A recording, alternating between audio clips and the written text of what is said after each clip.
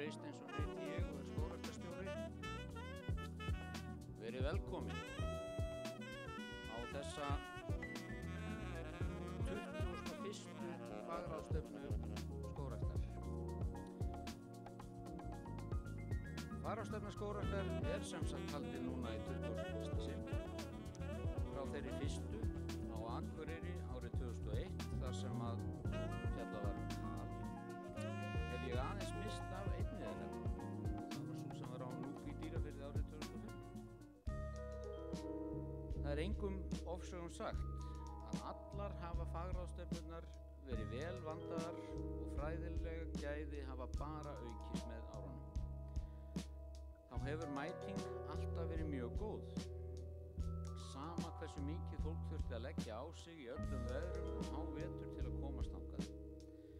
Fyrstu fagráðstefnurnar voru alltaf haldnar í janúar eða febrúar og stundum í yfirgefnum héraðsskólum langt frá byggðu bóli. Hingað til eru aðeins 3 staðir þar sem fagráðstefnur Skógræktar hafa verið haldnar oftar en einu sinni. Það Akureyri, Reykjavík og Halldórsstaðar. En ekki lifum við á fornri frægð. Á þessari fagráðstefnu sem hinum fengist við það hvernig ný þekking getur skilað okkur fram á veginn. Það nefnilega svo að án rannsókna væri skógrækt á Íslandi ekki svipur hjá sjón. Þar á ég bæði við þá þekkingu sem við höfum flutt inn frá öðrum löndum og okkar eigin rannsóknir. Áframhaldandi og aukin vísindaleg samskipti við kollega okkar í öðrum löndum bráðnauðsynleg. Þau gerðu okkur þó takmarkað gagn ef að hér væri ekki til staðar vel menntað vísindafólk til að laga þekkinguna að íslenskum raunveruleika og auðvitað skapa nýja þekkingu með sínum eigin rannsóknum. Menntun vísindafólks því órjúfanlegur þáttur skógræktar. Skógrækt hefur núna fengið nýtt og mikilvægt hlutverk, hugsanlega það mikilvægasta hingað til. Horft til aukinnar skógræktar, til kolefnisbindingar sem liði í að stemma stigu við hraðfara loftslagsbreytingar. Skógrækt það eina sem skilað hefur sannarlegum árangri í þeim efnum hérlendis hingað til. Þrátt fyrir það og allan þann annan augljósa ágóða sem af skógum hlýst, erum við alltaf í þeirri stöðu að þurfa að verja skógrækt fyrir efasemdum, rangfærslum og beinlínis rógburðistundum. Svo furðulegt sem það En við mætum þessum úrtöluröddum með staðreyndum sem fengnar eru með vísindalegum rannsóknum. Og Fagráðstefna Skógræktar ein leið sem að slíkum vísindum komið á framfæri. Nú stendur til að sameina skógræktina og landgræðsluna. Í mínum huga á það engin áhrif að hafa á framhald Fagráðstefna Skógræktar. Þær eiga áfram að fást við skógrækt og heita áfram sama nafni. Enda eru þær Fagráðstefnu skógræktargeirans alls, ekki bara skógræktarinnar. Sé vilji til að halda ráðstefnu sem fjalla aðrar þætti sem ný stofnun á að fást við, eru það aðrar ráðstefnur, sem auðvitað hið besta mál. Ég segi núna 21. Fagráðstefnu Skógræktar á Ísafirði 2023 setta.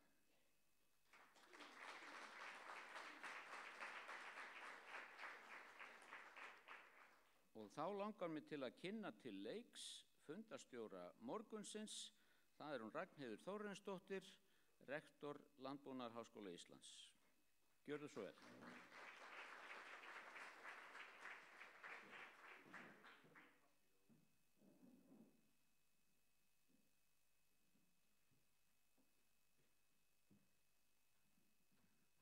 Já, takk fyrir þetta Þröstur og takk fyrir tröstið sem sýnt fyrir að fá að vera með ykkur hér.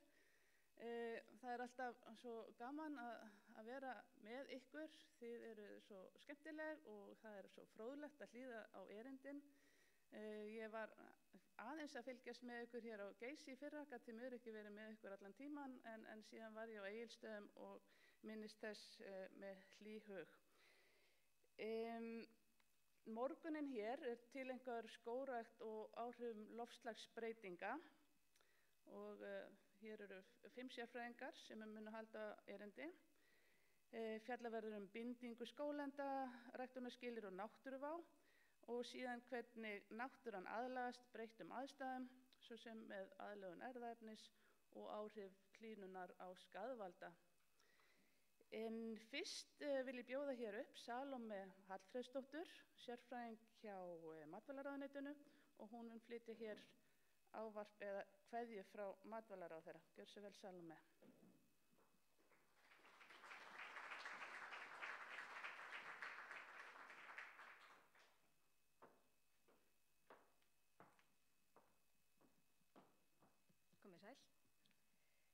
Eins og kom fram þá heiti ég Salóme Hallfreðsdóttir og ég starfa sem sérfræðingur á skrifstofu sjálfbærni í matvælaráðuneytinu. Og ég kem hér til að flytja ykkur kveðju og ávarp Svandísar Svavarsdóttur matvælaráðherra sem stödd erlendis og hafði fengið tök á ávarp á ráðstefnu Skógræktar hér á Ísafirði. Síðastliðið ár hefur verið ár breytinga í stjórnarráðinu, en einnig í málefnum skógræktar í stjórnkerfinu. Nýtt matvælaráðuneyti tók til starfa 1. febrúar 2022 og það leyti fluttust viðfangsefni skógræktar frá umhverfis-, orku- og loftslagsráðuneytinu og yfir í nýtt matvælaráðuneyti. Viðfangsefni þessa nýja ráðuneytis eru því landbúnaður, sjávarútvegur, matvælaframleiðsla, fiskeldi, landgræðsla og skógrækt. Á síðasta ári gaf ráðherra út heildstæða stefnu í skógrækt og landgræðslu sem ber heitið Land og líf. Stefnan til 10 ára og með henni leitast við að hámarka getu náttúrunnar til að veita vistkerfisþjónustu sem hjálpar við aðlögun á loftslagsbreytingum, vinnur gegn tapi á líffræðilegri fjölbreytni og minnkar áhættu tengda hamförum. Áhersla meðal annars á jarðvegsvernd og uppbyggingu og varðveislu kolefnis í gróðri og jarðvegi. Samhliða útgáfu stefnunnar var gefin út 5 ára aðgerðaáætlun með 27 aðgerðum sem miða að því að hrinda stefnunni í framkvæmd. Meðal skilgreinda aðgerða eru rannsóknir á áhrifum landgræðslu, skógræktar og endurheimtar votlendis á lífríki, mat á kolefnisjöfnuði fyrir losunarbókhald Íslands í loftslagsmálum og gerð nýrra gæðaviðmiða við val á landi til skógræktar. Beinar aðgerðir snúa einkum að endurheimt vistkerfa á röskuðu landi, endurheimt votlendis, endurheimt náttúruskóga og skógrækt. Verkefni í skógrækt og landgræðslu verða ekki unnin af ríkinu einu. Þróun síðustu áratuga hefur verið sú að verkefnin hafa í auknum mæli færst til bænda, landeigenda og félagasamtaka. Ráðherra leggur áherslu á að við getum gert enn betur í þeim efnum þannig unnið verði með sveitarfélögum að stefnumótun á sviði skógræktar og landgræðslu sem birtist í þeirra skipulagsáætlunum. Einnig getum við unnið meira með bændum og öðrum landeigendum að greiningu og skipulagi aðgerða á jörðum í einkaeigu. Í síðustu viku mælti matvælaráðherra fyrir frumvarpi til laga sameiningu skógræktarinnar og landgræðslunnar. Þó nokkur samlegðir í verkefnum stofnananna tveggja. Báðar hafa þær stórt og vaxandi hlutverk á sviði umhverfis- og loftslagsmála og hafa verið í samstarfi á fjölmörgum sviðum og gæti sameining stofnana eflt þjónustu og ráðgjöf til bænda og annarra viðskiptavina. Heildstæðari nálgun varðandi nýtingu lands getur flýtt framgangi verkefna, meðal annars í þágu loftslagsmála, og þá eru tækifæri til þess að hagnýta gögn og rekstur landupplýsinga sem stuðla að öflugra rannsóknastarfi. Frumvarpið nú til umfjöllunar í þingnefnd þar sem kallað verður eftir umsögnum og samtal á sér stað við hagaðila. Frumvarpið gerir ráð fyrir að ný stofnun taki formlega til starfa næstu áramót. Í síðustu viku gaf milliríkjanefnd Sameinuðu þjóðanna út samantekta skýrslu loftslagsbreytingar. Skýrslan svört, en þar kemur fram að athafnir mannsins, þá sérstaklega bruni jarðefnaeldsneytis, hafa leitt til hlýnunar loftslags nú þegar 1,1 gráðu frá iðnbyltingu. Allar líkur eru á því að farið verið fram úr markmiðum Parísarsamkomulagsins 1,5 gráðu hlýnun innan áratugs. Þó skýrslan sé svört, þá ætti hún ekki að koma okkur á óvart, þar sem varað hefur verið við þessum áhrifum svo árum og jafnvel áratugum skiptir. Enn eru þó tækifæri til að tryggja sjálfbæra og byggilega framtíð fyrir alla íbúa jarðar, en til þess þarf skjótan og skilyrðislausan samdrátt í losun gróðurhúsalofttegunda aukna áherslu á aðlögunaraðgerðir sem á mótvægisaðgerðir, sanngjarnar lausnir og aukið fjármagn. Lausnirnar og tækifærin eru til og því þarf að bregðast við þegar í stað með víðtæka samvinnu allra að leiðarljósi. Í stjórnarsáttmála ríkisstjórnarinnar er kveðið á að útfæra skuli ramma framleiðslu vottaðra kolefniseininga í landbúnaði og annarri tengdri landnotkun. Sú vinna er í gangi í matvælaráðuneytinu í samstarfi við umhverfis-, orku- og loftslagsráðuneytið, en slíkur rammi er mikilvægt skref til þess að skýra leikreglur á þessu sviði. Þannig verður fundinn farvegur fyrir einkafjármagn í þessi aðkallandi verkefni. Alþjóðlega eru þessi mál í hraðri þróun og brýnt að Ísland sé samstiga á þeim vettvangi. Afar mikilvægt er að aðgerðir í skógrækt og landgræðslu sem leiða til kolefnisbindingar og kolefnisjöfnunar njóti trausts meðal almennings og fyrirtækja og haldist í hendur við önnur markmið og aðrar skuldbindingar Íslands, svo sem samnings líffræðilega fjölbreytni. Þema Fagráðstefnunnar í ár er skógrækt á tímum hamfaralínunar og gegnir skógrækt og önnur uppbygging kolefnis í gróðri jarðvegi stóru hlutverki bæði til að draga úr áhrifum náttúruvár og sem liður í aðlögun að loftslagsbreytingum. Mikilvægt er að skógar verði aðlagðir þeim loftslagsbreytingum sem óhjákvæmilegt er að verði. Þeir verði heilbrigðir og hafi aðlögunarhæfni og þanþol til að mæta áföllum. Þetta er meðal annars gert með því að efla val og kynbætur á helstu trjátegundum í íslenskri skógrækt, prófa nýjar tegundir og kvæmi og halda uppi öflugum rannsóknum á aðlögun þeirra. Jafnframt þarf að aðlaga skóga aukinni tíðni hvassviðris og hugsanlega aukinni tíðni gróðurelda. Og þetta er meðal annars gert með góðu skipulagi skógræktarsvæða, blöndun tegunda og grisjun á réttum tíma og fellingu. Með réttri meðferð skóga er einnig verið að efla kolefnisbindingu þeirra leið og þanþolið. Góða gestir, ég vil ítreka góðar kveðjur ráðherra til ykkar og óska ykkur góðrar og árangursríkrar ráðstefnu. Takk fyrir.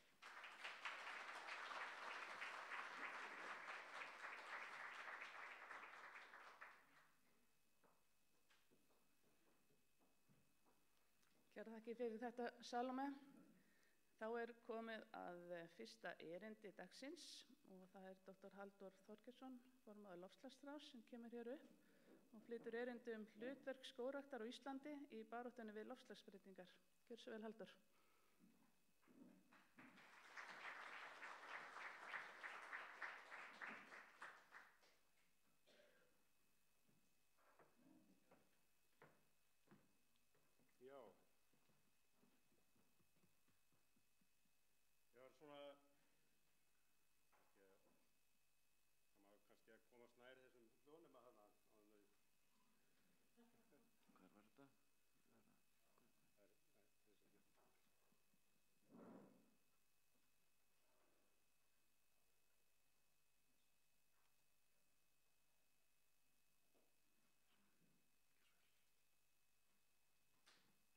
Það er mikið verið að bjóða fólk velkomið og ég var svona að veltaði fyrir mér hvernig ég ætti að bjóða ykkur velkomin þó ég bjú ekki hér lengur. Þannig að ég er eiginlega að bjóða ykkur velkomin í frystikistuna mína, okkar fjölskyldu. Það var þannig að þegar ég ólst upp hér, að því miklu leyti sem ég ólst upp hér, að þá höfðum við hér aðstöðu til þess að geyma kjöt og annað í frysti sem var hér. Og maður þurfti að svona skríða inn í hann í gegnum hurð mikla og ég fór með föður mínum rétt fyrir hádegi og aðfangadag og náttúrulega vildi ekki að heita lofti kæmist alltaf mikið inn í frystinn og ég lokaði hurðinni eiginlega aðeins mikið.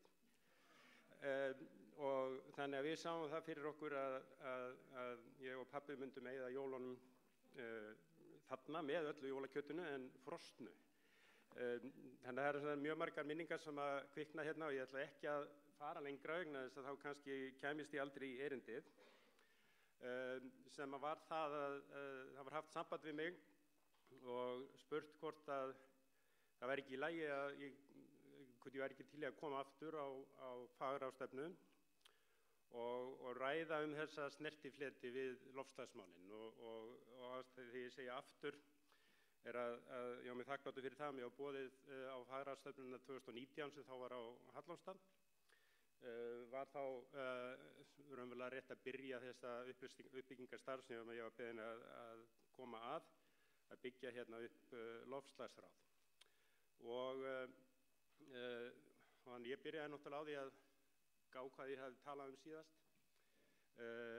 En langaði svolítið að halda aðeins áfram samt að kynna ykkur fyrir Vestfirðingum.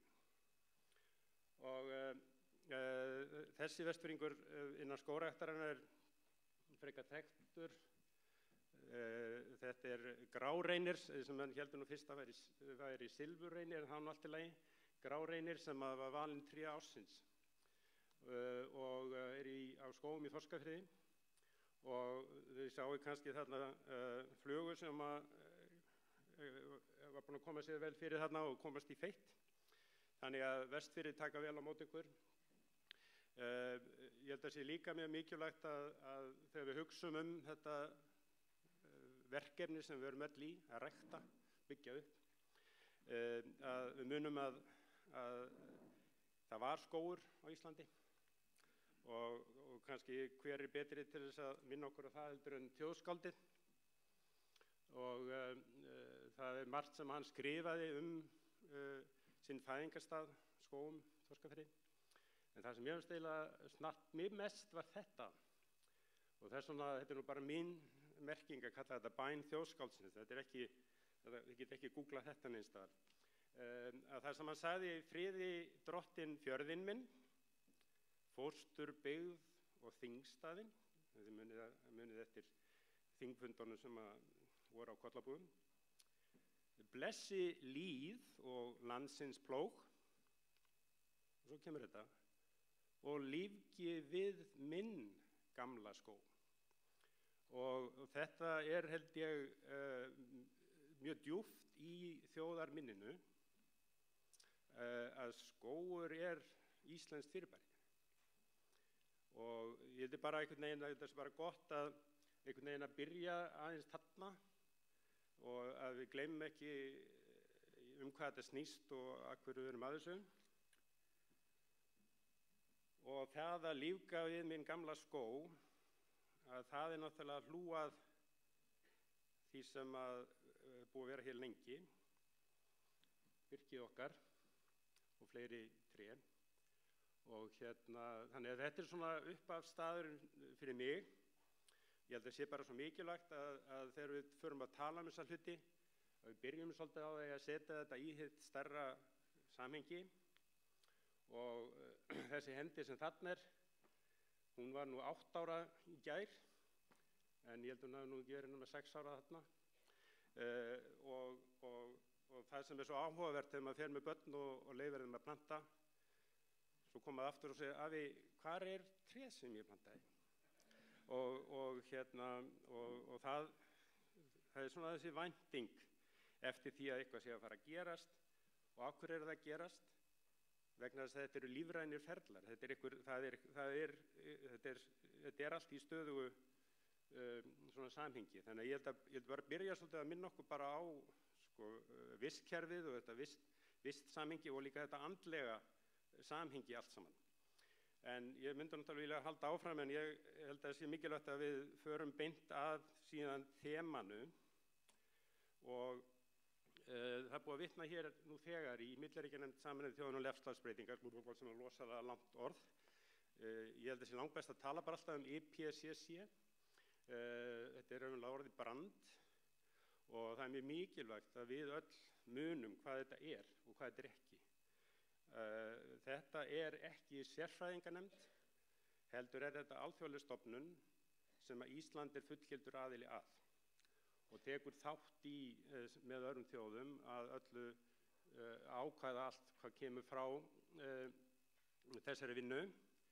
Og það sem líka mjög mikilvægt að öll orð sem að þau nota í niðurstöðu það sem að ég kalla kvarðað orðalega. Þetta nú reyndar hugtak sem að fara að nota víðar. Þannig að þegar að vera að tala líkur á ykkur eða hversu mikil vissa eitthvað, þá það allt saman kvarðað.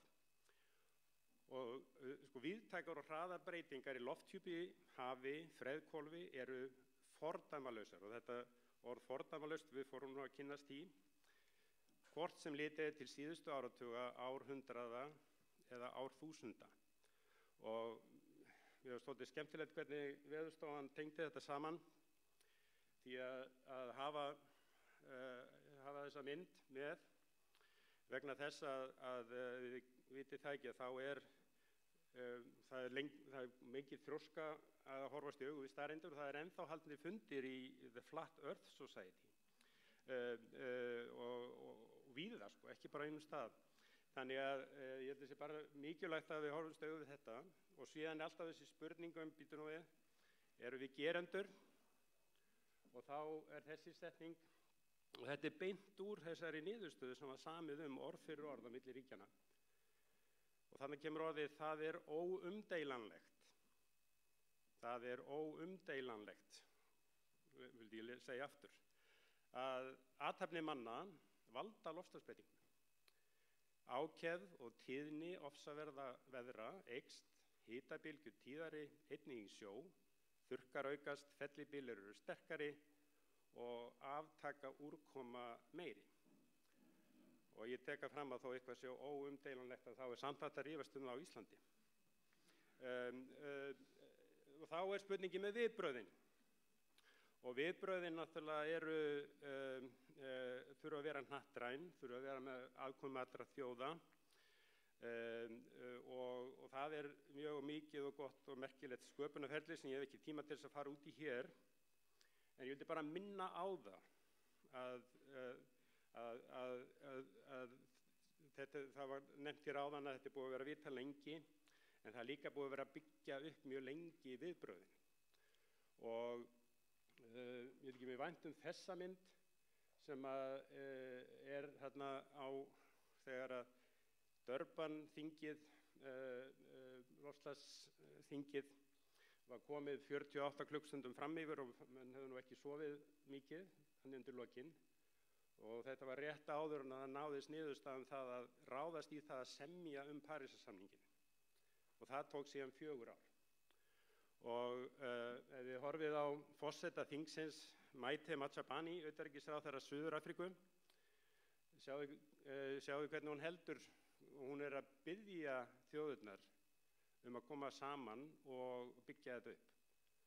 Og þannig að þetta er svona bara, mér finnst þessi mynd raunverulega, þetta er yfirleitt talað samningaviðræður. Þetta er raunverulega ekki samningaviðræður, þetta er raunverulega mannkynið að reyna saman að takast á við þessa ógn og að breyta ógnin í tækifæri. Og niðurstaðan eins og við þekkjum Parísarsamningurinn, ég ætla ekki að fara mikið í hann hér, þetta er meira svona upprifjun fyrir ykkur og mikilvægt að hann raunverulega skapaði þessa hnattrænu einingu, markmið og leiðir. Og á enskunni tala unity of purpose. Það var ekki það að þjóðirnar vissu hvernig það myndi komast, en það var niðurstaða markmiðið, og samningurinn er allur drifinn áfram að því langtíma markmiðið að halda röskun á veðurkerfum jarðar innan viðráðanlegra marka, og það, að gera það, er ómögulegt án hnattræns kolefnishlutleysis. Nú hef ég ekki tíma til hér að tala mikið þetta hugtak kolefnishlutleysi, og eitt af vandamálunum sem ég held við eigum við að stríða í samtali hér á Íslandi, að ég veit ekki hvað, það verður gott að það verði ykkur teldi þetta, hvað er orðin til mörg orð sem byrja á kolefnishlutleysi, og það er útilokað að halda reiðu á þessu öllu saman, og það er held ég næsta útilokað fyrir þann sem ekki hefur tekið þátt í þessu samtali að skilja hvernig kolefni getur orðið hlutlaust. En þetta er kolefnisjöfnuður. Við þekkjum hugtæki jöfnuður, gengur heimilisbókhaldið upp, er Ísland að hrynja eða skilja, það er nú ekki góð samlíking fyrir ekki við. Og núna er kolefnisjöfnuðurinn skakkur að því leyti að það er miklu meira kolefni að fara inn í andrúmsloftið, og það er það sem er að skapa þessi vandamál.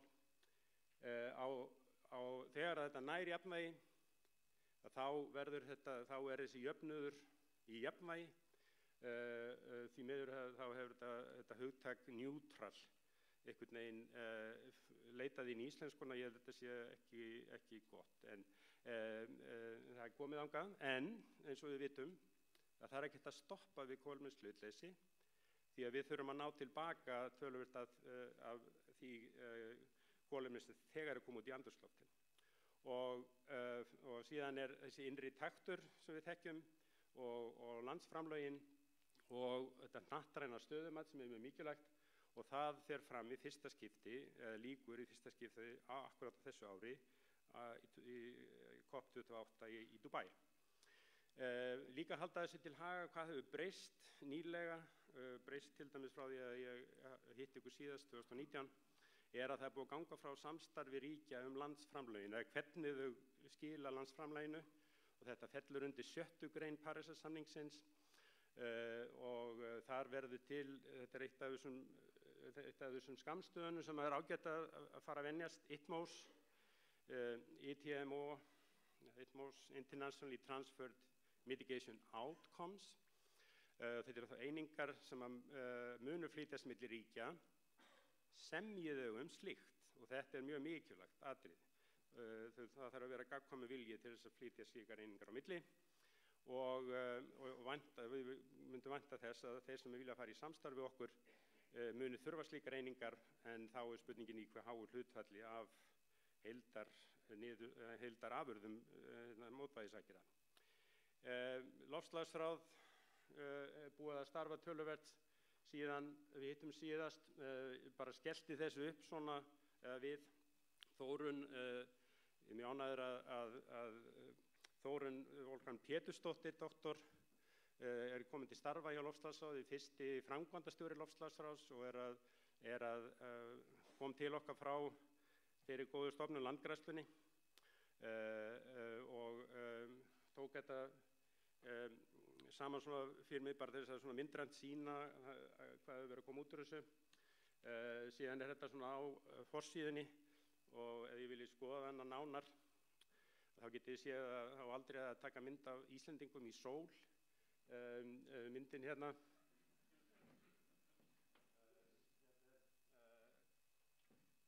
Ragnhildur okkar Freysteins, þetta er 9. júní, þegar að Loftslagsráð hafði náð samstöðu, orð fyrir orð aftur, harðorðustu skilaboð sín til stjórnvalda, eða skýrustu skilaboð til stjórnvalda, að þetta væri ekkert að ganga. Þetta væri ekki nógu gott, og það hefur vakið töluvert mikið viðbrögð. Ég vildi líka bara minna þennan hóp á það að eitt af því sem við hefum gert að við köfum svolítið ofan í hvað við vitum losun gróðurhúsalofttegunda frá landi, og það hefur verið talað hér mikilvægi rannsókna og vöktunar, og ég vildi bara vekja athygli á þessu. Þetta er tillaga sem er í þessu plaggi, og þetta er eiginlega eina tillagan í þessu plagginu. Hitt var svona meira lýsing á mat Loftslagsráðs og stöðunni, að það sem núna vantaði væri formlegur farvegur fyrir vísindaráðgjöf. Og við reynum að túlka þetta svolítið við að það eru einhverjir sem hafa bæði skilning á bókhalds- og uppgjörsmálunum og líka rannsóknum. Og ég vil bara kannski minna á það að ég kallaði eftir slíkum farvegi á Hallormsstað þegar ég var hjá okkur síðast, og að það væri mikilvægt að það væri einhver staður til þess að takast á þessi faglega álitamál, og þannig að það væri virkilega þetta kryfjaði til mergjar, og sagði þá að hugsanlega að sá farvegur ætti eða vettvangur ætti ekki að vera Bændablaðið eða Facebook. Ég held ég að mista það út mér. Síðan höfum við líka skoðað mikið, eru yfirlýsingar kolefnisjöfnun ábyrgar, og það tengist ýmsu. Ég ætla ekki að fara ofan í þetta hér. Við fengum ítarlega greiningu frá Environize hvernig staðan væri. Því miður hefur hún frekar lítið breyst en eitthvað þó, og síðan hefur ráðið líka sendt frá sér ályktanir þetta, og spurningarnir í mínum huga núna, og kannski eitthvað sem við höfum hægt að ræða hér með að verum saman. Hver áhrif mun tækniforskrift Stafræðsráðs hafa? hvernig mun skógar kolefni reynast og það mjög mikilvægt. Og svo líka, sem ég held að sé bara mjög mikilvæg spurning, hvernig, ekki hvort, hvernig mun kolviður laga sig að nýjum veruleika? Og þetta mjög mikilvæg spurning. Ég talaði áður breytingar á alþjóða vettvangi, það búið að ganga frá 7. greininni. Það líka búið að ganga frá regluverkinu innan Evrópusambandsins LULUCF eða landnotkun og bara í gær kom þessi fréttatilkynning frá Evrópusambandinu þá niðurstöðu að nú væri búið að ganga frá þeirra regluverkinu LULUCF og ég ætla ekki að fara, mér fannst ekki vera reynda kannski vettvangur til að fara djúpt í þetta hér, en ég vildi samt undirstrika því sum ykkar þekkja no debit rule og það mætti ekki vera netto losun frá neinum að geironum. Það á leiðin út frá og með 2025. Ísland mun fá á sig samdráttarkröfu innan landhlutan LULUCF. Eftir 2025 á bilinu 2026 til 2030 þá verður unnið með samanlagðan budget nálgun og síðan líka sem mjög mikilvægt sérstaklega fyrir Evrópu að eftir 2030 þá rennur landbúnaður saman við hina þættina og sem feikilega mikilvægt vegna þess að eins og við vitum að þá stærsta vandamálið í þessu öllu saman hvernig við stöndum að matvælaframleiðslu, hvernig landbúnaður rekinn og þess vegna svo mikilvægt út frá loftslagsmálum að það sé hægt að ná utan landbúnaðinn. Síðan ætla ég enda á bara svona rétt, það ekki tími til að fara út í þetta hér. Ég bara skellt upp þessari mynd sem ég tók í Kyoto 97 þegar umhverfisráðherra okkar Guðmundur Bjarnason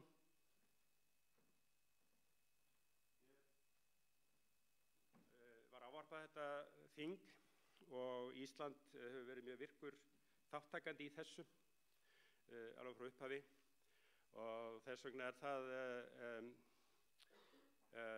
frekar dapurlegt að verða vitni af þeirri umræðu sem ríkir hér í dag, bæði í sölum Alþingis, á vettvöngum dagblaðanna og sjálfsagt á samfélagsmiðlum, ég nenni bara ekki að fara þangað, og það mér segja að komi ný deila. Ég veit ekki hvað þið hefur lifað margar deilur, ég man eftir smugudeilinni, þegar Norðmenn voru allt í norðni vestafólki í heimi,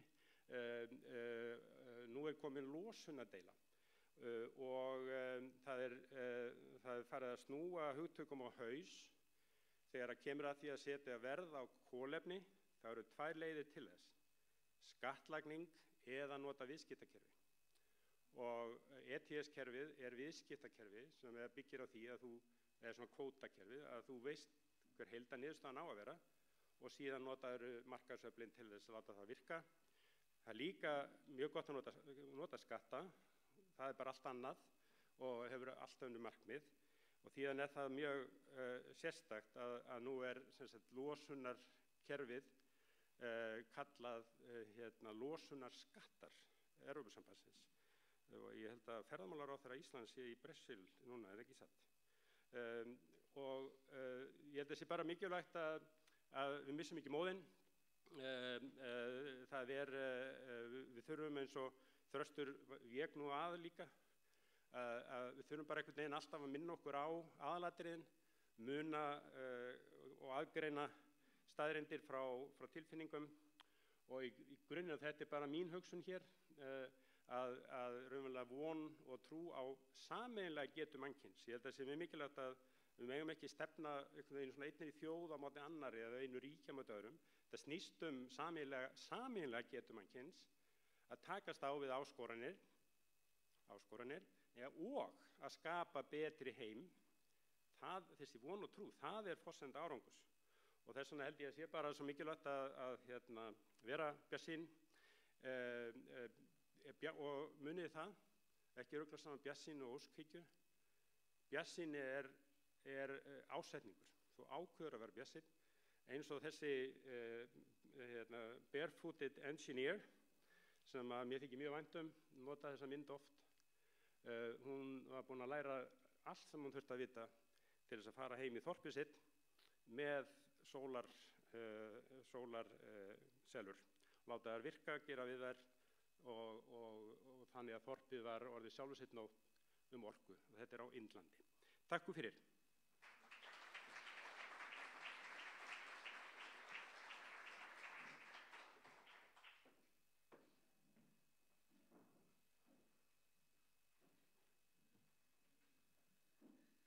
Takk fyrir þetta, Halldór. Við erum komin svolítið vel á undan áætlun núna, en næstur hér Arnór Snorrason, deildarstjóri loftslagsdeildar hjá Skógræktinni, sem ætlar að fjalla nýja spá bindingu skóglenda fram til 2050. Og þú mátt þá taka þann tíma sem þú vilt, Arnór, fyrir erindið þitt. Sé ekki best að þú komir hérna aðeins og sýnir mig hvað þú átt hérna. Þetta ekki alveg merkt með nöfnum hér. Það heitir allt Fagráðstefna.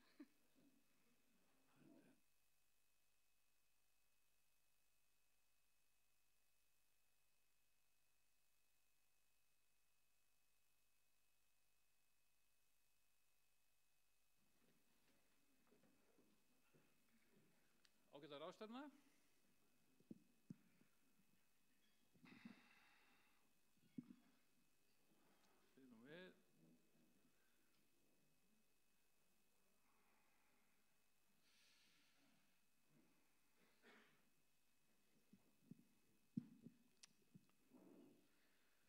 Heyrið í mér. Já, ágæta ráðstefna. Ég ætla hérna að fjalla nýja spá bindingu skóglenda fram til 2050. Og þetta svona efni sem ég ætla að fjalla hér. Það þá fyrst þessa spáskýrslu Íslands sem fjallar þá gróðurhúsalofttegundir almennt, losun þeirra og spá hana til 2050. Síðan ætla ég að fjalla aðeins nettobindinguna eins og hún í dag í skóglendum á Íslandi. Við erum svo heppin og okkar geiri með bindingu, ekki losun eins og aðrir geirar innan LULUCF. Síðan fer ég aðeins yfir forsendur og sviðsmyndir nýrrar spár og síðan sýnir þá spána og fer yfir hana og ætla síðan að skoða aðeins þá flatarmál skóga í nútíð og framtíð.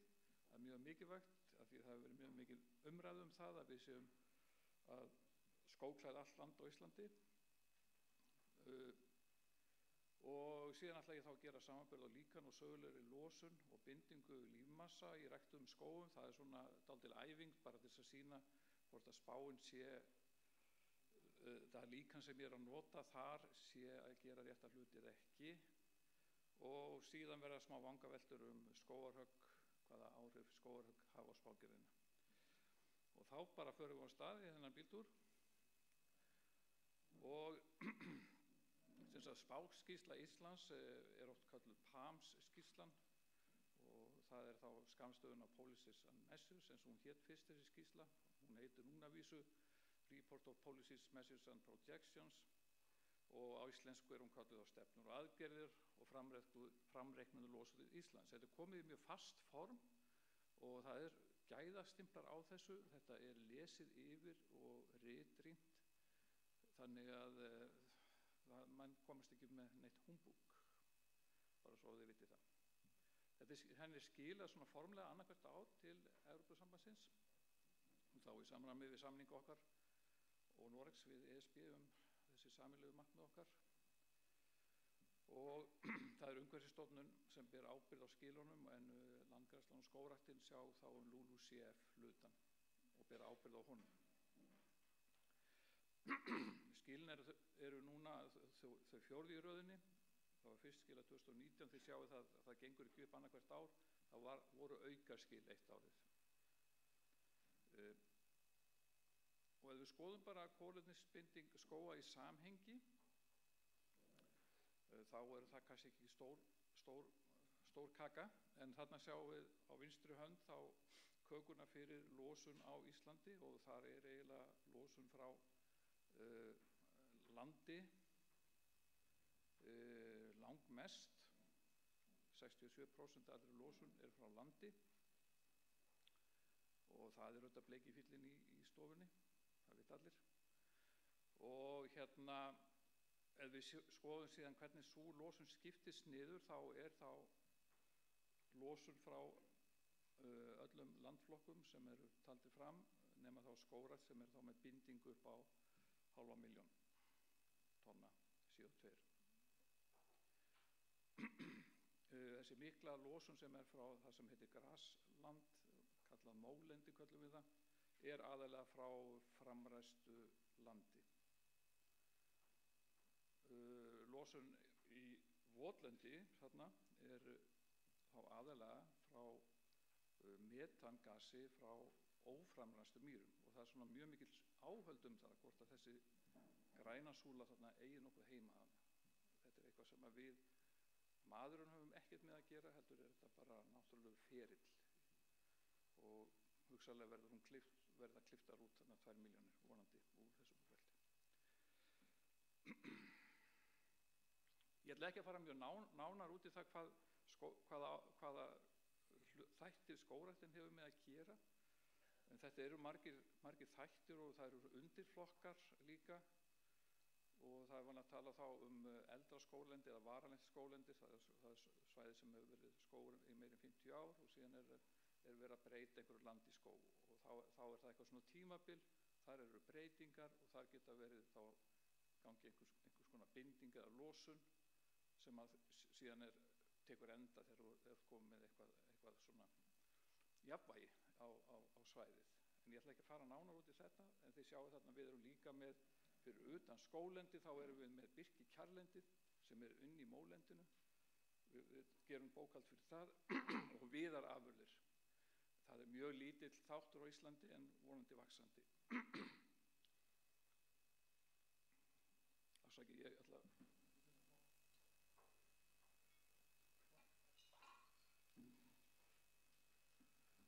Ég ætla bara að minna á það að í þessu bókhaldi, sem sagt, þessum hluta loftslagsbókhaldsins,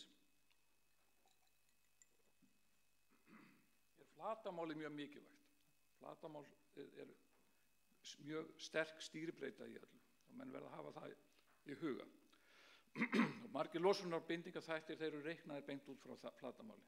Þú ert með einhvern stuðul og þú margfaldar hann með flatarmáli.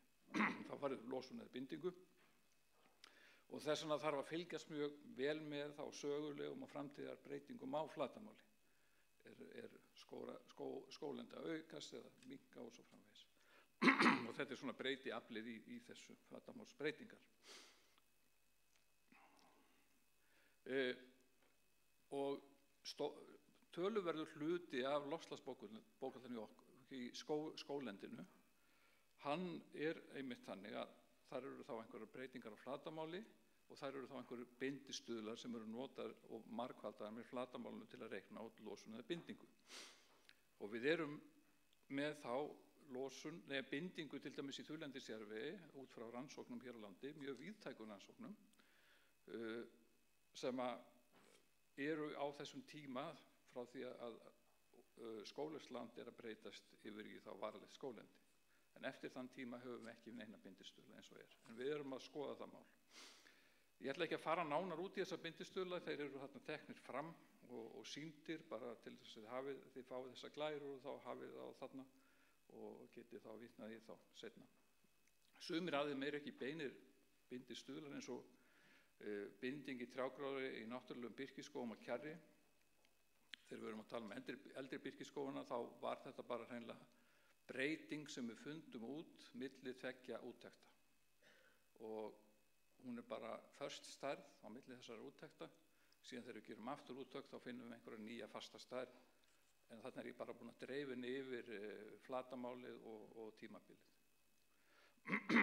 Síðan eru þarna tveir þættir sem eru svona forðabreytingarlíkön. Það fyrir dauðan við. Þar erum við alltaf að fá sem sagt, nýjan dauðan við inn í forða og sá forði síðan að breytast með niðurbroti. Og það sama á sér stað með byggðarafurðir. Og í báðum þessum forðum er sem sagt helmingunartími niðurbrots 30 ár. Síðan ætlaði ég þá að tala þá sviðsmyndirnar sem ég að nota og nú fer þetta alltaf að ruglast af því að ég sá núna í fyrsta skipti glærur sem að Umhverfisstofnun ætlar að kynna og þá notaði grunnsviðsmynd fyrir það sem ég nota orðið aðalsviðsmynd svo að nú ég heldur betur búin að setja rugl í gang en það sem ég kalla grunnsviðsmynd hér ekki sviðsmynd beint í PAMS skýrslunni heldur það svona samt viðmið og það þetta það sem oft kalla á ensku business as usual og það það sem ég kalla þá án aðgerða. Aðalsviðsmyndin sú sviðsmynd sem hinn opinbera sviðsmynd og það þá sviðsmynd með núverandi aðgerðum. Það þá verið að tala þá þessa aðgerðaáætlun ríkisstjórnarinnar í loftslagsmálum sem var sett á laggirnar 2020 og síðan það auka sviðsmynd sem við höfum sett inn núna í PAM-skýrslunni í fyrsta sinn sem gerir ráð fyrir auknum aðgerðum.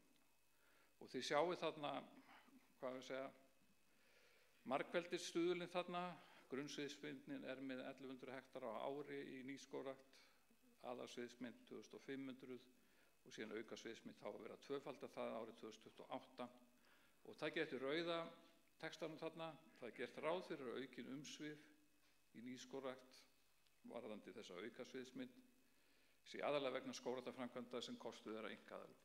Þannig ekki verið að tala opinbert fé. Og það dálítið í takt við það sem að Þröstur var að tala hér áðan. Síðan erum við með þá landnám náttúrulegs birkilendis. Við gerum ráð fyrir að það væri það sama og það var á tímabilinu 1991 til 2012. Það eru þá 563 hektar á ári sem bætast við. Og við erum með örlitla skógareyðingu. Þá tek ég það bara með þetta síðustu 5 ár og þar inni til dæmis skógareyðingin sem átti sér stað hérna á Barðastrand, þar sem var lagður vegur í gegnum Teigsskóg, þannig að það var töluverð mikil skógareyðing í gangi þarna á þessu tímabili, samt sem áður þetta bara 5,6 hektar á ári meðaltali.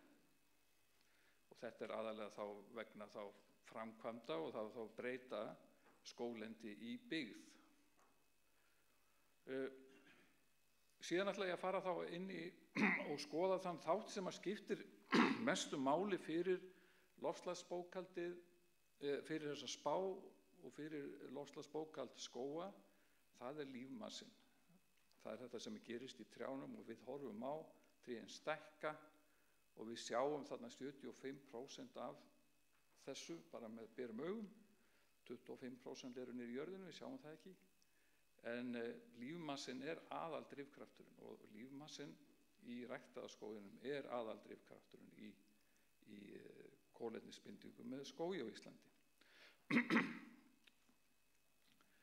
Og hérna eru þá inntaksgögnin sem eru notuð í spánni. Það þá fyrsta lagi að við gerum ráð fyrir að við sem að gróðursetja meira en þriðjungur verði þá birki og síðan eru þarna hinar tegundirnar taldar upp. Og viðarnýtja hlutfalli, ég fer nánar út í hvað ég meina með því og eftir, það verði eins og það hefur verið undanfarin áratugi, að við erum bara að nýta 13,4% af því sem að við sem erum úttektamenn í landsskógaúttekt gerum ráð fyrir að séu nýtanlegir skógar. Þannig að nýtingarhlutfallið í nýtanlegum skógum mjög lágt enn sem komið Þá hugsanlegt að aukast, en það lágt eins og og ég ger ekki ráð fyrir það hækki. Hef svo sem enga forsendur til þess að gera það og þið sjáu það kannski eftir þegar ég fyrir að sýna ykkur línuritin. Við gerum ekki ráð fyrir neinni viðarnýtingu úr birki. Hún mjög takmörkuð og við gerum ekki ráð fyrir að hún einhvern veginn aukist í takt við aukin birkiskóg.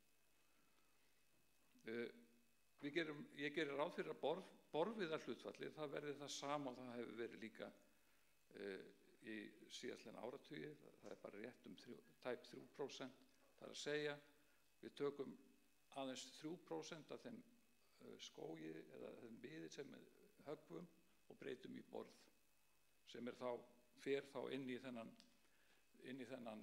forða sem er kallaður viðarafurðir og á sér framhaldslíf sem bundið kolefni. Síðan eru hérna fleiri inntaksgögn í lífmassalíkanið. Ég nota það mælifletir úr landsskógaúttekt og þetta eru 1000 mælifletir. Þetta er ansi mikið safna mælifletum, þeir eru dreifðir all land og þar nota ég þá hvað er ríkjandi tegund á mælifletunum og gróðursetningar árið og þá uppskurðun af flatarmáli, stundum er þetta hálfir mælifletir og þá er uppskurðun af flatarmáli bara helmingurinn af heilu mæliflöt, en uppskurðun af flatarmálið er einn mælifletur stendur fyrir 50 hektara. Síðan velja þá vaxtar fyrir ríkjandi trjátegundar og síðan er þá grísjuna áætlan fyrir hverja trjátegund þar sem er grísjað og það er til dæmis það er í öllum nytjategundum er gert ráð fyrir einhverju grísjun.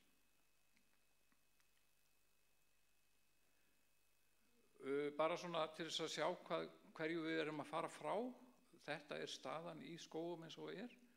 Þarna eru ég að tala netto flatarmál ræktaðra skóga er rúmir 40.000 hektarar og skiptist svona á milli trjátegunda sem eru þá ríkjandi.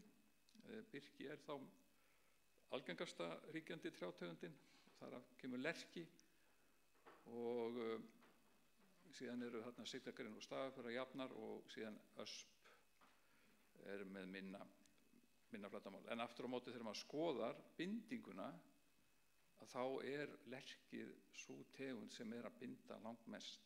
44% af bindingunni eru úr skógum þar sem að lerki er ríkjandi. Og ég get bara sagt ykkur það hér í dag að hefðum við ekki farið út í þessa miklu nytjaskógrækt á Fljótsdalshéraði, þá værum við bara ekkert hér með þessa bindingu í skógum Íslandi. Það eru þeir sem að bera upp í bindinguna í skógum Íslandi eins og er.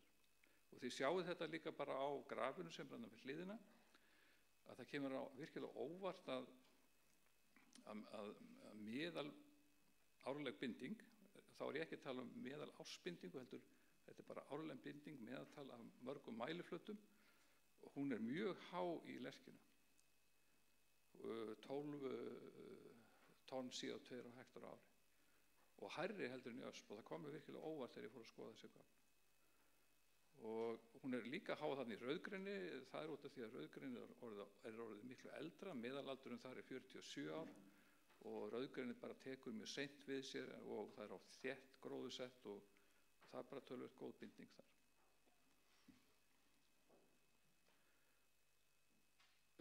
Síðan er það þá spáin, hún lítur þá svona út og þarna erum við með þessar 3 sviðsmyndir, það er það án aðgerða og það er auðvitað ekki án aðgerða, þá er það bara, erum við að tala það að gróðursetja rúmlega 1000 hektar á ári. Síðan er það núverandi aðgerðir sem er að miðju fjólubláa línan og síðan þá auknar aðgerðir. Og þið sjáu bara hver áhrifin eru. Þetta er svona eins og einhvers konar svipa. Við erum að, ef við heldum bara áfram að gróðursetja 1000 hektar á ári, þá bara jafnast þetta út. Þá erum við komin í svona jafnvægi og erum þá með bindingu sem er í kringum 600.000 tonn á ári úr skógum. En ef við förum og aukum nýskógræktina eins og stefnt er að, þá mun hún halda áfram að aukast og þetta er verulega mikið magn sem að bætist þannig við eins og þið sjáið. Við erum að, förum í auknar aðgerðir, þá erum við nánast að tvöfalda bindinguna 2050. En svo er þetta með flatarmáli. Við fáum mikla gagnrýni núna, skógræktarfólk, og sú gagnrýni gengur út á það að við séum að klæða allt landið skipulagslaust skógi. Og ef við sjáum hvaða áhrif þessar sviðsmyndir hafa á flatarmálsskóga, þá það þannig, og nú tekið ég þá kjarrið með, af því þá eiginlega heima með skógum á Íslandi, við lítum á það sem skóg, Íslendingar.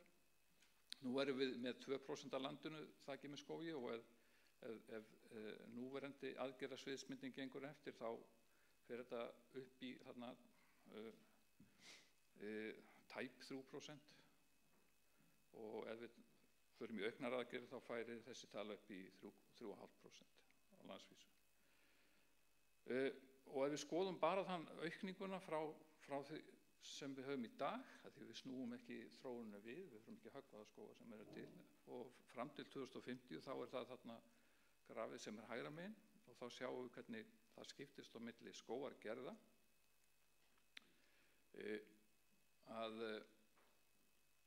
og sjáum hver hún mikil, og eiginlega taflan þar fyrir neðan mikilvægust, af því þar verið að skoða þá land undir 400 metra hæð séð við sjó, sem svona þessi okkar svæði sem við erum að vinna á, og ef við berum það saman við all land undir 400 metra hæð við sjó, þá munum núverandi aðgerðir skil okkur auknum skógi á 2% af landinu. Og Björn Traustason landfræðingur og 2 sérfræðingar frá Náttúrufræðistofnun Íslands, þeir settust niður árið 2018 og þeir fóru yfir sem sagt land undir 400 metra hæð við sjó og skoðuðu hvaða land væri svona tiltækt til skógræktar. Þá voru tekin út öll svæði sem voru talin með of hátt verndargildi eða með hátt verndargildi, og auðvitað öll svæði í þéttbýli, það var tekið frá allt votlendi, allt framræst votlendi, allt ræktarland og allt hraun, og bara allt land sem getur ekki vaxið skógur á og á ekki nota undir skóg.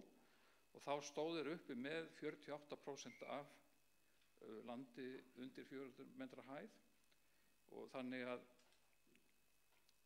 tiltækt land, við notum 4% af tiltæku landi fram til 2050 undir nýskógrækt samkvæmt þessum tölum hér. Þannig að það verða þannig eftir 96% fyrir mófuglana, og þá ég bara að tala um það fyrir mófuglana, að því þarna fullt af verndarsvæðum sem ekki eru talin með. Og ég geri þetta sama analýsu fyrir erlenda trjátegundir, og þar þetta miklu minna, og út af því að erlendu trjátegundina verða svona rúmlega helmingur af þessum ræktaða skógi. Hitt þá birki og þá náttúrulegt kjarr og náttúrulegt landnám kjarrs. Síðan það að fara að skoða hvernig þetta líkan, þetta lífmassalíkan, hvernig það hvort að það gott eða slæmt. Þetta lífmassalíkan sem ég hef búin að vera að nota undanfarin ár, og þannig ég þá bera það saman við skráðabindingu. Og þarna eru 2 línur, við verum með þarna vaxtarferilinn sem bláa línan, og síðan þá skráðabindingu. Og eiginlega þarf maður, þegar maður að gera svona, þá þarf maður svona bara beita almennri skynsemi, sjá hvort að sem sagt leiknin sé svona svipuð, og hvort að sem sagt bilið á milli skráðarbindingar og vaxtarferilsins hvort að þau séu langt frá hvoru öðru, og þetta ekki svo langt frá hvoru öðru, en samt sem áður geri ég þarna sem sagt kvörðun, þannig að líkanið kvarðað þannig að það að skila minni bindingu heldur en ókvarða líkan upp á 100.000 tonn árið 2050. Og svona þetta gert. Og síðan aðeins skógarnýtinguna og skógarhöggið, eins og ég sagði ykkur áður, þá kom það mér á óvart þegar ég fór að vinna í þessu hvað nýtingar hlutfallið lágt, það bara 13,4%, og mér langaði þess að skoða ef við förum að nýta förum út í meiri skógarhögg, hefur það mikil áhrif á nettobindinguna. Það verður auðvitað losun þegar við förum í skógarhögg, það gefur auga leið, en hefur það mikil áhrif á nettobindinguna. Hérna ég með þetta eins og það var í Spánni. Þið sáum þannig bláu línuna, þetta þá bara skógarhögg í raun í rúmmetrum, 1000 rúmmetrum talið og síðan það þá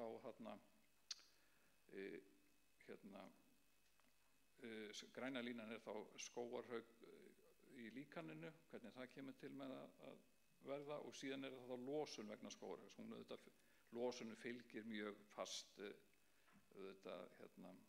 skógarhöggs magninu í rúmmáli. Og þið sjáu þannig að nýtingarhlutfall dálítið misjafnt á milli trjátegunda, það samt ekki mikill munur. Við erum að tala þarna frá einhverjum 12 upp í 13%. Og þetta nýtingarhlutfall þarna 92 og upp í 98%, þetta það sem nýtingarhlutfall sem við metum þegar við förum á mæliflutana, þegar við erum að mæla og segjum, já, það 92% af mæliflutum sem við skoðum með alvarskos sem við teljum nýtingahæfa. Það bara 8% sem við teljum ekki hæfa til nýtingar af einhverjum ástæðum. Svoleiðis virkar þetta. En ef við skoðum þetta fyrir, þá breytti þessu bara upp í 50% nýtingu, vildi ekki vera að hæra. Var einu sinni með í gamla módelinu mínu 70% nýtingu, ég held að það sé óraunhæft hreinlega. Þeir sjáu strax að það eykst töluvert mikið losunin, hún fer þarna frá því að vera eitthvað 23.000 tonn upp í 85.000 tonn. En áhrifin ekkert voðalega mikil. Við erum að tala að hlutfallið milli losun og bindingar sé 15%. Og þetta eru áhrif en þau ekkert sérlega mikil. En þarna erum við að tala miklu meira skógarhögg. Við erum að tala skógarhögg upp á 66.000 rúmmetra árið 2050. Þannig þá einhver iðnaður komin orðin til, hreinlega. Og svo þetta hérna, eitthvað vit í þessu? Þetta ekki bara einhver hugarburður í mér? Ég langar að fara yfir svona bara praktísku atriðin. Og það sem við erum bara að verða var við núna, ég heyrði það bara áðan þegar Halldór var að halda sitt erindi, hann segir sko við verðum að bregðast við þegar í stað. IPCC segir að við verðum að bregðast við þegar í stað. Þá það ansi pirrandi eða sveitafélagin í landinu allt í einu farin að draga lappirnar gagnvart nýskógrækt. Og hreinlega að reyna að koma í veg fyrir að nýskógrækt eigi sér stað. Og ég veit bara ekki hreinlega hvernig á að bregðast við þessu. Og þetta eitthvað svona, eitthvað moment sem að fólk þarf að fara að ræða, sko. Síðan hef ég allar áhyggjur af bara úthaldi, okkar og einkaaðila.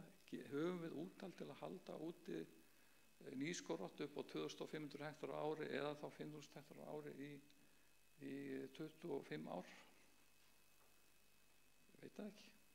Það fer allt eftir í hvernig gengur og hver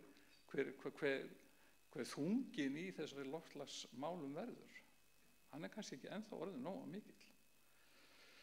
Síðan orðið svona meira þetta skógar praktísk mál, við verðum að bæta lifun trjáplantna eftir gróðursetningu.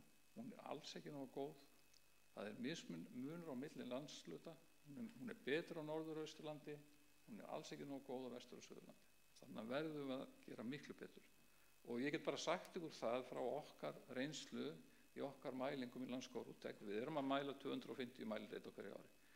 Þá það þannig að eða plönturnar hafa lifað fyrstu 5 árin, þá nánast engin afföll eftir það. Eða við erum þá með sæmilega rétta trjátegund og réttum stað. Og þá þurfum við bara ekki að hafa áhyggjur af plöntunum meira, sko. Ég sé fyrir mér, eða ég myndi fá að ráða, sem ég geri alls ekki, þá sé ég fyrir mér að við þurfum að hafa miklu meira samráð áherslusvæði skógræktar. Við sjáum það að til dæmis Fljótsdalshérað orðið skógræktarsvæði. Og þar vitum við að árangurinn mjög góður. Og þar eigum við að reyna að keppast við að fá þá sem eru með skólaust land til að fara út í skógrækt. þeir hafa árangurinn við hliðina á sér. Og hugsanlega hægt að ná betri árangur þar og þar náum við samfelldara í stórum svæðum og þar fáum við upp betri iðnað, við þurfum að hafa svona þungamiður. Við getum ekki dreift þessu um allt land. Þetta finnst mér svona skipta alltaf máli. Ég vil bara nefna hérna í leiðinni í sambandi praktísk atriði, við erum auðvitað ennþá að vinna rannsóknum. Ég get sagt það hér að með þessa eldri skóga, til dæmis birkiskógana gömlu, við erum ekki að gera ráð fyrir neinni kolefnisbindingu eða kolefnislosun frá jarfi eða sverði. Helena Marta, hún áttur að fjalla um þetta á morgun, en við erum búin að gera mælingar og við erum með einhverja tölur sem gefur eitthvað til kynna, en þarna eru miklir möguleikar til að, þarna er svona stór svartur gluggi sem við verðum einhvern veginn að fá betri lausn á. Þá þessi fræðilega atriði saman við spána. Við þurfum auðvitað, það sem mér langar rosalega mikið til að gera er að taka mælifletina og reikna út, sem sagt, nota kurvurnar fyrir úr skógarkolefnisreikninum, sem að skógarkolefnisreiknirinn velur fyrir staðsetningun á hverju mælifleti og nota þau gildi til þess að reikna út spána. Þetta er svona draumurinn minn og ég vona að hann getur orðið að veruleika, en þá þarf að bara hreinlega að gera hugbúnað sem gerir þetta. Það er ekki hægt að gera þetta svona í Excel-skjali. Það er að gera þetta með einhverju forriti. Og síðan í sambandi við framtíðar skógrækt, nýskógrækt, frá með deginum í dag og fram í tíman, þá þarf fólk að setjast niður og segja hvar verða þessir skógar og reyna að hugsa það, ekki bara einhvern veginn, þeir verða alls staðar. Það má ekki einhvern veginn gerast þannig, við verðum að vita hvað það verður. Síðan er það þetta gamli góði draumurinn að við þurfum að fara að nota hermilíkun eins og Ice Forest og þá höfum meiri möguleika til að stýra einsum hlutum, lotulengd, þéttleika í upphafi, slík hermilíkun taka tillit til náttúrulegara affalla og svo framvegis og framvegis. Og við erum svona að vinna þessu, aðalprófessorinn í þessu tímapúkala er að koma til landsins núna í ágúst og við vonumst til þess að geta fengið hann í lið með okkur til þess að hjálpa okkur hér. Þá var það bara ekki meira frá mér, ég bara þakka fyrir mig og þarna er svona bara mynda af öllum mæðurhlutunum okkar og svona smá upplýsingar landskógaúttektina sem að þetta meira og meira byggir allt á sem ég verið að segja. Takk fyrir.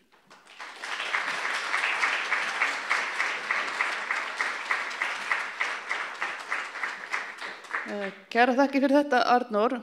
Við erum ennþá aðeins á undan áætlun, það verða hér panelumræður en við erum búin að tryggja núna að það sé hátalari í salnum, þannig ef það er einhverja spurningar til Arnórs eða Halldórs, og Halldór, þú ræður því, það er kannski betur að koma upp eða hvort þú viljið svara úr sætunni, en hérna þá bið ég ykkur að vinka í hljóðnemann sem er hérna út í horni.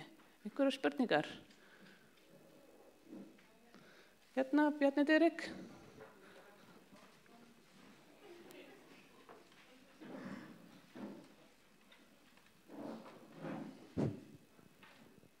Já, kæra þakkir, þetta er búið að vera afskaplega fróðlegt í morgun og þetta er svona, Arnór kemur upp í jarðveginum með rótina og vex upp í andrúmsloftið, en Halldór kemur svífandi niður og hérna, kannski beina þetta til Halldórs fyrst sko, með margt gríðarlega fróðlegt sem hún að segja okkur stefnumótunarmálin og alþjóðamálin og núna nýtt kerfi til verslunar milli ríkja. Allt það sem er að gerast varðandi aðkomu einkageirans á Íslandi að kolefnismálum er sko voluntary market eða sem sagt er ekki neitt á vegum ríkisins. Getur kannski sagt nokkur orð sko hvernig þú sér fyrir þér hvað áhrif á skógræktargeirann getur þetta nýja kerfi sem er á að fara að innleiða milli ríkjanna haft á skógræktargeirann?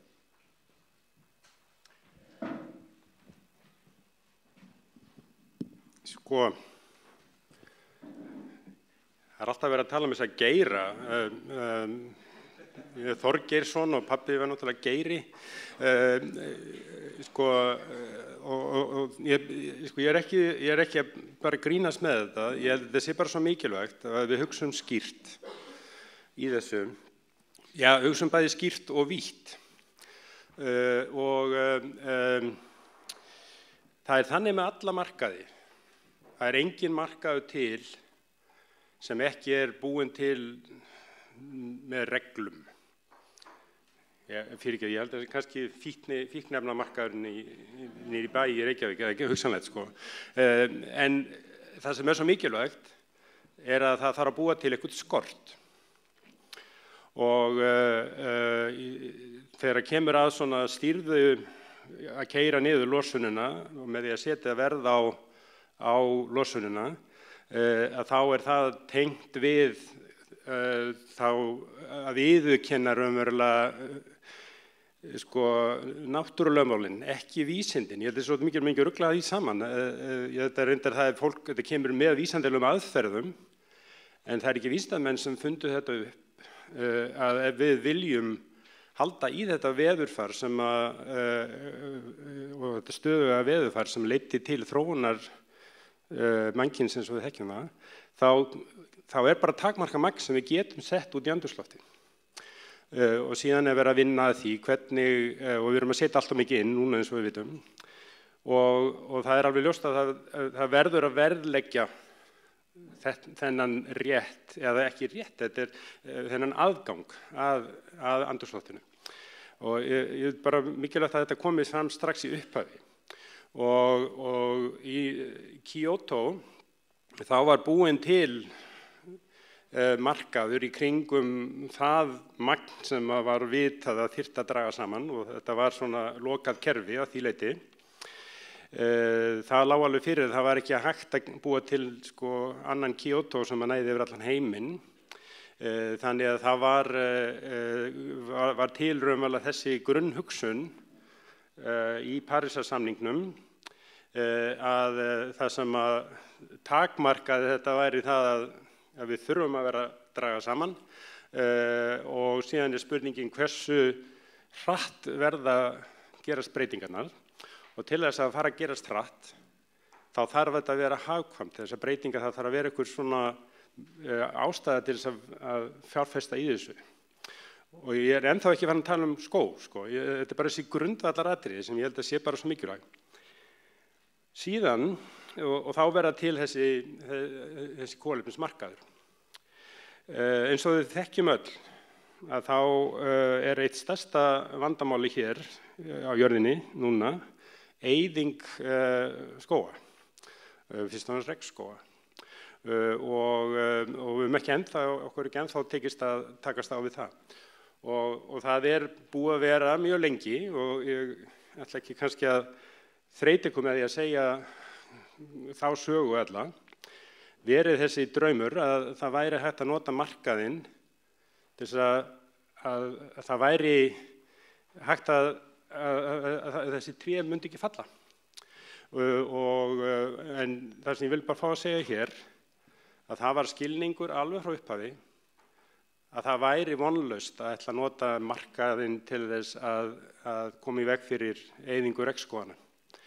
En því var haldið áfram, og fyrst og fremst innan valkvæðamarkaðarins, sem snýst ekki einhverja ákveðna niðurstöðu, heldur snýst fyrst og fremst viðskiptavild eða að gera einhverja ákveðna vöru eftirsóknarverða, bæta ímynd ákveðna fyrirtækja og annað slíkt sem gott og blessað.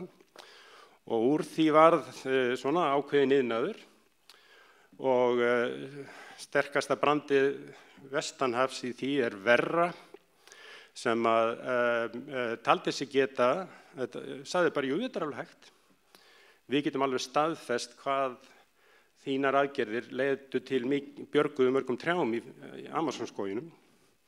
Og þið þekkið þessar sögu væntanlega, Guardian rannsóknina og allt það, sem leiddi til þess að verra þurfti bara að bakka út úr þessu og misti, hvað var það, 40% af sínu portfóljó. Þetta var rugl. Við erum bara að tala hreint út. Og þetta löng leið, Bjarni Diðrik, að því að vara við því að þegar við sjáum tré, að við sjáum bara tonn af kolefni. tré og skógur ekki bara tonna kolefni. Þetta allt svo miklu meira. Þess vegna teldi ég það mjög eðlilegt að við Íslendingar förum í samstarf við aðra sem að vilja fjárfesta í þessari endurreisn vistkerfa, en margur verður að aurum api. Og ég held að það sé mjög mikilvægt að við fáum ekki svona dollaramerki í augun, því að það er mikil tækifæri, en það er líka rosalega auðvelt að misstíga sig í þessu. Og það er megin ástæðan fyrir því að loftslagsráð hefur kallað eftir ábyrgð og gagnsæi í þessu, sem að skortir. Og ég taka skýrt fram að þegar ég að tala ábyrgð og gagnsæi, þá það ekki bara bindingamegin, heldur líka losunarmegin. Og þegar að fyrirtæki auglýsa að þessi búin að jafna, þá kemur aldrei fram hvaða sem þau eru búin að jafna. Sporið liggur ekki fyrir. Þannig að en Bjarni var að spyrja meira ástæðan fyrir 6. greininni í Parísarsamningnum var sú að það er þörf fyrir hagræn tæki, stjórntæki og hagræn tól til þess að draga fjármagn að þessum fjárfestingum, til þess að þessar breytingar gerist hraðar. Og þess vegna voru þjóðirnar sammála það þyrfti að vera, þó þetta væri ekki Kyoto, það þyrfti að vera einhver leið til þess að skiptast á árangri. Og ég held að þetta er svolítið asnalegt að tala þetta, skiptast á árangri. En þið takk eftir þetta, kallað mitigation outcomes, þetta eru afurðir mótvægisaðgerða. Og það stendur, og það er núna að fara á fullt, hvert ríki er búin að skilgreina sitt framlag. Þú voru bara að stoppa mig, þegar ég sé fyrir mig landsframlag, þá sé ég alltaf fyrir mér þegar maður var á þorrablót og hver var með sitt tróg. Og þetta er svona grundvallaratriði í Parísarsamningunum, að þjóðirnar, ríkin, skilgreina hvað þau telja sig geta lagt til markmiðsins, sem er að koma í veg fyrir meiri háttaröskun. Síðan með 6. greininni, þá var bara sagt, þið getur sameinast tróg, eða hluta til. Bjarni, þú getur kannski komið aðeins meiri harðfisk, og ég þurfi ekki að vera með harðfisk í mínu trógi. En það þarf að semja þetta. Og Bjarni þarf líka að koma með almennan harðfisk, það þarf að vera vestfiskur. Fyrirgeði, nú er ég fann út á sporinu. En, það er algjör þoka í stjórnarráðinu 6. greinina. Og þau verður að reyna átt að segja því núna hvað þetta er. Ísland þarf að tilkynna sitt stjórnkerfi til Parísarsamningsins og hefur ekki gert það ennþá. Hver er sýslumaðurinn? Hver getur sagt að Ísland ætli ekki að láta á hendi neitt af okkar árangri? Ef þetta gengur eins og Arnór var að tala ef allir verður rosa duglegir og við náum öllum þessum árangri, ætlum við að láta það að hendi eða þurfum við að hafa það til þess að við getum skilað okkar landsframlagi. Þannig að þetta eru mjög mikilvægar ákvarðanir sem þarf að taka, og nú er ég ennþá að tala ríkin. Og þetta er bara spurning sem ég hefði mjög mikinn áhuga á að fá svar við, ég veit ekki hvort ykkur vil svara hér, að þeir samstæðsaðilar sem að skógræktin er komin við innan ramma skógakolumnis og þegar hefur leitt til verkefna hér á landi, ekki eitthvað Skorradalur á þessu landi, tengjast þeir það samkommulega einhverju leyti væntingum að eitthvað af árangri Íslands geti talist sem árangur annarra. Ég hef kannski átt að tekna þetta upp, en ég held að það sé svo bara mikilvægt. Það er debit og kredit og það getur ekki verið, það er ekki að tvítelja. og þess vegna tók þetta svo langa tíma að búa til þetta regluverk. Ísland þarf að skilja þetta, það þurfa að vera aðilar hér sem að hafa kafa ofan í þetta og síðasti punkturinn, ég veit ekki hvað þið tókuð eftir í glærunni að ég talaði um það að löndin var á fullu ferð að búa til sín eigin umgjörð. Það er ekki nóg að það sé búið að semja þetta á alþjóðavettvangi, það þarf líka þá að breyta íslenski löggjöf. Hver hefur heimild þá til þess að staðfesta samninga það að hluti segjum við að okkur takist að það þarf ekki að taka dæmi, eitthvað svona árangur. Þetta er ekki bundið við landi, þið verðum að muna það. Þetta getur þess vegna verið ný tækni í álframleiðslu eða eitthvað slíkt. Þannig að eiginlega svona stuttasvarið sem ég átti að segja strax við spurningu Bjarna að þetta svolítið í okkar höndum. Hvernig þetta, hvað áhrif þetta kemur til með að hafa. Ég held að sé mjög mikið gagn af samstarfi við aðra þjóðir, en það má ekki snúast bara að selja frá okkur eitthvað sem við kannski þyrftum að eiga sjálf. Takk fyrir þetta, Halldór.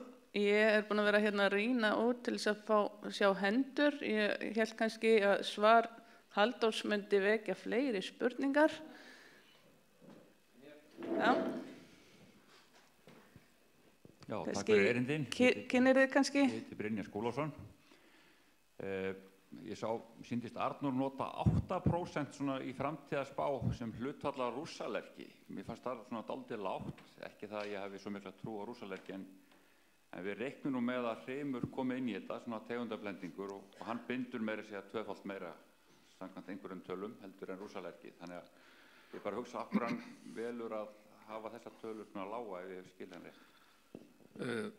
Sko þessi tegundasamsetning sem var ákveðin þarna í sambandi við framtíðarskógana, hún var ekki ákveðin af mér. Það var Hreinn Óskarsson og Sigríður Júlía sem ákveðu þá skiptingu og ég hafði svo sem ekkert með það að gera, sko. Þetta var einhver analýsa sem að þau hafðu gert. En ég er alveg sammálaðir og það sem þú ert að segja,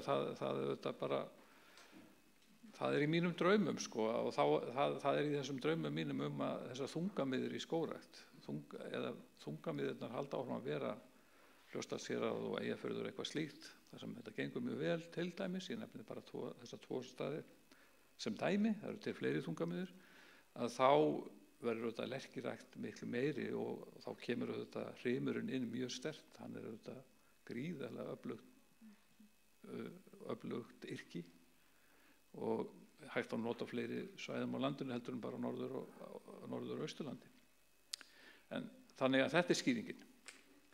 Og svo ætla ég að taka eitt fram líka sem að ég glemdi að segja frá áðan.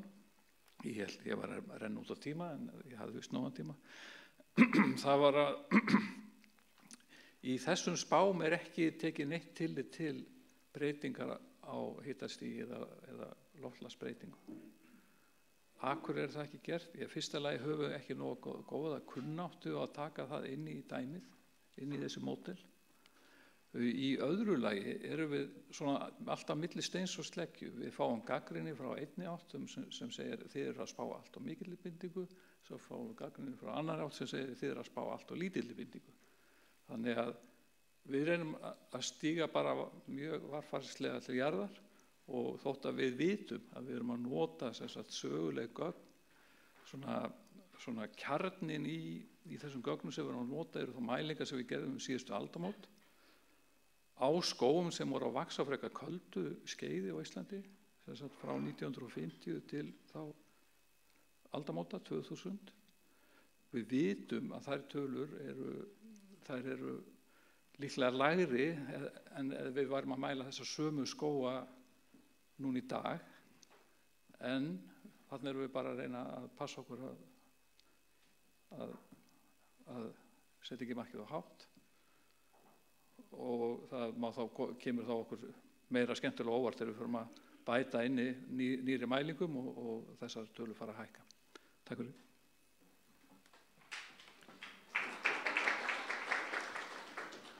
Takk fyrir þetta, Arnór. Nú fara alla hendur á lofti að fyrir að koma að kaffi. Ég ætla að leyfa hérna 2 spurningar áður en við förum í kaffi.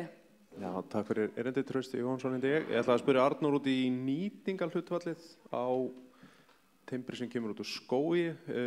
Nú veit ég vel að líklega ertu að tala borðið eða hvað, af því að allt það sem kemur út úr skógi frá okkur nýtt á einn eða annan hátt, þótt það sé ekki endilega plankar eða borð.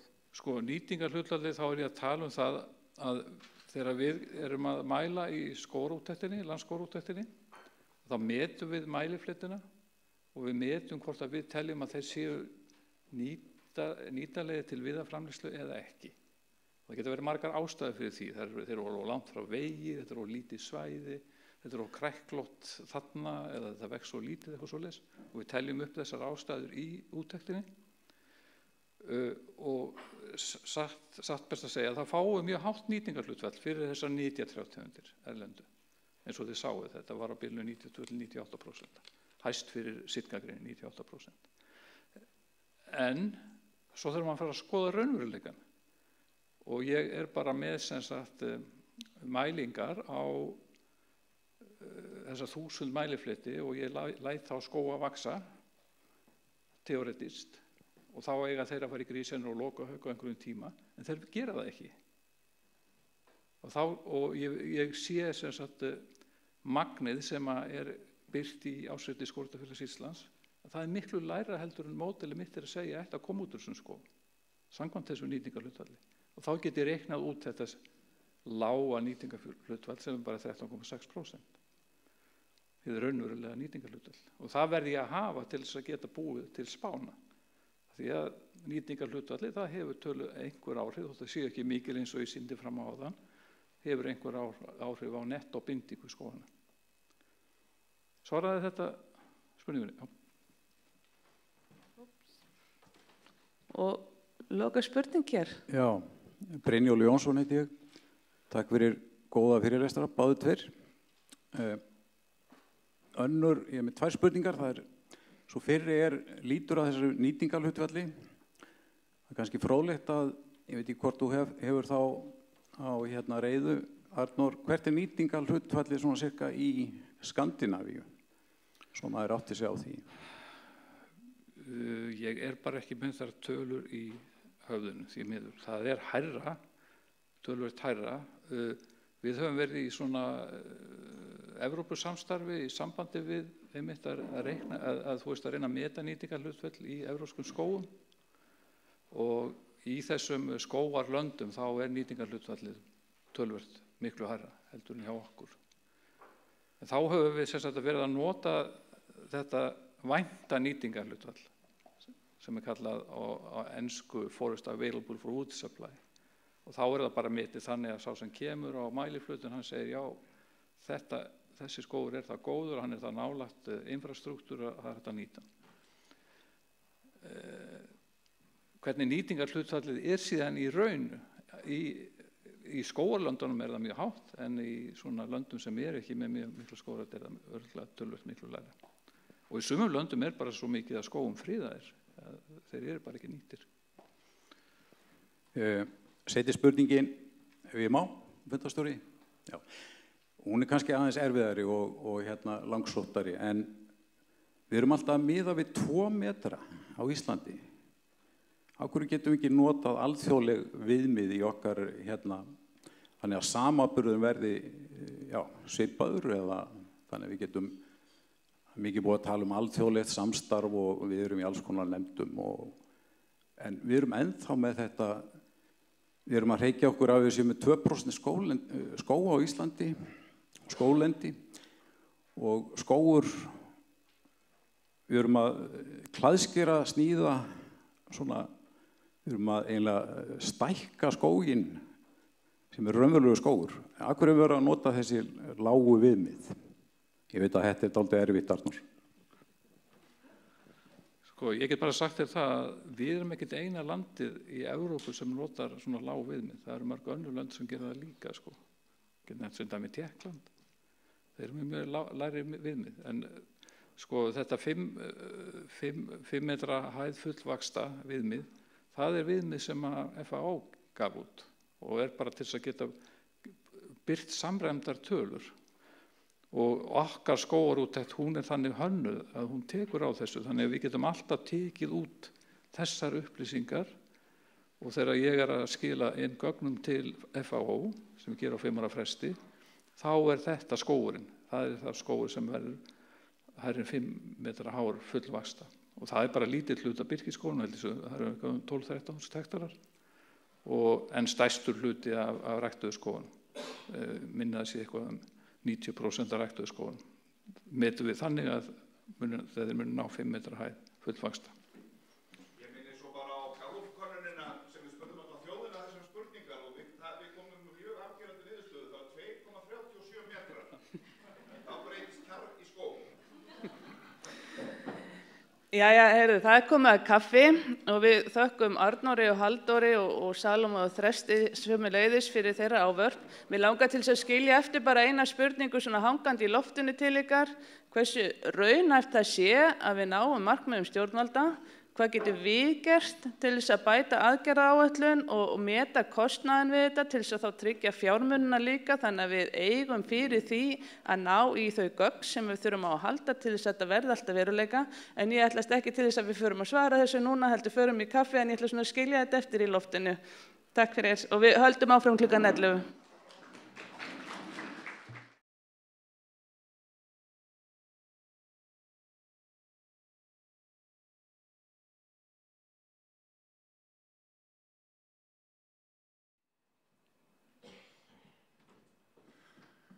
Fundarstjóri og góður ráðstefnugestir. Ég er nú alveg að kikna undan þessari ábyrgð sem að Bjarni varpaði hér á mig nú á ég að redda þessu. Og hann er búinn að búa þarna til fullt af vandamálum fyrir ykkur. En ég ætla bara að taka upp þráðum þar sem hann var búinn að koma aðeins inn á einhverja hluta vegna, þá er ég nú með eitthvað lægri hitasumur heldur en hann var með í sínum dæmum, það breytir ekki alveg öllu. Hérna sjáum við á myndinni til vinstri, þetta er sem sagt meðalhiti og reyndar hefur aldrei tré dáið úr meðalhita eins og við vitum, en þannig að það er ekki það sem er vandamáli, en þetta sýnir meðalhitan á hitafarinu frá 1990 til 2020 fyrir nokkra staði. Og ég valdi staðina frá mismunandi landslutum og líka svona öfgana eins og miðað við byggð ból, eins og Grímsstaðarfjöllum er kannski það kaldasta sem við getum fundið á byggðu bóli, fyrir utan kannski Möðrudal. Og síðan sjáum við þarna hóla í Hornafirði sem er sennilega það svona mildasta sem við höfum. Og svo erum við með allt þarna á milli. Þarna er Akureyri og það gæti líka alveg fyrir Egilsstaðir, það er ekki mikill munur á því. En sem sagt, þetta sýnir bara meðalhitan í þessum mánuðum og svo er hérna rauðlína sem að kemur undir. Það er semst 5 gráðu viðmiðið. Og yfirleitt þá reiknum við ekki með að það sé mikið að gerast hjá tránum fyrir en að hitastigið fyrir að fara upp fyrir 5 gráður. Þá fer það að telja daggráður, það er svona hefð fyrir að gera það þannig. Þannig að flatamál á þessum kúrfum sem eru fyrir ofan rauðastrikið, það er hitasumman sem að plönturnar hafa til þess að lifna, vaxa og ganga frá sér. Fjólubláu línurnar hins vegar, það sýnir svona það sem að hættan á frosti, svona miðjan maí þá fer hættan á frosti að vera óveruleg yfirleitt og svo mánaðamótin september-október þá fer hún aftur að verða veruleg eða umtalsverð. Þannig að þetta er svona sá rammi sem að trén þurfa að stilla sig inn á og hafa auðvitað gert það þar sem að loftslag hefur verið stöðugt langan tíma. Og hvert einasta tré er með sína innri klukku og hún er að mestulega í grófum dráttum þannig að það sem að ræður því að það er lifna og missa frosthól, það er hitafarið. Og það er misjafnt við hversu mikinn hita eða hitasummu eins og við tölum hver einstaklingur lifnar. En síðan er það aftur á móti daglengd eða næturlengd sem að ræður, sem að eru stiltar inn á hvenær eiga hægt að vaxa. Og þetta er sem sagt þessi veðurfarsaðlögun sem að allar plöntur búa yfir, sérstaklega tré. Og nú bara geturinn sjáðu einhvern mun á myndinni til hægri og vinstri. Þetta sem sagt, hægri myndin, hún sýnir hitafar miðað við að þarna hafi þá orðið frá tímabilinu á undan 2 gráðu hlýnun af vetrarlagi af meðaltali og 1 gráða sumri og svo 1,5 þá vor og haust. Og þið sjáu það að þarna fáum við meira flatamál fyrir ofan rauðlínuna. Og þetta bara sýna ykkur þetta í tölum, þetta virkar svona frekar og ómerkileg breyting á myndunum kannski. En þetta þýðir það, ef við tölum hitasumuna sem var á tímabilinu 90 til 2020 fyrir þessa staði og bætur svo þessari 1 til 2 gráðum ofan á það, þá hækkar hitasuman þarna cirka 20 til 25% hygg ég, sem þetta gríðarleg breyting. Og ef að plönturnar ná að nýta þessa hitasumu aukningu til fulls og aðlaga sig henni, þá erum við líka að tala samsvarandi vöxt á þessari stærðargráðu. Þannig að þetta svona bæði gott og slæmt og þetta sýnir líka til dæmis bara aukin tækifæri í kornrækt, ekki spurning, þó svo að við séum ekki að meta inn öfga í veðurfari, þá þetta auðvitað tækifæri. Og svo ef við skoðum lengd vaxtartímans, þá sjáum við að hann líka aukast kannski kringum mánuð eða jafnvel ríflega mánuð sem staðar. Þannig að þetta gríðarleg breyting þarna. En breytingin sem kannski erfiðust að eiga við, það hitasumma sem verður snemma á vorin. Við fengum nú bara dálítið góðan, var þetta ekki í febrúar sem að hlýnaði nú allverulega og það mátti ekki mikið út að bera. Ef við hefum fengið þetta viku í viðbót, þá hefðu sumar tegundir verið farnar að missa frostholt til dæmis í ár. Þannig að við sjáum það að ef við bætum þessum 2 gráðum ofan á, þá hitasumman snemma á vorin á Akureyri og Hólum í Dýrafirði, hún orðin svipuð og hún var á Hólum í Hornafirði og Reykjavík. Og við vitum alveg að það hefur áhrif á sumar tegundir. Þannig að þetta mikil breyting. Þannig að það fyrst og fremst vorið sem við þurfum að hugsa vandamáli verður ekki á haustinu, því við erum sennilega að fara að fá lengra sumar og seinna frost. Það vorið sem við þurfum að hugsa og þannig ég ætla að einbeita mér að því núna áfram. Bara til að klára þennan samanburð, þá eru þarna línurnar á myndinni til vinstri, þá erum við með Hóla í Hornafirði eins og þetta var á tímabilinu 90 til 2020, svo hef ég lagt Akureyri með framtíðarspánu ofan á og þá sjáum við það að ef hún gengur eftir, þá hitafærið að vetri til á Akureyri, það að fara að verða eins og það í dag í Hornafirði og við getum bara ímyndað okkur hversu mikill munur það Og svo svolítið gaman með Grímstad á fjöllum, hann að verða tækifæri því að það farið að nálgast mjög, hann Akureyri eins og það var 30 ár aftur í tíman, eða síðustu 30 ár, en Grímstaði miðað við hlýnun og þær falla, það að segja þær fylgjast vel að þessar línur og Grímstaðir mjög farið að nálgast Akureyri. Og þetta þýðir rauninni það að við erum að fara að velja efni við til framtíðar fyrir, segjum bara Akureyri, Egilsstaði, uppsveitir Árnessýslu og Borgarfjörð, þá erum við að fara ekki að taka mið af ræktunarreynslu þar síðustu 30 ára, heldur eigum við að skoða ræktunarreynslu kannski það sem meira á Suðausturlandi síðustu 30 ára, því að þangað erum við að stefna með þau svæði. En fyrir Grímstad á fjöllum þá getum við skoða hvað gengur best á Akureyri í dag. En það misjafnt hvernig trjátegundir munu takla þetta og við þekkjum það bara býsna vel, bæði frá okkar reynslu og líka frá erlendri reynslu og hérna upp úr gamalli breskri grein sem að sýnir, ef þið horfið þarna efst þá sjáum við þarna janúar, febrúar og mars merkt inn og þetta sýnir sem sagt þá hitasummu sem að þarna mismunandi tegundir þurfa til þess að lifna. Þannig að það svona ákveðin tregða í gangi, það þurfa að hafa gengið í gegnum vetur til þess að lifna. Ef það hafa ekki fengið sinn vetur, þá þarf meiri hita til að koma þeim í gang. Og þetta einkennandi fyrir tegundir sem vaxa til dæmis með strönd, eru svona hafræn. Þau eru með mikið af svona tregðu innbyggða til þess að koma í veg fyrir þessu að lifna ótímabært. Og ef þið sjáu þessa línu sem stendur grúp 1, þarna, þá það til dæmis fyrir beiki, þið sjáu að það mjög mikil tregðaði því til að lifna í janúar en hún svona fjara rólega út í apríl og það þarf samt dálítið háa hitasummu til þess að koma því af stað. Línu sem þarna nefnt hópur 2, það sitkagreini og það eins með það tiltölulega vel varið gagnvart ótímabærum vetrarhlýjendum. Og svo þarna hengibyrki og reyniviður og ég hugsa að íslenska byrki geti líka farið inn í þennan þriðja hóp þarna.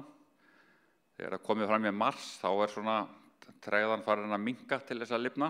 Þetta skiptir mjög miklu máli einmitt ef við erum fara að fá mikið að heitum útmánuðum að þetta sé til staðar.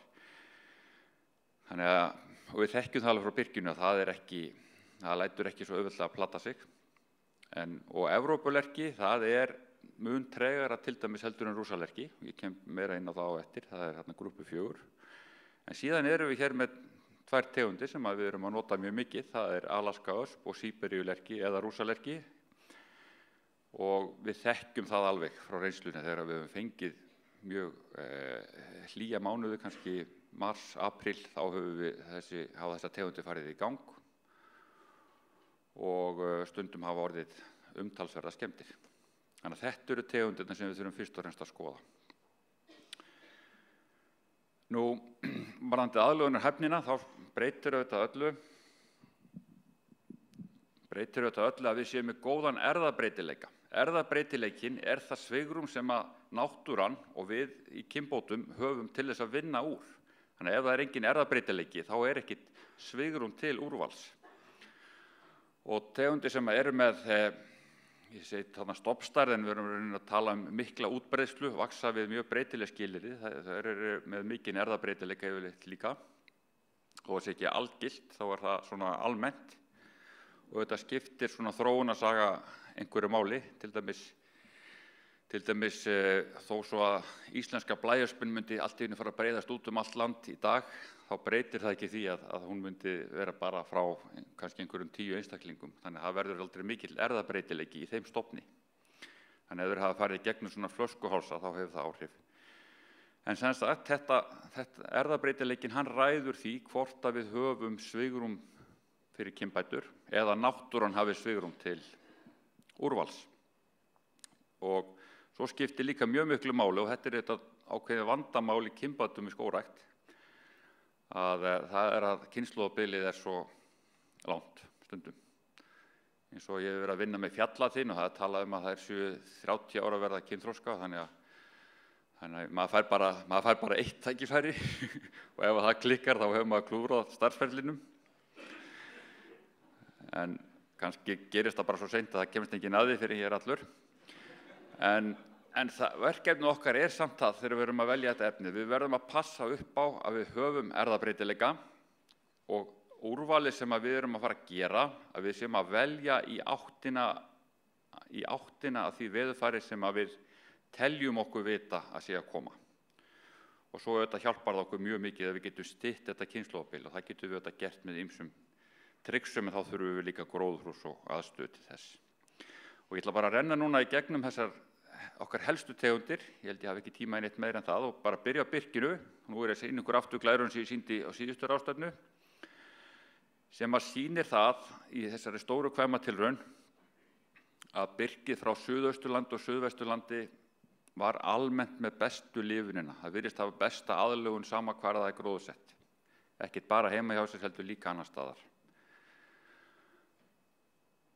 Og það þýðir það mjög jákvætt vegna þess að þetta þá byrki sem upprunnið á svæðum þar sem veðurfar sem við höldum að muni koma annars staðar á landinu. Þannig að þetta að sömuleyti jákvætt. Og við sáum það líka að embla virðist hafa skilað ákveðnum kynbóta árangri varðandi bæði form en líka bara mikið vöxt. Þannig að kynbætur virka á byrkið.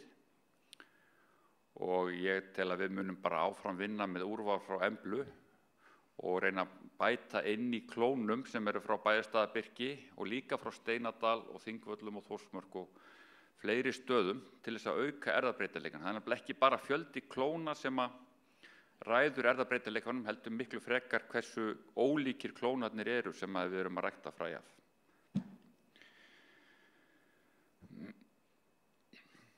Og ef við tökum sirkagreinir, að þá það með gríðarlega stórt útbreiðslusvæði í heimalandinu og við erum búin að flytja inn mjög mörg mismunandi kvæmi, bæði í skógrækt og líka í tilraunum.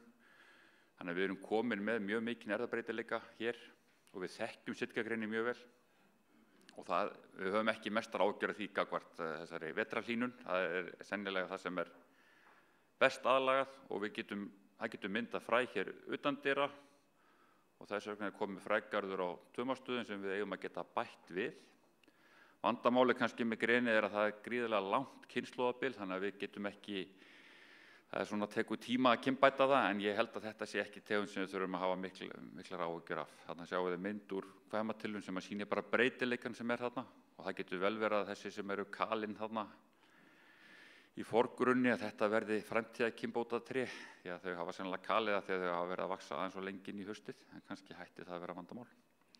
Þannig við þurfum að hlúa að núverandi frægarði og það ekkert vandamál, við getum alltaf flutt okkur í suðlægara efni og við vitum af efni í til dæmis bara Danmörku, við erum auðvitað á leiðinni þá átt og Suður-Skandinavíu sem við getum þá gripið til ef að það sem við höfum hér dugar ekki til.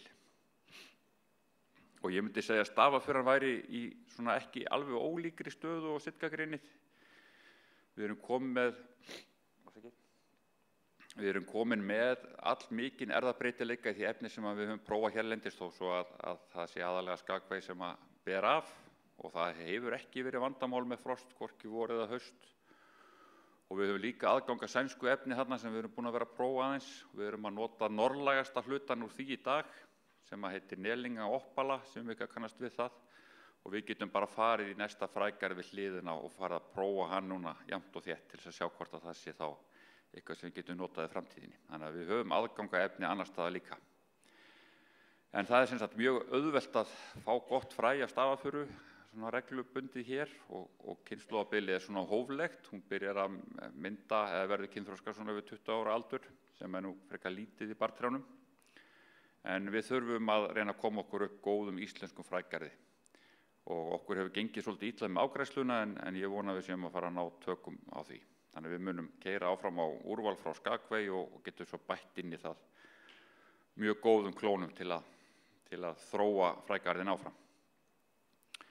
Og alaskaösp, það eins með það, við erum komið mjög mikið efni af alaskaösp. Meira segja nýlega barst viðbótarefni og það hefur verið í kynbótum og með vígslunum einmitt þá getum við fjölgað þessum klónum alltaf og núna einmitt verið að prófa svona efnilega riðþolna klóna til að bregðast við sjúkdómi sem að getur orðið stærra vandamál í framtíðinni. Og að því að þetta skógrækt þá þurfum við að passa okkur á því að vera með dálítinn fjölda klóna í umferð. Við megum ekki treysta á 5 eða 6 klóna, við verum helst að vera með svona 20-30 og reyna að skipta þeim út í jafnóðum og nýjir betri vera til. Og hérna sjáum við einmitt prófun á þessu riðþolna efni á mjög erfiðu landi. Þannig að við erum að prófa það við alls konar aðstæður. Þannig leið og við erum komið með nýtt sett af klónum sem við getum mælt með, þá þurfum við að fara að hefja undirbúning á kynbótum. Og þá komið að lerkinu. Og eins og við kannski tóku eftir þá hrökkið hans við að Arnór gerir ráð fyrir frekar minnkandi lerkinótkun og það alveg rétt. Sko framtíð rússalerkis mjög ótrygg. Það bara fyrir það að það lifnar mjög auðveldlega að vetrarlagi. Það eiginlega engar hömlur innbyggt í rússalerkið. Þannig að við erum á leiðinni frá rússalerki yfir í Evrópulerki. Og við vitum líka að við munum ekki fá rússalerki keypt í framtíðinni. Það lítur mjög illa út, bæði fyrir að það gengur illa að fá gott fræ í Svíþjóð og Finnlandi og svo erum við svo óheppin að þeir eru farnir að hafa áhuga á því að nýta fræðið sitt sjálfir. Það náttúrulega tómt vesen. Þannig að þeir vilja ekki selja okkur. Þannig að það væri bara stór slys fyrir íslenska skógrækt ef að við förum að missa lerkið út. Og eins og ég gerir ráð fyrir að flest ekki að viti að þá erum við með framleiðslu sem svona kannski afrakstur vinnu skógræktarstjóra á hans fyrstu árum í skógræktinni. Það þetta fræhús þar sem er framleiddur þessi lerkiblendingur. Þetta svona, hann hefur eiginlega kosti beggja foreldra, Evrópulerkis og rússalerkis. Það að segja, hann lætur ekki plata sig of snemma á vorin og hann vex ekkert allt og langt inn í haustið. Þetta svona millistig, nema hann hefur það umfram báða foreldrana, hann vex tvöfalt hraðar. Og þetta tegund sem að getur vaxið næstu jafnmikið á Rírulandi eins og Alaska-ösp gerir á Frjóulandi. Og þetta tegund sem við getum ekki bara notað á Norður- og Austurlandi eins og rússalerki, heldur getum við notað þetta land allt og við þurfum bara mjög mikið á þessara tegund að halda. Vandamálið liggur í því að við getum ekki sinnt innanlandsþörf á fræi í þessu eina húsi, þannig að við þurfum að auka afkastgetuna á fræi með einhverjum ráðum. Þetta held ég að sé svona það mikilvægasta sem við getum gert í íslenskri skógrækt í dag, það að tryggja að við getum framleitt meira af þessu fræi og líka ef við höfum þetta hús þá getum við þróað þennan blending áfram með kynbótum á Evrópulerkinu sér og rússalerkinu sér sem við síðan víxlum saman og mögulega verður þörf fyrir það í framtíðin að auka alltaf jafnt og þétt hlutdeild Evrópulerkisins í þessu. En við erum komið með sem sagt frækar utandyra í Evrópulerki og þegar að þessi hlýnun nú gengin eftir sem að verður auðvitað nánast hamfara hlýnun ef að spár Bjarna ganga eftir, þá erum við sem sagt tilbúið með Evrópulerki frækar sem að verður kannski farin að gefa fræ. En sem sagt, ef þið munið ekkert að þessi ég sagði í dag, þá þurfum við bara að muna þetta tvennt sem við þurfum að gera. Það að við þurfum að fjölga tilraunum á Suðausturlandi vegna þess að þangað erum við að stefna dálítið mikið með stóran hluta landsins í veðurfari og við verðum að auka framleiðslu á hreim með öllum ráðum. Takk fyrir.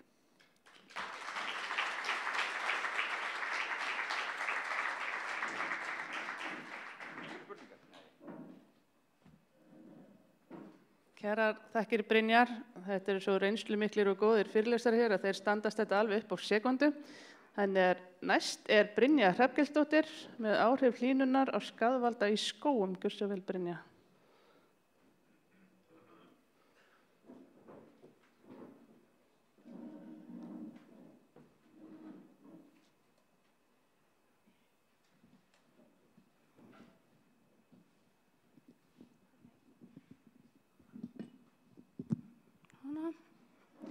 Já, eins og við sjáum þessu skógræktarmerki þá ákveði að vera pínu dramatísk í dag, mér finnst gaman að segja hryllingssögur. Það var svona... Takk. Og fara aðeins út fyrir landsteinana líka því að við vorum að tala um hamfarahlýnun. Hérna smá yfirliti við fyrirlesturinn í dag. Ég ætla bara að tala fyrst aðeins um hvernig áhrif hlýnunar eða hvað áhrif hún hefur á skaðvalda og tek þá eina mestu áhyggjuefnunum allan í Evrópu núna, barkabjölluna sem dæmi. En svo fer ég aðeins til Íslands og skoða hvað áhrif hlýnun á Íslandi hefur haft nú þegar á skaðvalda. Nýja skaðvalda og innlenda skaðvalda. En við byrjum svona aðeins að skoða skordýrin. Þau eru ekki eins og við með jafnheitt blóð, heldur breytist hitastig þess hjá þeim, misheitt. Þannig að þau bregðast mjög hratt við hita og nýta sér hann mjög hratt. Og það hefur áhrif á ýmsa þætti á skordýrunum. Þið þekki nú líklega margt af þessu eins og til dæmis útbreiðslumörkin færast norðar, fjöldi kynslóða eykst, samsetning í stofnunum breytist, þéttleiki eykst oft við hita og svo þetta líka áhrif á lífeðlisfræðilega hegðun þeirra og svona tímasetningu ýmsa viðburða í þeirra lífsferli. Og það tengist líka tímasetning til dæmis fæðuplöntunar og náttúrulega óvinna breytist ekki á sama hátt. En við skoðum aðeins ég get ekki farið yfir þetta allt í dag, en ef við skoðum er þetta mjög óskýrt? Nei, ok, ég sé þetta bara hér svona óskýrt. Já, hvernig hlýnun hefur áhrif á fjölda kynslóða. Þetta er reyndar svolítið hlýrra loftslag heldur en hjá okkur í þessari rannsókn. Það sem ásmeðalheitin 15 gráður. En þarna skoða 430 skordýrategundir og skoðað hvað þau myndu bæta við sig við ákveðna hlýnun í kynslóðafjölda á ári. Og þarna sjáum við ýmsa hópa og til sem sagt vinstri sjáum við spár 1 gráðu hlýnun og þarna töluna rauðu 1, 2, 3, 4 sem sagt kynslóðuna sem myndu bæta við sig. Og 1 gráðu hlýnun eru kannski flestir hópanir ekkert að bæta við sig endilega kynslóðum, en þó nokkrar eins og blaðlýsarnar eru þarna með 2 kynslóðir. En ef við förum upp í svona hamfarahlýnun, þá 3 gráður, þá eru flestir þessir hópar að bæta við sig allavega 1 kynslóð og alveg upp í 7, eins og hérna mítlanir og blaðlýsarnar. Þannig að þetta töluvert áhyggjuefni. Ef við skoðum líka tímasetningu ýmsa viðburða eða fenólógi, þannig einmitt rannsóknar sem við skoða samband náttúrulega óeins, meindýrs og svo fæðuplöntu, þannig erum við eik og haustfetan og svo fuglategund sem náttúrulega óeinur haustfetans. Og græna sýnir sem sagt hvernig ástandi var við eðlilegar aðstæður á þessum stað, en rauða sýnir hvernig þessar tegundir bregðast við 3 gráðu hlýnun og sem sagt þarna gerðist það að meindýrið og eikin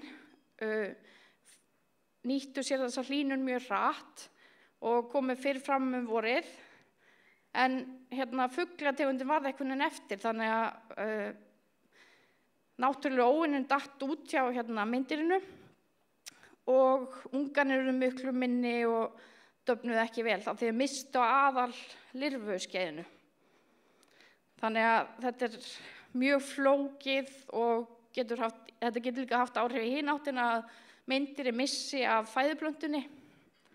Þannig að þetta getur breyst á ýmsan hátt. Og af því ég bara búin að tala skordýr, þá þetta eins með sjúkdómana. Það margt af því sem hefur áhrif á sjúkdómana sem hefur við hlýnun eins og skordýrin. En þetta svona kannski dæmir hversu alvarlegur sjúkdómunum verður. Það svo margt sem hefur áhrif í margar áttir. Við höfum þannig sjúkdómsvaldinn, hvað mikið af honum í umhverfinu. Svo höfum við hýsilplöntuna, til dæmis hversu sterk hún verður, hvort hún veikist við hlýnun eða nýtir sér hlýnuna. Og svo eru umhverfið og þá koma oft skordýrin líka inn því að þau dreifa oft sjúkdómum og úrkoma og fleira, hiti náttúrulega. Þannig að þetta svolítið flókið og erfitt að spá hvernig verður. En svona til þess að fara aðeins í hryllingssögunar, þá þetta barkabjöllunar. Það eru 6.000 tegundir í heiminum sem hefur við lýst allavega og þetta sem sagt ein undirætt ranabjalla. Kalldýrið fer fyrst á stað og borar sig inn í tréð og kallar á svona, það allt til að þarna vera með 3 kettlingar held ég, svona cirka. Þannig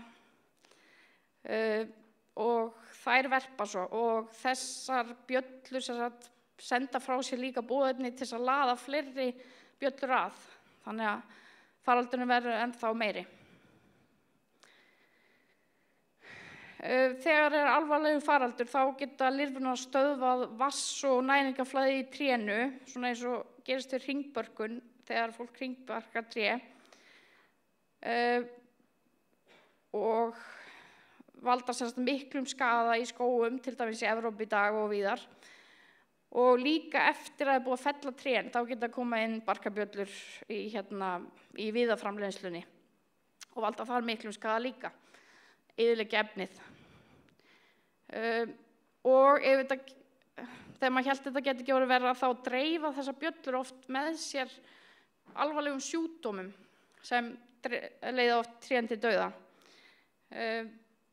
Þetta getur verið sveppasjúkdómar og það getur líka verið þráðormar og fleira. En þessar bjöllur nýta sér oft að trén eru orðin veik eins og við hamfaralínun og til dæmis í þurrkum. Auk þess að við hlýnun þá geta þær auki við sér fjölda kynslóð á ári, þannig að þetta verður ennþá alvarlegra. Í Evrópu veldur Ips typograpus miklu skaða og mikið áhugaefni og hérna sjáum við lirfu í tré. En bara til að setja í samhengi hvað við verið að gera stundum fyrir árum, þessi grein tók saman rúmmál dauðs rauðgreinis, þetta rúmmál, hvað þetta, milljónir?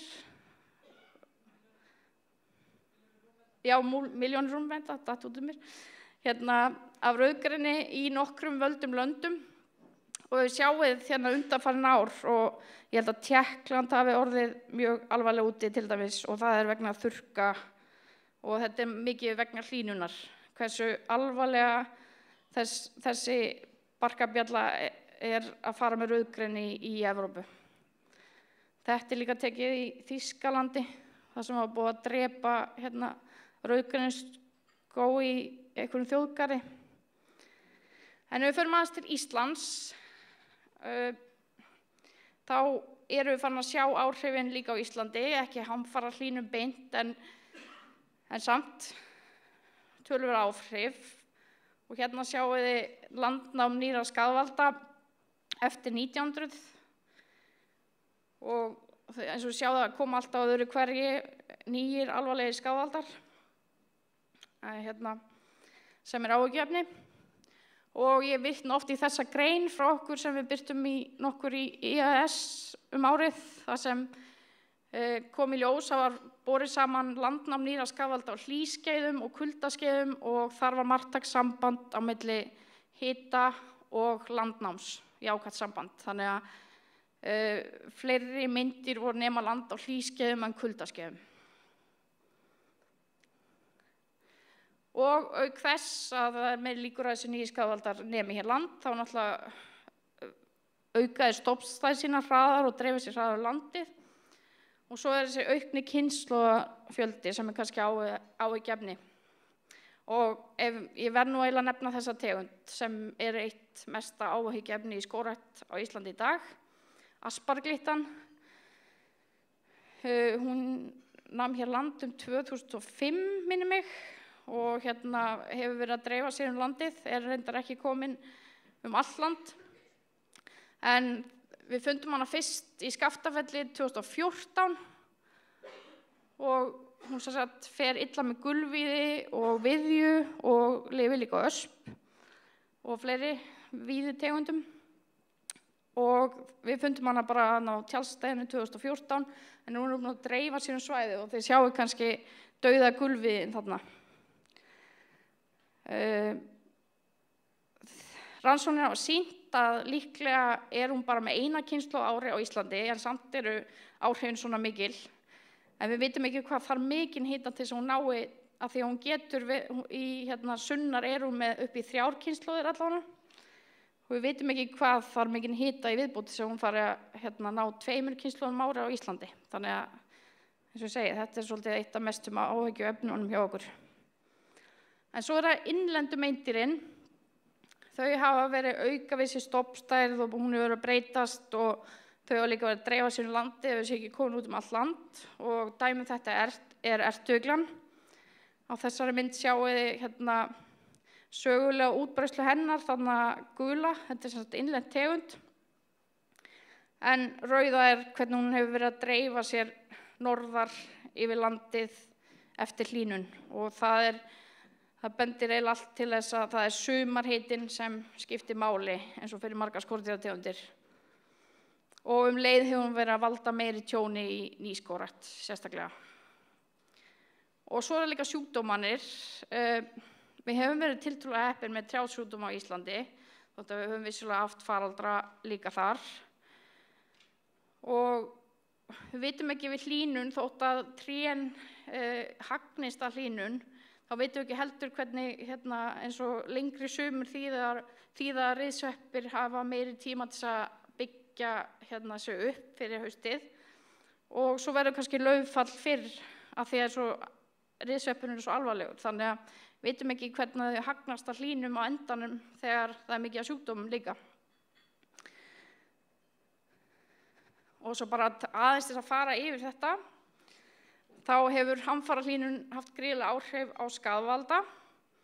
Þeir bregðast hratt við loftslagsbreytingum, þeir nýta sér hitann vel og svo veikjast líka plöntunar oft við mikla þurrka til dæmis og skaðvaldarnir nýta sér það líka sem veldur auknu tjóni.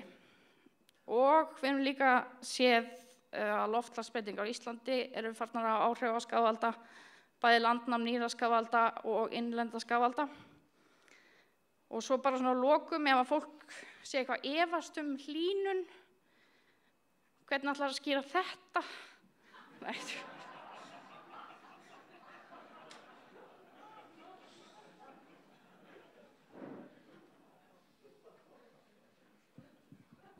Já, ég hef tíma fyrir spurningar, sýnist mér.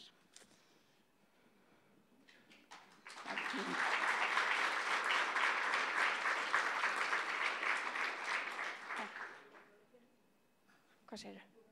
Já, eitthvað spurningar? Ég sé svo illa.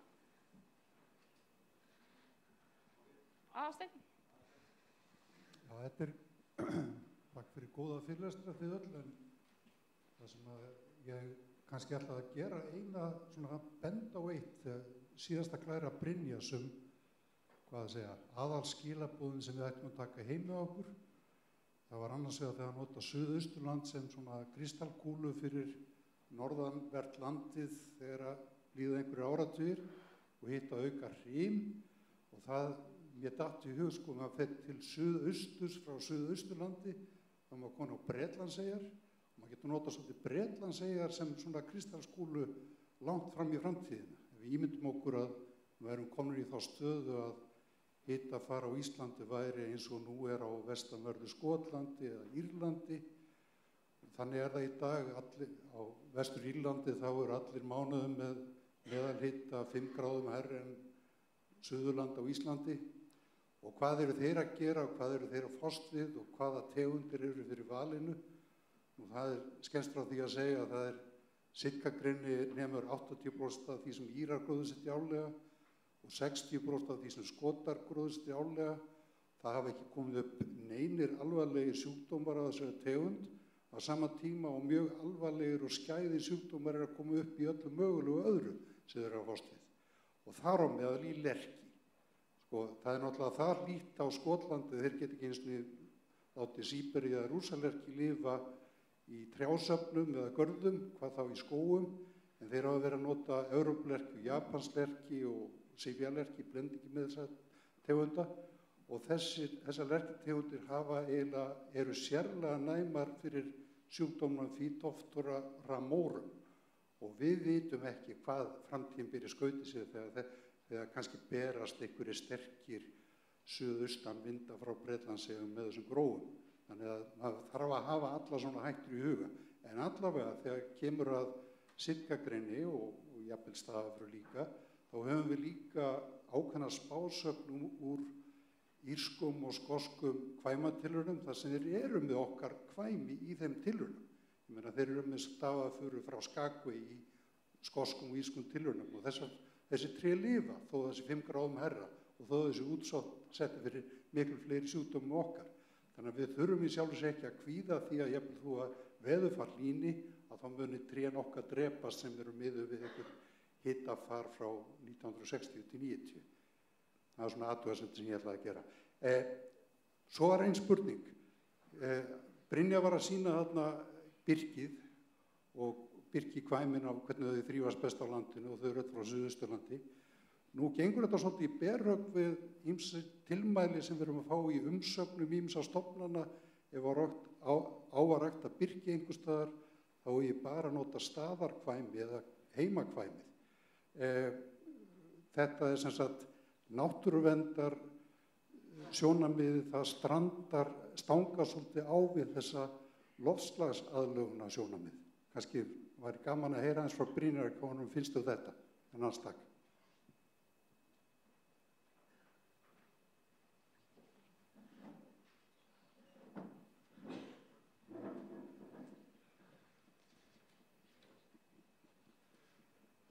það náttúrulega líklegt að þessi litlu stofnar hafi minni erfðabreytileika heldur en á mörgum svæðum á Íslandi, þannig að það verður kannski erfitt að verja þá í óbreyttri mynd, en það veit ég ekki hvort að það ætti að vera markmið.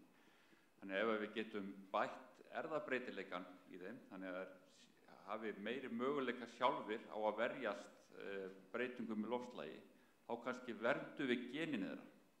Þannig að þetta ætti rauninni ekki að snúast að verja stofna að birki vítt og breytt landi í óbreyttri mynd. Hvernig getum við styrkt á til þess að við töpum ekki erfðabreytileikunum sem þeir eru með. Vegna þess að þeir munu þurrkast út þegar það kemur mikil breyting á loftslagi, og ef við fáum skaðvalda sem við erum þegar búin að fá ofan í það, þá eiga þessi stofnar kannski engan sens, en því, já, við vitum náttúrulega ekki neitt hvað verður að lokum. Hérna er spurning. Já, sæl, Jón Ásgeir heiti ég. Takk fyrir fyrirlesturinn, Brynja. Smá spurning, af því að Aðalsteinn nefndi fítóftara. Fannst ekki fítóftara eða grunur það í Sólskóm einhvern veginn fyrir 1-2 árum, og mér langar bara að spyrja hvort að það hafi reynst rétt og hvort það sé eitthvað rannsakað, hvort að hún sé komið til landsins. Og eitt í viðbót, hvað er að frétta af innflutningi á náttúrulegum óvin asparglitunar? Það var ekki sama tegund og Aðalsteinn nefndi, og ég held að ég hef allan ekki heyrt að hún hefði náð að dreifa sér þessi tegund sem fannst. Þetta er samt ekki fætoföld eða ram, hvað heitir hún? Ram. Já, þannig að það eru góða fréttir allan, og ég hef ekki heyrt, ef við allan ekki orðið vör við að þessi sem fannst hérna fyrir nokkrum árum hafi dreift sér. Asparglittunar, við höfum ekkert skoðað það, við erum ætlum að byrja á að flytja inn náttúrulega óvinni birkiþélunar, af því að hún er svona vespa sem lifir inn í birkilauginu, og við höldum að það vera auðveldara heldur en hérna til dæmis fiðrildi birkikemba, af því að við erum með svo mikið af innlendum fiðrildum. Það er bara í ferli, við ætlum að reyna að keyra á það bara, og já, sjáum til hvort það stöðist eitthvað starf. Þannig að við erum komin í samstarf við Kapi sem hjálpaði þeim í Kanada að flytja inn sníkjuvespur þangað. Þannig að já. Var einn enn? Já. Hæ, sæl. Bryndís heiti ég, kem frá Landgræðslunni, og bara takk fyrir góð erindi. Og kannski vil líka taka þess undir með það sem Brynja var að segja upp á, því að nú þessi umsögn sem var verið að vísa í náttúrulega komin frá okkur að hluta til, og kannski benda á það sem við erum að benda á einmitt sama Brynjar að tala um. Það svo mikilvægt að viðhalda erfðabreytileikanum, hvort sem það í embluafbrigði eða þessum venjulegu eða hvað maður segja staðbundnum stofnum. Við þurfum að halda í allt. Þannig að það bara mjög gaman að sjá. Við erum öll að hugsa þetta sama. Erfðabreytileikinn skiptir svo svakalegu máli, sérstaklega í sambandi við loftslagslínun, skaðvalda allt. Þannig að bara takk fyrir. Já, einmitt. Sammála. Gefum Brynju gott klapp.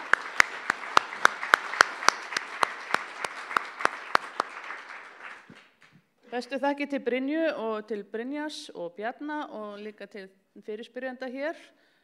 Þá komið bara að hádegisverði, hann verður hér í hliðarsal og við byrjum hér aftur klukkan 13:30. Takk fyrir.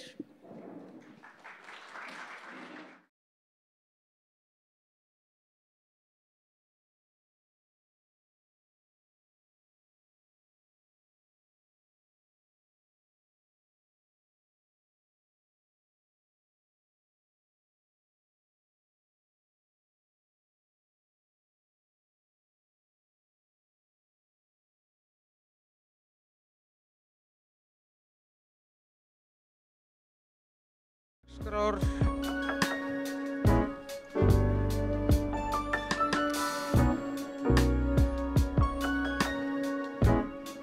Þetta gengur allt saman fljótt og vel. Svona Áður en að það eru nokkur atriði sem að ég þarf að nefna núna og mun nefna aftur í fundarlok. Það fyrsta er að við erum öll merkt með þessum merkimiðum og þið sem að kannski kunnið að þurfa að fara af fundinum einhvern veginn í dag, við skilum þessu, þar að segja hálsmenninu og förum ekki með það heim, við endur nýtum það. Það er væntanlega kassi hérna frammi sem er hægt að skila því í. Annað að fundinum er streymt þannig að ef að einhverjir fyrirlesarar vilja ekki láta sig vera á mynd eða í filmu eftir þetta, að þá látið Pétur Halldórsson vita. En svo verður aðeins meira um óvissuferðina seinna. En þá skulum við ganga til dagskrár og fyrsti fyrirlesarinn núna eftir hádegið er hann Matthías Korkors frá Háskólasetrinu á Vestfjörðum og hann ætlar að fjalla Háskólasetri á Vestfjörðum, námsframboð og skógartengd verkefni og fyrirlesturinn er á ensku. Matthías, please.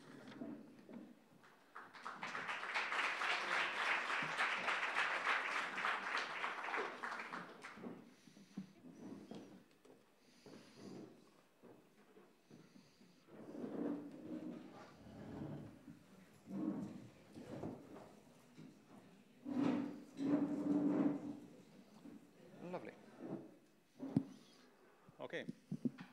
Hello, everyone. And yeah, thanks a lot for the invitation. My name is Matthias, and I'm not alone here. I brought Giselle and Laurent with me, two students from us. And yeah, when we first heard about this conference and got the invitation to present the University Center, we thought, like, that's a bit far-fetched because, well, we have two master programs about coastal and marine management and one about coastal communities. And then we said, like, it's a lot about the coast, so where's the forest in that? And when you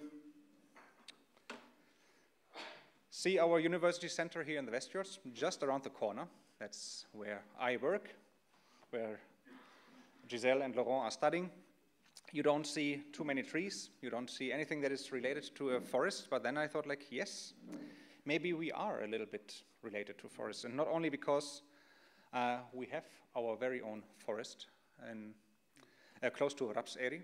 We have our graduation ceremony there every year and plant our own tiny little forest. So every student that graduates, so you two in the future as well, will get a tree, and so we plant that, and so that we have a tiny little Háskólasetur forest there with 200 trees. But then I thought, okay, that is a bit poor to just talk about that at a forest conference.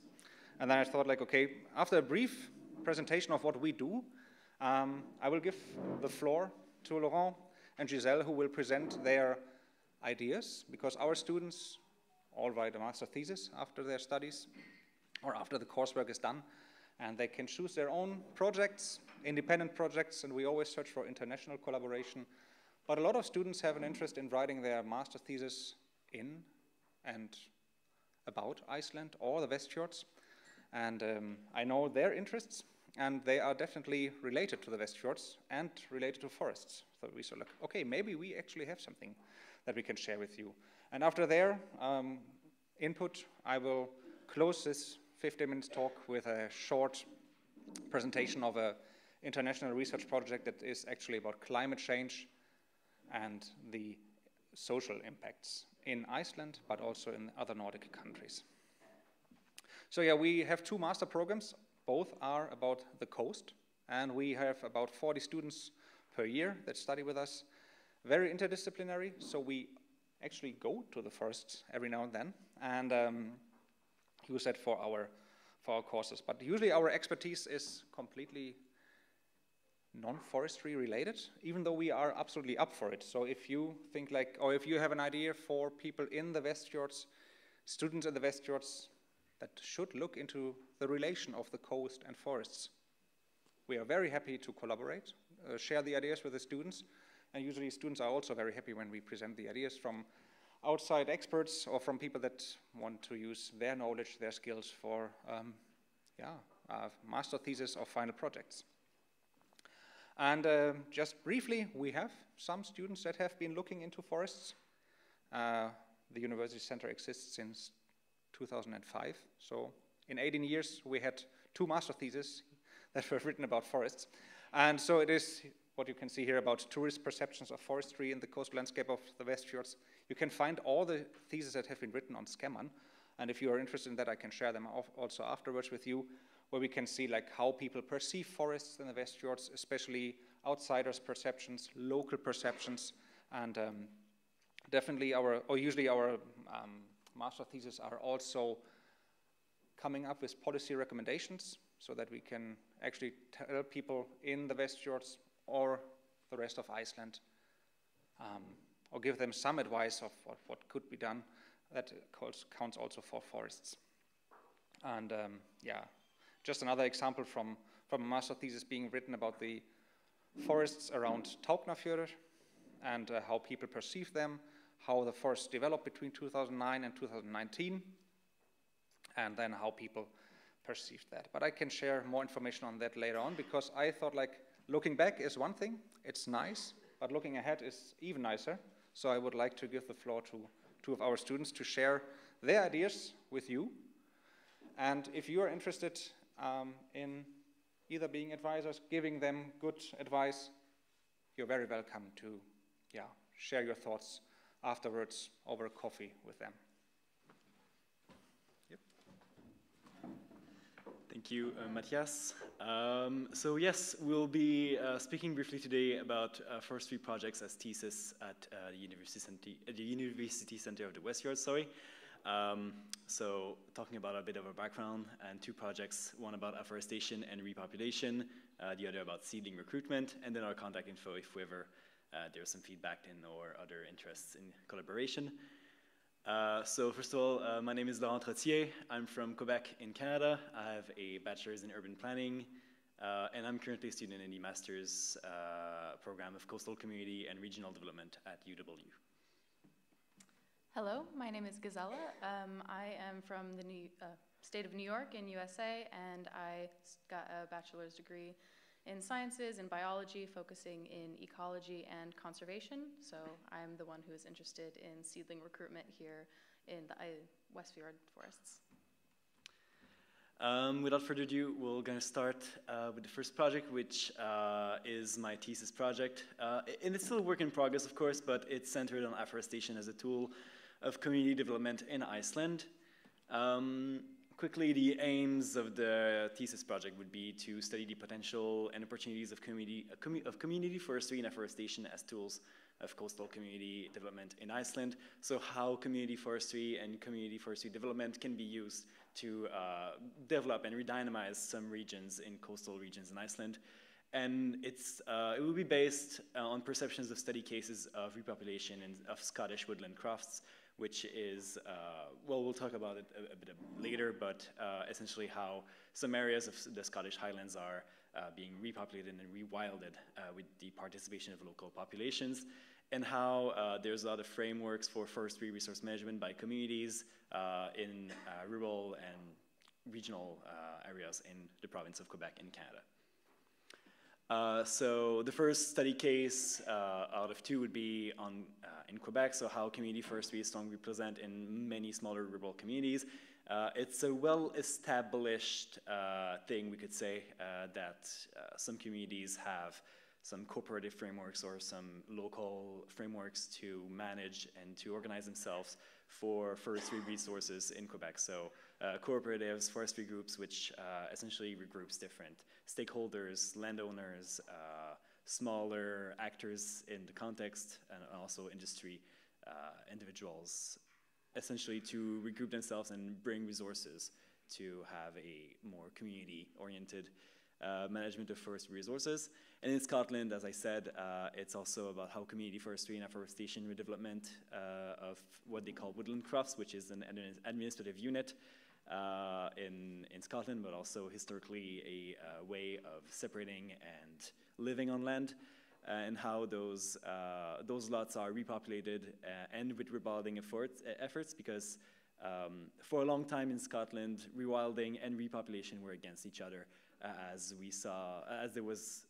it was perceived that people could not live on land that was rewilded as well because it was dynamically opposed, but more and more researches and papers look into it and see that people are at the center of community rewilding because they are the main actors in that process, but also are the main beneficiaries of the process of rewilding. The methods for such a project, and of course it's still in the process of developing the thesis project, and it would be on the study of perceptions of local inhabitants, stakeholders, landowners, and officials of Scottish and Quebecois projects via interviews, which would be either walking interviews or online interviews, which essentially would depend on what is available for those individuals. And it would aim to study the perceptions of afforestation and rewilding of similar actors in selected Icelandic communities. So again, on landowners, farmers, officials, politicians, local inhabitants, and how those projects could be potentially beneficial for those Icelandic communities, and to do a comparative analysis of those perceptions of afforestation as tools of regional development in Iceland. So voila.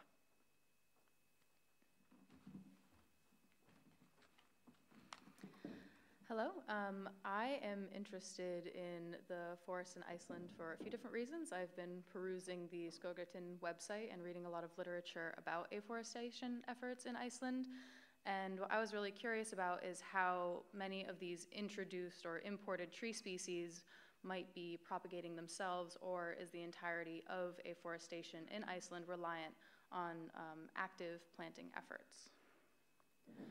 So I would be wanting to survey the forests in and around Ísafjörður and potentially other sites in the West Fjords if I can access them. And I would want to be, once again, investigating, are these seeds recruiting naturally from activities, seed release of the trees themselves, or are the forests really only expanding through activities of forestry?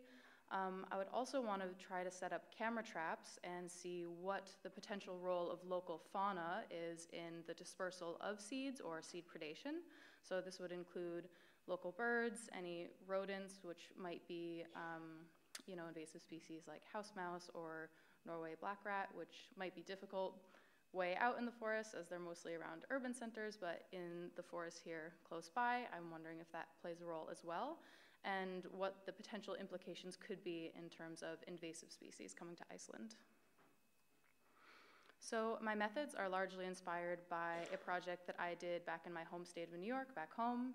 There was a forest fire in an area that had not burned for decades, and all of these serotinous seed cones opened up, and so subsequent years following, we saw a lot of seed resurgence, and so I would be copying their methods of transects with quadrats along those transects and just doing seed counts within where those transects lie. I would probably classify some categories of dense forest, forest edge, and then more open areas to see perhaps there's some downslope carrying of seeds by wind or water, or how well those faunal species might be distributing seeds as well. So the methods for the seed predators, I would be wanting to set up a camera trap somewhat like this. I found this study, and they were just observing rodent species in a forest, and I would just be employing this type of method and probably baiting the traps with cones of all one type of species in one area, just to see what birds, rodents, any species that might be coming along and interacting with those seeds, either predating upon them or distributing them by, by any other manner. And yes, that is my idea for a project. I would love to hear feedback on this, and if that's a feasible method to use in the area. And yeah, just anything. Here is the contact information of both Laurent and myself, and we really would just love to hear any feedback on our ideas, or anybody that you know might be interested in taking on some thesis advisees. Thank you.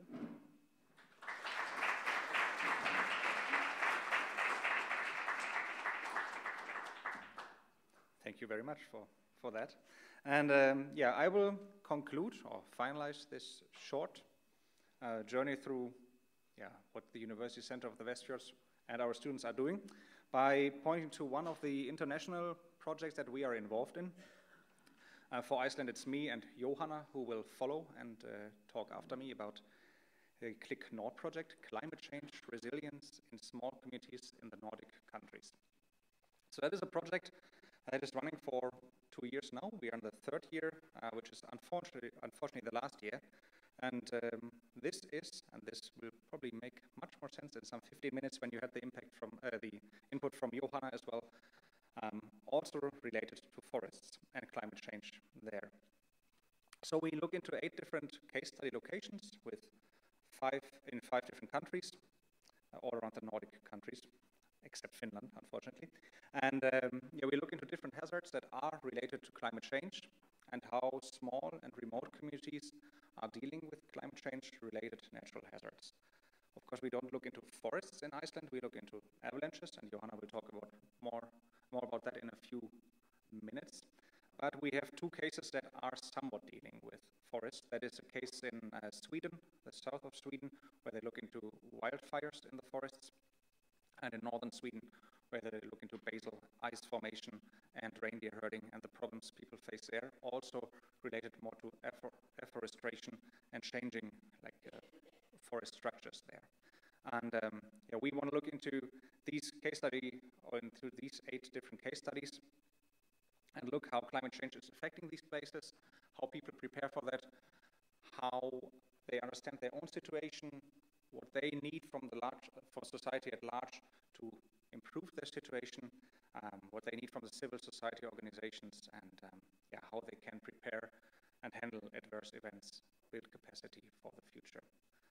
And not saying much more because the next 15 minutes will be about this project in detail, about the case in Iceland, and I will leave it to the next speaker, Johanna. Thanks.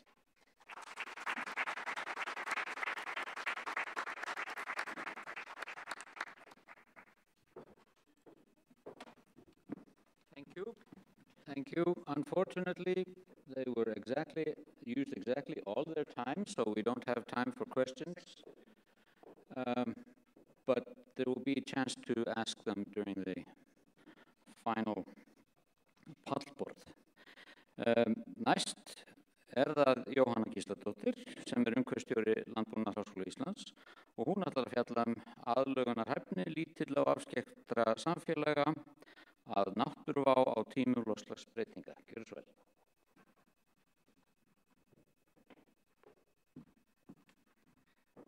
Gaman að sjá okkur. Takk fyrir að bjóða mér að vera með erindi hérna í dag. Það búið að vera mjög áhugavert að fylgja erindunum hérna í morgun sem eru mjög svona náttúruvísinda mið að sjálfsögðu, en hér erum við að koma inn með svona meiri félagsvísinda vingil inn í þessa aðlögun að loftslagsbreytingum umræðu. Já, þetta gengur vel. Svona. Já, þetta íslenska heitið á þessu Click Nord projekti á Ylhýra sem að Þröstur var að kynna hérna áðan, og verkefnið leitt af Háskólasetri Vestfjarða og Matthías gerir það. Svo sem hann búinn að bara segja okkur þetta, og þá ætlum við að dempa okkur yfir að tala eins íslenska tilviksrannsóknina Ísland. Við ákváðum að taka fyrir Vestfirði vegna þess að Veðurstofan metur svæðið hér sem býr þá við mestu náttúruvána tengdri ofanflóðahættu. Og við ákváðum að fara í tilviksrannsókn, þannig að við völdum Patreksfjörð og Flateyri og fórum inn í þau samfélög og bæði vorum með rýnihópa og tókum einnig einstaklingsviðtöl við íbúa, og þar að auki tókum við viðtöl við einstaklinga hérna í Íslandi í svona ytra viðbragðskerfi sem við búum við. Og í þessum viðtölum og rýnihópum þá erum við að skoða ofanflóðahættu út frá loftslagsbreytingum og náttúruvá, fyrri ofanflóðasögu og framtíðaraðgerðum og svo erum við að skoða aðlögun samfélagana og þau bjargaráð sem þau hafa yfir að ráða. Nú í þessum rýnihópum þá létum við þátttakendur líka taka þátt í svona sviðsmynda vinnu, svona scenario building exercise, þar sem þau unnu út frá svona ef framtíðin þróast í þessa átt, hvernig gæti viðbragð ykkar og ykkar svona getu uppbygging litið út. Nú við vorum að skoða allan disaster management cycle sem það er búið að íslenska þetta áfallastjórnunar hringurinn, minnum mig. Þannig að við erum að skoða alla þessar þætti, bæði viðbragð, forvarnir og endurheimt. Og hérna á neðri myndinni sjáum við hérna Flateyri 2020, minnum mig. Nú, þetta eru 8 tilvik sem við erum að skoða á Norðurlöndunum og það sem sameinar að þótt við séum að skoða mismunandi náttúruvár, þá erum við alltaf að skoða lítil og afskipt samfélög vegna þess að þau hafa svona meira orðið útundan í rannsóknum varðandi aðlögun og loftslagsbreytingum. Og það sem líka sameinar þessar rannsóknir er að við erum að skoða þessi samfélög út frá hugtakinu staðartengsl eða place attachment á ensku. Og hugtakið segir okkur það, eða litteratúrin segir okkur það að sterk staðartengsl einstaklinga í samfélögum að það getur haft gríðarlega jákvæð áhrif á til dæmis aðlögun og loftslagsbreytingum af því þeim einstaklingum rennur kannski frekar brotið til skyldunar að taka þátt í einhverjum sjálfboðastarfi, að vinna eitthvað í þágu samfélagsins. Aftur á móti segir litteratúrin okkur líka það að neikvæðu áhrifin af place attachment eða staðartengslum geta verið svo að fólk að vanmetur þær aðstæður sem það býr við.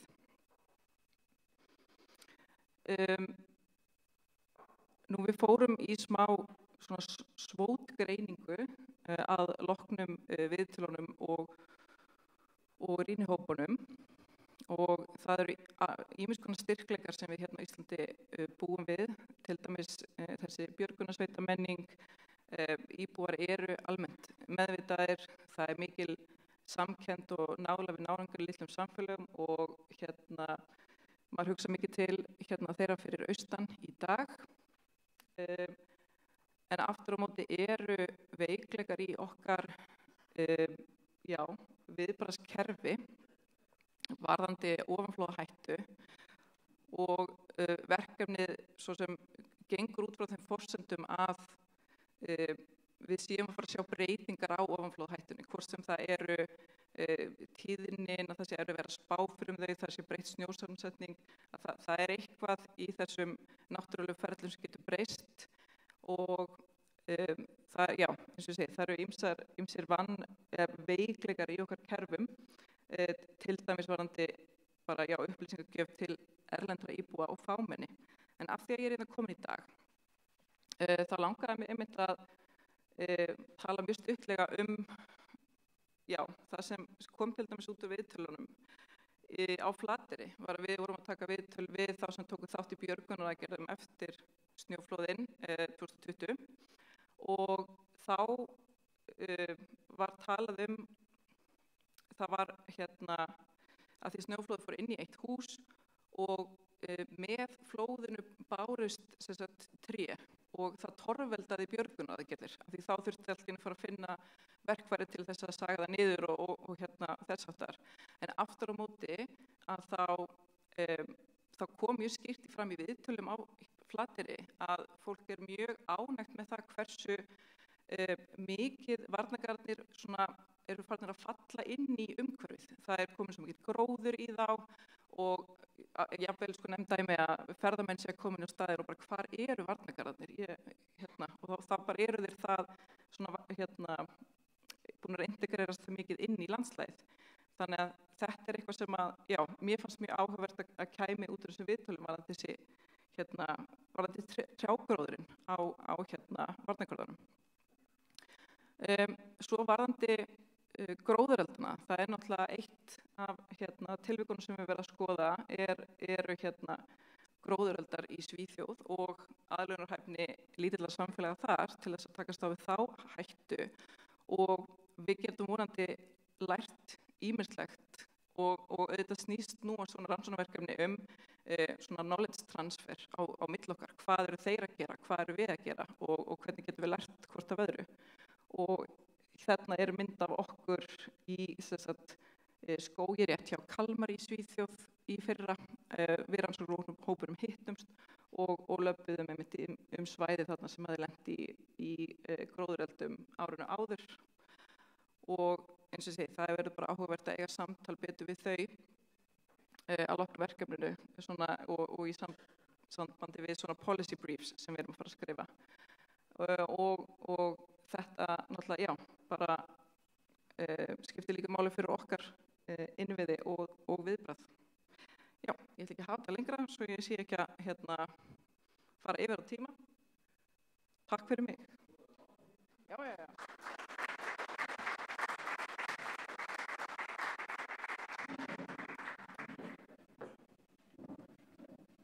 Nú tími, þannig að það tími fyrir spurningar. Ef einhver með spurningar fyrir Jóhannu, eða jafnvel þau sem voru hér áður. Já, Arnór.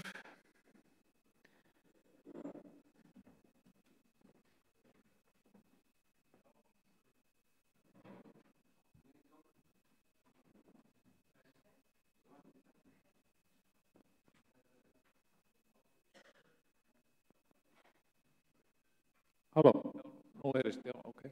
Heyrðu, bara takk fyrir skemmtilega fyrirlestur.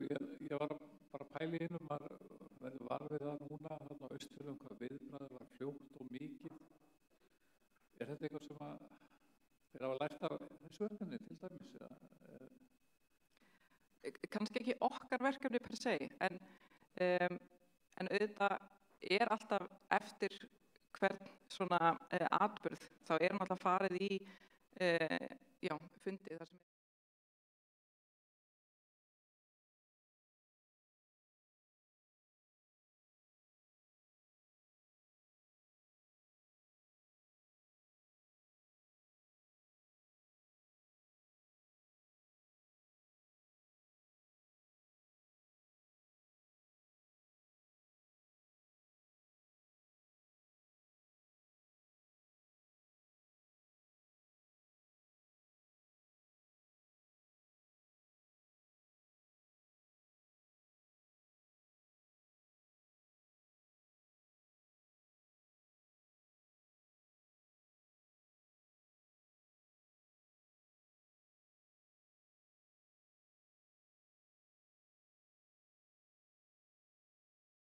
norræna teymið til Vestfjarða og við hittum almannavarnir núna bara í mars og þau voru mjög impressed yfir til dæmis bara, björgunarsveitum og fleiri sko, þannig að Já, fleiri spurningar eða spurningar til Mattias eða Laurent eða Gisela og það á ensku. Nei, svo virðist ekki vera. Þakka þér fyrir.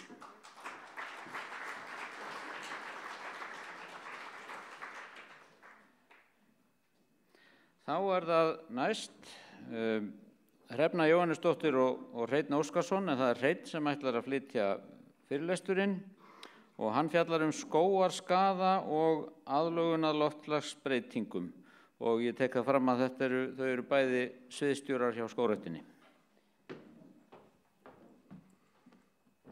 Komiði sæl og blessuð. Ég ætla að finna þennan fyrirlestur hérna áður. Gaman að fá að tala hérna yfir ykkur og ótrúlega flott umgjörð og öll tæknimál hérna tipp topp. Og Ég held að þetta sé með því besta sem við höfum lent í hérna með Fagráðstefnu. Rosalega snurðulaust allt saman. En ég ætla að byrja hérna á því að fjalla skógarskaða sem að geta verið ýmiss konar. Og hérna, þessu getur maður lent í hjólaferðum nú til dags á Íslandi. Það komi trjágróður beint yfir stíginn og maður kemst ekki lengra og verður meira af þessu í framtíðinni. Ég ætla sem sagt ekki að tala hérna efniviðinn og pöddunar sem þau eru búin að fara yfir, Brynjar og Brynja. Og hérna, en ég ákvað að sýna samt þessa fallegu mynd. Þetta er eitt af þessum hræðilegu meindýrum. Þetta er skóbursti, svo kallaður. Við finnum hans skógarbursti fyrirgeði, skóbursti, já. Þetta er skrautlegasta lirfan sem ég þekki hérna á Íslandi. En hvaða breytingum eigum við von á? Það er búið að fara vel yfir það hér í morgun. Það er verið að tala náttúrulega lengri og rakari sumur, hlýrri vetur, meiri úrkomu, meiri bleitusnjó, ég hef líklega heyrt af því, snjóbrot. Það kom hér fyrir nokkrum árum mikið, 2-3 ár síðan, það brotnaði mjög mikið af skógum á Norðurlandi og þá var áberandi að það munaði kannski bara hálfri gráðu milli dala, eins og það brotnaði miklu minna í Fnjóskadal heldur en í Eyjafirðinum eða Skagafirðinum. Við eigum mögulega von á tíðari stormum, kannski þrálátari og lengri veðrum, skriðuföllum í upplíðum. Við þekkjum það víðum landa þegar að frýs ekki lengur skriðan efst í fjallinu, þá koma niður skriður. Og síðan, af því að við erum kannski að koma inn í tímabil sem er lítill snjór yfir veturinn, þá getum við lent í mjög vondum sandstormum, eins og við lentum í núna bara í 1. janúar í fyrra. Voruð rosalega skemmtir á bæði gróðri og trjám og jafnvel jarðvegi sums staðar. Og þetta var miðjan vetur í snjólausu landi, gríðarlegt rok. Þannig að það er einhverja breytingar sem við vitum að eru byrjaðar. Og þá er spurningin hvers konar skaðar þetta gætu þá orðið. Við þekkjum líklega öll stormfall. Það er að segja þegar tré einfallega bara brotna eða rótvelta. Og þetta er orðið algengt eftir því sem skógarnir hækka og auðvitað er meiri rótarveltu hætta þar sem í jörð er annarkvort þunnur jarðvegur eða blautur jarðvegur. Og þetta fer að verða vandamál sérstaklega ef að það frýs seint og þiðnar snemma, sem sagt á haust og veturum og vorin. Og eins og ég sagði áðan, þá eru þessi stormar, það er allavega sumum mánuðum sem við höfum haft nokkuð margar lægðir sem ganga hérna yfir. Og eftir hverja einustu lægð þá sjáum við fleiri tré fallin. Og dæmi þetta má sjá bara á plókstrengjum í Haukadal og víðar. Það sem að voru verið að plæja í frekar blautt land og svo gróðursett í toppinn og þá er rótarkerfið allt upp á hrygnum og það er ekkert annað framundan fyrir þessi tré heldur en að velta. Þess vegna hefur við verið að fella í rauninni heilu reitin á svona svæðum. Þannig að síðan er þetta náttúrulega með hlýjandi af vetri eins og Brynja fór yfir og ég þarf svo sem ekki að fara betur yfir það. En það er náttúrulega bara stór hætta á að það kali eftir svona hlýjendakafla eins og gerði í febrúar til dæmis. Það sá maður að runnar voru farnir að bruma og það var örugglega og við gætum séð skemmtir á ákveðnu tegund, til dæmis ösp eftir þetta hlýjendaskeið og fá svo þetta frost í kjölfarið. Við sjáum það bara ekkert fyrir í vor. Síðan er þetta með þurrkana. Við vitum að það geta komið meira að segja þurrkar yfir sumarið.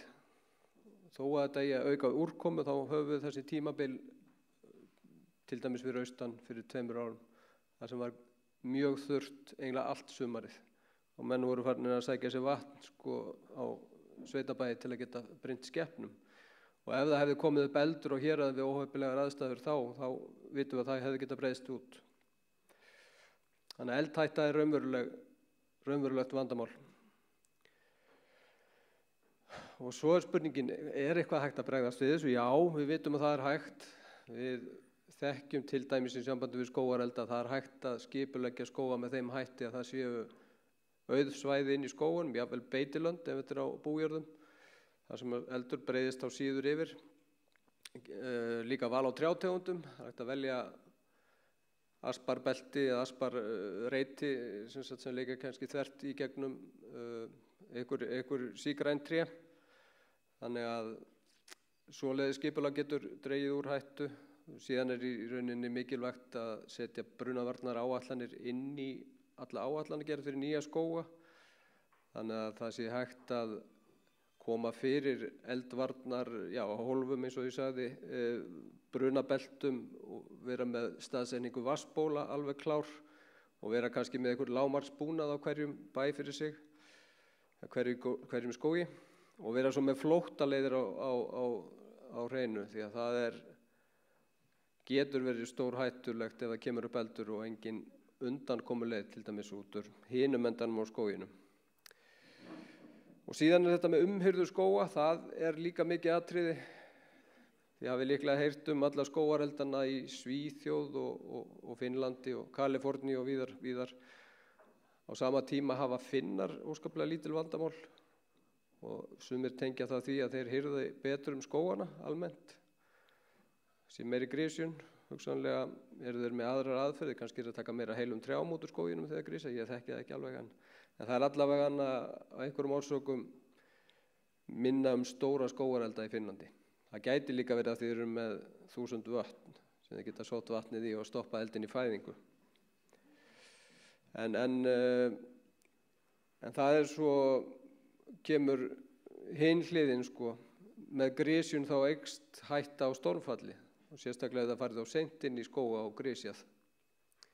Þannig að þetta snýst rétta grisjun á réttum tíma en alls ekki að fara á seint inn í reiti. Og svo það spurningin, ef að reitirnir eru orðnir háir og þéttir, þá líklega bara betra einfaldlega að láta þá standa og bíða einhver ár og fella þá svo og planta upp á nýtt. Allavega ef landið þannig, sem sagt, við erum með eitt dæmi í Haugadalsskógi sem ég sýni ykkur, hún líklega ekki myndir af, en já. Þarna sjáum við Aðalstein í skóginum vinstra megin, mjög þéttur skógur í Mýrdalnum og svo Mosfellsskógurinn, svona blandaður skógur með ýmsum tegundum, mikið af förurindar. En það sem í rauninni við vitum í dag að það vantar upplýsingar hvað gerist. Við höfum örugglega einhverja hugmyndir það, en það þarf í rauninni að bæta skráningu og vöktun á þeim viðburðum sem verða. Bæði, ég veit að það gert, að það kannski þarf að taka það betur saman. Það hafa verið skráðar skýrslur skógarelda, það hafa verið skráðar skýrslur stormfall og annað. Lárus Heiðarsson skráði núna síðast stormfallið í Jórvík og líklega niður í Djúpavogi. Brynja, hún safnar öllum upplýsingum skordýr og ég held hún hafa alltaf að safna upplýsingum stormfall og síðan Ísu að skrá líka ef það eru stormfall og annað í þeim mælireitum sem þau fara í. Þannig að það aðeins verið að vakta þetta og skrá niður, en líklega þarf að bæta þar úr, þannig að við getum lært af þessu hvort að það munur á milli meðferða, hversu mikill grisjunarstyrkur, hvaða trjátegundu við erum að eiga við, hvers konar jarðvegur undir og allt það, þannig að við höfum einhverjar upplýsingar það. Síðan ætla ég bara að sýna ykkur myndir af síðustu hörmungum. Þarna sjáðu birki sem brotið, þetta nú líklega mynd sem að Hrefna lét mig, sett inn í þetta, en það ekki Hrefna. Þetta væntanlega eftir snjóaveturinn þarna, eða snjókomuna, blautasnjóin. Stormurinn í Hálsaskógi, hann var alveg skelfilegur.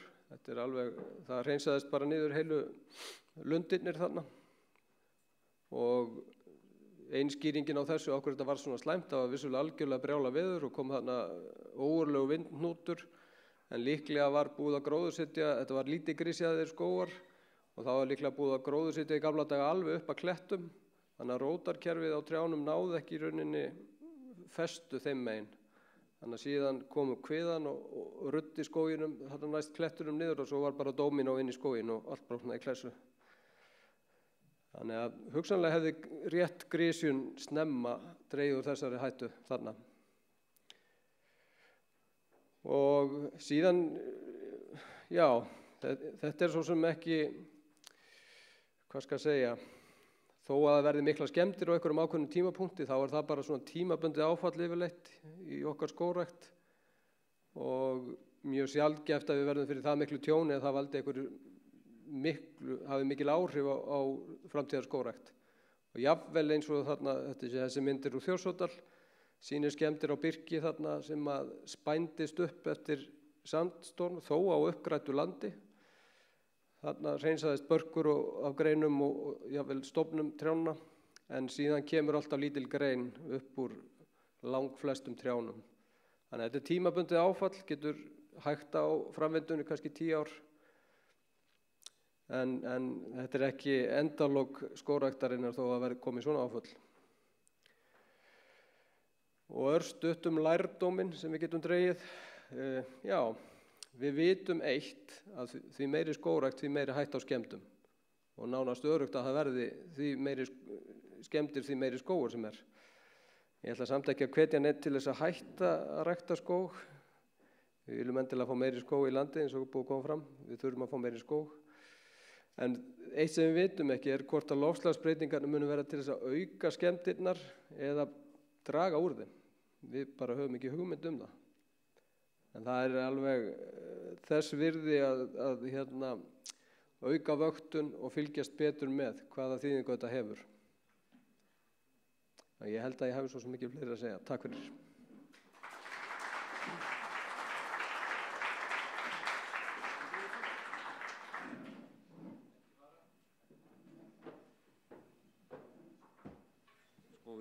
Við erum að græða svo mikinn tíma núna í og með vegna þess að næsti fyrirlesarinn mætir ekki.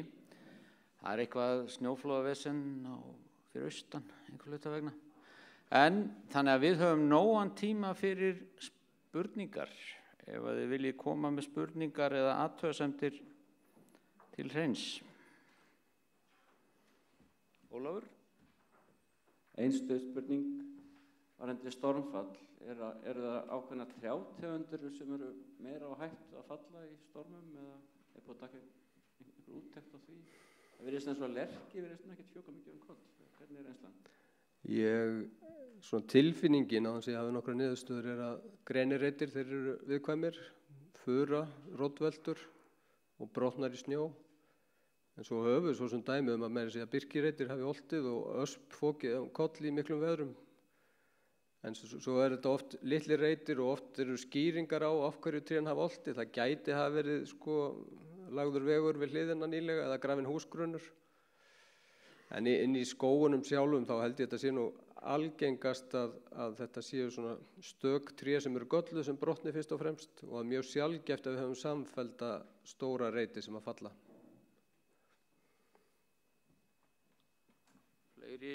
Fleiri spurningar? Bjarni. Já, Bjarni. Já, takk fyrir.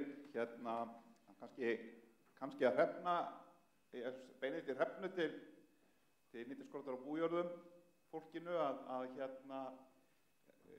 Hreinn fór yfir hvað við getum gert varðandi skógarelda og það náttúrulega ekki spurning hvort, þetta bara hvenær við fáum meiri áföll hvað það varðar. Við náttúrulega vorum með eld í útjaðri þéttbýlis fyrir 2 eða 3 árum í Reykjavík og við erum náttúrulega með skógrækt víða í þéttbýli og kringu þéttbýli og ekki síst sumarhússtæðarsvæði.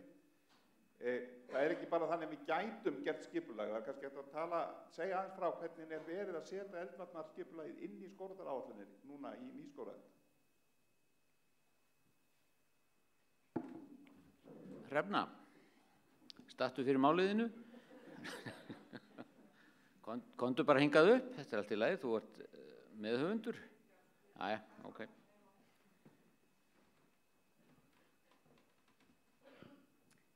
Já, takk fyrir þessa góðu, ég kalla þetta ábendingu, Bjarni, af því að Jú, við erum, þarna getum við virkilega tekið okkur á og þetta eitthvað sem við heyrum reglulega frá öllum. Við vitum þetta sjálf, bara sem sitjum inn í salnum, að við getum gert betur varðandi eldvarnir í nytjaskógrækt og allir í skógrækt. Sveitarfélögin eru náttúrulega kalla mjög mikið eftir þessu og þetta það sem maður heyrir bara reglulega, maður fundar með sveitarfélögunum. Öll þessi grænu svæði í kringum þéttbýli sérstaklega eitthvað sem við hafa áhyggjur af. Sveitarfélögin sjálfsansett, þau eru ekki mikið að spá í nytjaskógræktina og svo finnst mér það líka af því að það eru náttúrulega sveitarfélögin og HMS sem að gera eldvarnar áætlanir fyrir sveitarfélögin og slökkviliðin á svæðinu þá. Mér finnst það svolítið áberandi þegar maður að skoða þessi plögg hjá þeim að þar mjög lítið fjallað gróðurelda og jafnvel í bara mjög nýlegum svona eldvarnaráætlum þá lítið fjallað það. Þegar kemur að þau hvað við erum að gera í sambandi við okkar áætlanagerð í sambandi við nytjaskógrækt og bújörðum, þá það alveg rétt. Við gætum virkilega gert betur þar og þurfum að fara að gera það núna. Þannig að ég held að við skulum bara taka það sem brýningu til okkar í sambandi við okkar áætlanagerð, hvernig við skipuleggjum einmitt það sem Hreinn var að fjalla núna, til dæmis eldvarnarhólf, hvernig við notum tegundirnar í okkar ræktunaráætlunum, aðganga vatni og bara höfum hreinlega viðbragðsáætlun og tala ekki ef við erum með svæði þar sem mikið af fólki á ferðinni að við séum með merktar flóttaleiðir líka. Þetta mikið af þessu eru ávextir sem hanga lágt á trjánum og auðvelt að gera eitthvað með. Þannig að ég kannski eru einhverjir sem að vilja bæta við þetta í sambandi við hvernig við erum að gera okkar áætlanir í dag. Einhver sem ég að gleyma einhverju. En ég held að sé kannski bara aðalega þetta. Getum við gert mikið, mikið betur og við skulum bara skerpa okkur. Ég get kannski bætt aðeins við að það var fyrir nokkrum árum að frumkvæði Bjarna Diðriks Sigurðssonar stofnaður hópur sem var að í rauninni vinna svona fræðsluefni gróðurelda og eldvarnir í skógum og hvernig maður mætti bæta úr því. Og Björn Traustason var í þessarum hópi og fleiri, nokkrir aðilar. Ég búinn að sitja í honum í nokkur ár og þessi hópur í rauninni kominn og hefur stækkað heilmikið og kominn yfir til HMS, húsnæðis- og mannvirkjastofnunar, sem að heldur utan þetta mál og það búið að tengja náttúrulega helstu slökkvilið á landinu inn í þetta og það búið að tengja almannavarnir, það búið að tengja veðurstofuna og því hafi líklega orðið vör við ykkar auglýsingar í útvarpinu núna undanfarið þar sem var verið að vara við gróðureldahættu og það svona partur af þessum hópi. Það að ræða ef það orðið mjög þurrt eins og núna á suðvesturhorninu og í rauninni vara bara fólk við að fara ekki að kveikja eld úti við og annað slíkt, fara varlega með eld. Þannig að þessi vinna hefur undið verulega upp á sig og þið getið séð til dæmis fræðsluefnin á gróðureldar.is og það mikið verið að hugsa sumarhúsaeigendur og það svona stærstu áhyggjurnar þessi árin að það kom upp eldur í sumarhúsahverfum. Það það sem að martröð slökkviliðsins á Suðurlandi eða kemur upp eldur í Grímsnesi. Og þá náttúrulega alltaf verið að hugsa fyrst og fremst hvernig kemur maður fólki út úr hverfinu.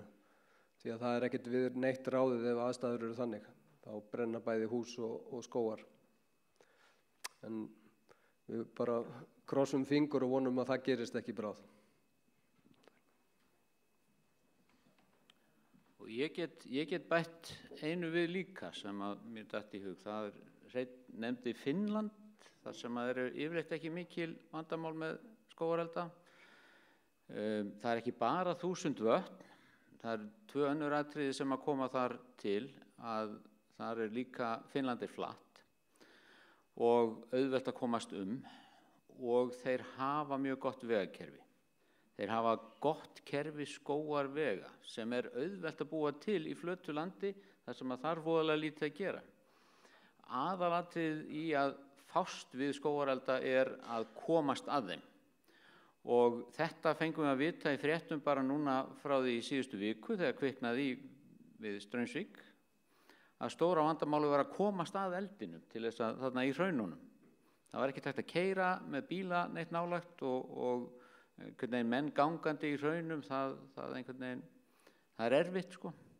Þannig að eitt af því sem við þurfum klárlega að gera í skógrækt er að leggja meiri vinnu í slóðagerð, vegagerð og auðvitað kort, þar sem að vegirnir eru sýndir, þar sem að ef að kviknar í þá geti slökkviliðið notað vegina. Og þetta er allt í þessari nefnd sem að allt þetta umtal er í þessari nefnd. Svo fáum við náttúrulega stundum bátt fyrir að leggja vegi, en það er aftur annað mál. Einhverjar örfá eina enn spurningu? Já, gjörðu svo vel. Það kom þarna mynd af þyrluskjólan væri rifin, en það voru keyptar 2 nýjar. Ástæðan fyrir þeir gátu ekki notað þarna þessa skjólu núna til að slökkva í eldinum þarna í Reykjavíkinni við Hafnarfirðinum. Það var vegna þess að þyrlan var biluð í viðgerð inni sem getur lyft þessu, ef ég skildi málið rétt. Já, þakka ykkur fyrir, þá skulum við bara halda áfram. Og næsti fyrirlesari er Ólafur Eggertsson og Armel de Koln, en ég held að það sé Óli sem ætlar að flytja erindið. Og það fjallar snjóflóðasögu sem að metin er með aðferðum árhringjafræði. Já, takk Þorstur.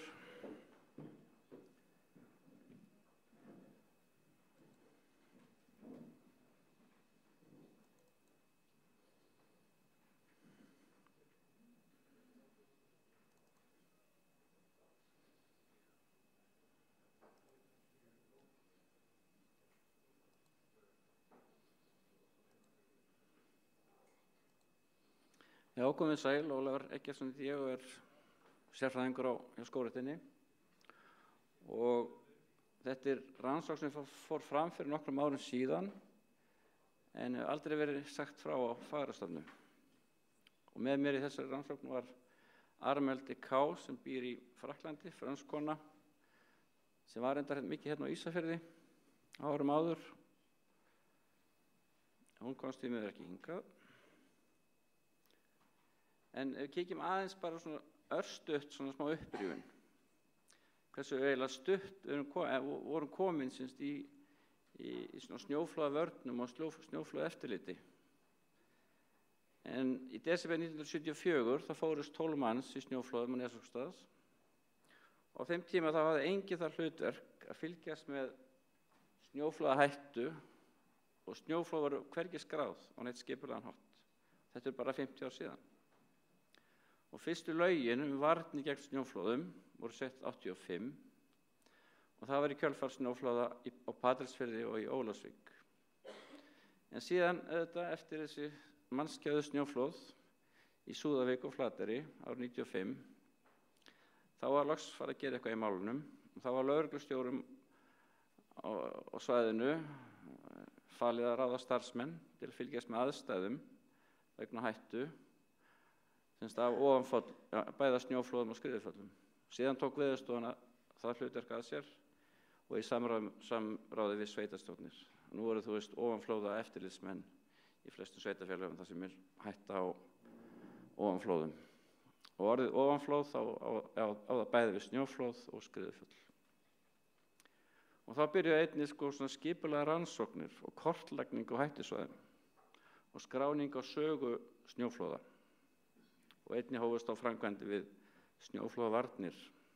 Einnig var búin til veðurfarsleg landfræðileg módel til að geta spáð aðeins fyrir það hvort að hætta á snjóflóði eftir veðuraðstæðum og hallægi landslagi og snjósöfnun og annað.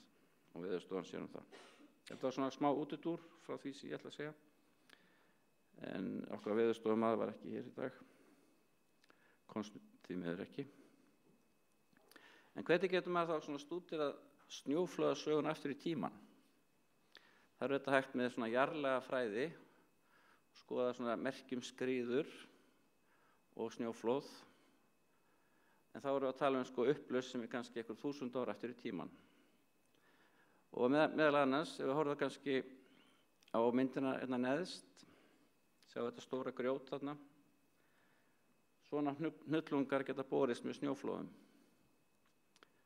Þetta í Kolbeinsdal í Skagafirði eftir snjóflóð 2012.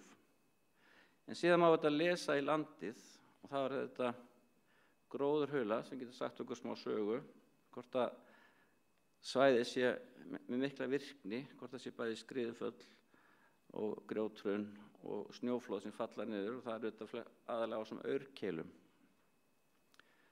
Og síðan þetta, það sem Veðurstofan hefur mikið gert að kortleggja ritaðar heimildir og frásagnir, aðalega það frá þéttbýlissvæðum, til að fá svona hugmyndir helstu snjóflóðahættusvæði. En það sem ég ætla að við ykkur núna í dag, það fjallar skaðar á trjám, hvernig getur lesið sem sagt smá snjóflóðasögu. Þetta svona aðferðafræði sem mikið notuð í erlendis. En málið að áhrifirnir þeir geyma þetta upplýsingar ýmsa umhverfisþætti, meðal annars veðurfar, sumarhita, sem staðalega þá, í sambandi við veðurfar, og síðan eru skordýraplágur, allt sem komið fyrir tréð og því að vaxtarskeiði trésins varðveitt, getur maður sagt, í áhringjunum. En tréin geyma einnig upplýsingar ýmsa skaða sem verða á trjám vegna ytri afla, eins og grjóthrun, skriðuföll og auðvitað snjóflóð sem ég ætla að ræða. Á sviði svona snjóflóðarannsókna þá hefur trjágróður verið notaður með góðum árangri til að endurskapa tíðni og umfang, meðal annars í Pýreneafjöllum og reyndar mikið í frönsku Ölpunum aðalega, reyndar í öllum mismunandi stöðum í Ölpunum, en þá er mikið verið að skoða bartré. Og rannsóknin sem ég ætla að segja frá fór fram í Fnjóskadal og reyndar líka í Dalsmynni og í Ljósavatnsskarði, þar sem birkiskógur eru útbreiddir og frá þessum skógum hafði ég búið til svona meðaláhringja kurvu fyrir áhringi og þau gögn voru til. Þannig að það er þegar farið fram svona áhringja rannsóknir frá þessum svæðum. Og við völdum okkur, þetta er svona ákveðin aðferðafræði og svona pioneerverkefni á Íslandi, þannig við vildum velja svæði sem voru með ummerki eftir snjóflóð og við fundum það á aurkeilum, hallandi stofnar sem halla frá hlíðinni, brotna greinar, sár á berki og toppbrot. Við erum að tala birki í þessu tilviki. Og við tókum síðan sýni af trjánum, bæði sneiðar, aðalega sneiðarendar og borkjarna, þar sem við gátum fundið og þá getum við líka metið svona það sem heitir viðbragðsvöxtur í trénu. Þegar tréð verður fyrir áföllum, þá reynir það aðlaga sig þessum áföllum með því að rétta sig af eða ef það getur það ekki, þá kemur þessi viðbragðsvöxtur. Og það er það aldurskuna hann með áhringjunum. Þannig gátum við fengið upplýsingar tíðni og umfang snjóflóða síðustu áratuga eða í lífskeiði trjána sem hefur fallið niður þessa tilteknu aurkeilu sem ég ætla að segja ykkur frá. Hér bara nokkra myndir af svona sköðum á trjám sem orði fyrir snjóflóðum, hallandi tré og það sjáðu skemmdir á berki og sjáðu skemmdirnar á berki. Maður veit nú ekki hvort þetta hafi verið vegna grjóthruns eða og í snjóflóðum þá fylgir oft klaki og grjót með brotin tré. Þetta er enda myndi frá Þorvaldsstaðaskógi, snjóflóð sem fjall 2014.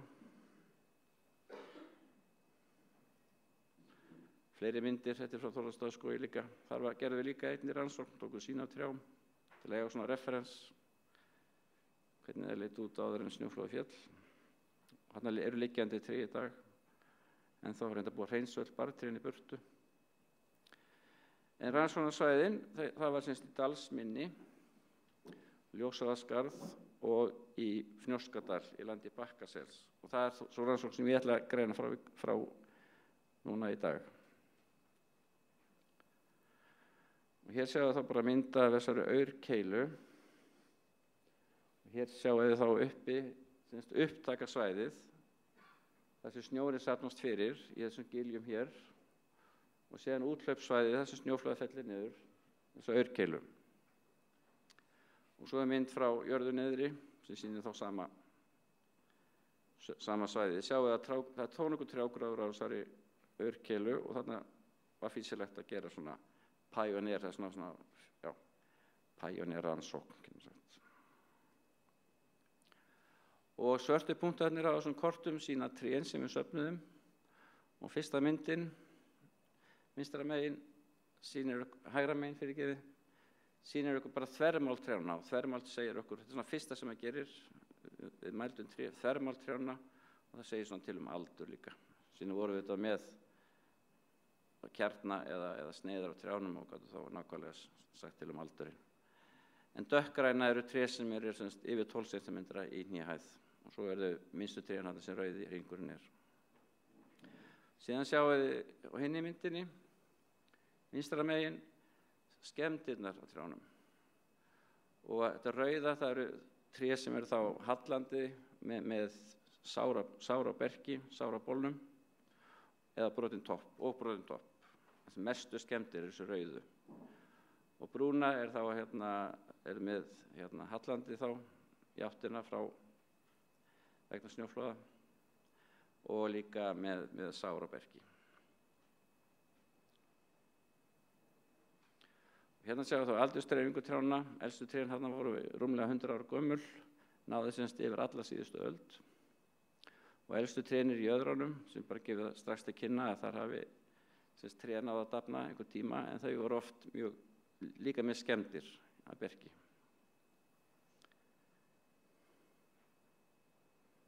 Þannig aldurinn sem rauðu deplar eru elstu trén. Og þetta er eiginlega bara niðurstöðurnar, að þið get ekki farin eitt nákvæmlega hugmyndaverð, er þið bara 10 mínútna kortist fyrirlestur. Þarna eru aldurinn hérna niðri, ártöl, og þetta sýnir aldursgreiningar á trjáskemmdum á þessari aurkeilu. Við erum bara að tala þá í Fnjóskadal. Svarta súlur sýna það sem eru meira en 40% trjánna eru skemmd það árið. Þannig að það er ákveðin ár sem er meira skemmdir. En það eru ummerki 50 snjóflóð á þessari keilu síðustu 100 árin, rúmlega 100 árin, sem við metum sem svo út frá trjánum.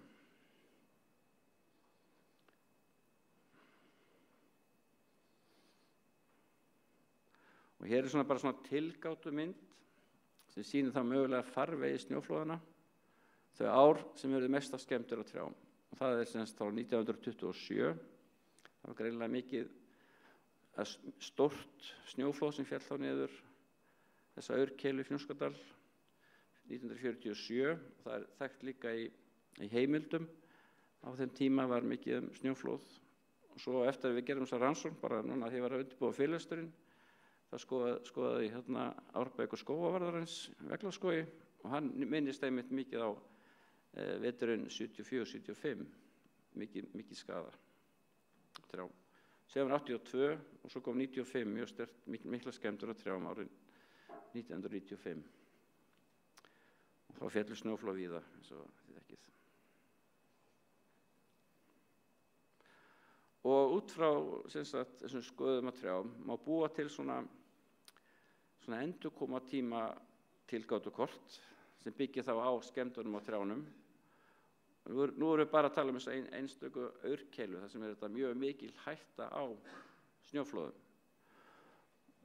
Og rauði liturinn á þessari mynd, hann sýnir að þarna falla snjóflóð kannski 4 ára eða enn oftar, sem ná út á aurkeiluna. Svo er 8 ára fresti, 10 ára fresti og guli liturinn sýnir á svona 20 ára fresti, þannig að búist til snjóflóði sem fer niður og þekur alla þessa aurkeilu. Þetta er út frá skemmdum á trjám. Og helstu niðurstöður frá 1920 þá má finna ummerki 52 snjóflóð á þessum trjám hérna á þessari aurkeilu, einu aurkeilu. Og maður getur lesið úr tíðni snjóflóða, með þeir ljósa skemmd. Tíðni snjóflóða má lesa út frá skemmdum á trjám og staðsetningu þeirra. Og síðustu 100 árum hafa fallið 5 stærri snjóflóð sem hefur áhrif á meira en 40% allar trjá á keilunni. Sem við getum aldursgreint nákvæmlega hvenær skaðinn varð. Og svo aftur, hérna þessi helstu snjóflæði vetur þarna í Fnjóskadal. Eins og ég segi, þá gerðum við sambærilega rannsókn bæði í Dalsmynni og Ljósafjörðsgarði, sem ég ætla ekki að tala meira hér, en það voru mjög sambærilega rannsóknir, niðurstöður sem kom út. Hérna sjáum við semst í Dalsmynni og hérna myndina til hliðina. Teiknaða myndin, hún sýnir skemmdir og trjám þar. Og svo Ljósafjörðsgarði og skemmdir á trjám þar, sambærilegt og ég sýndi ykkur fyrst frá Fnjóskadal. Þá bara þakka ég fyrir mig og hér eru myndir sem sagt frá fururitunum í Þórðarstaðaskógi sem skemmdist mjög illa. Þetta er eiginlega stærsta skemmd á ræktuðum skógi sem orðið af snjóflóði hérna á síðustu árum. Og svo eru heimildir hérna. Þetta er sem sagt rannsókn sem fór fram fyrir nokkrum mánuðum síðan. Takk fyrir mig.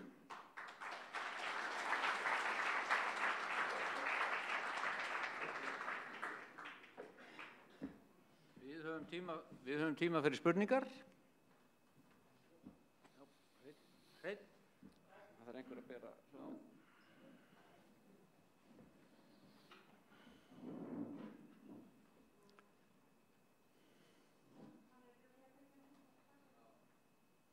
Það var kveikt á honum. Grænt ljós. Haltu takkunum inni. Herðu, já. Takk fyrir fína fyrirlestur. Spurningin var eiginlega hljóðað upp á skógareitur eins og sýndir þarna furureiturinn. Stoppaði hann snjóflóðið af á endanum áður en það fór niður í dalinn og myndirðu telja sem sagt, að það væri hægt að nota svona skógareiti á snjóflóðasvæðum til þess að halda í rauninni koma í veg fyrir að snjóflóð fari niður í dalbotna og byggð og annað slíkt. Sko, ef það er ekki, það er mikil snjóflóð og það sáum við greinilega hérna, ég fór hérna svæðið sumarið eftir snjóflóðið hérna í Þórðarstaðaskógi og það var alveg hrúan af trjánum sem hefði snjóflóðið tekið með sér og það hefði stoppað hérna hinum með veginn sem sjáum á loftmyndinni hérna hliðina. En það er erfitt að segja eitthvað til það. Við fáum reyndar aðeins meira upplýsingar það í fyrirlesturinn sem kemur hérna eftir. Hvernig þetta er í Sviss. En ég held sko sérstaklega þessi minni snjóflóð í hlíðum sem getur farið illa með fólk sérstaklega sko. Svona reitir í hlíðum eins og bara við sjáum hérna á Ísafjörði, hérna hinum inn í fjallinu, sem stoppar auðvitað grjóthrunið. Það kemur veg fyrir að grjótið að það stoppar í skóginum og minni snjóflóðarspýjur svona er alveg öruggt að skógurinn tefur og stoppar, brýtur upp. Takk. Fleiri spurningar? Tími fyrir eina að tvær í viðbót. Já, Bjarni Diðrik.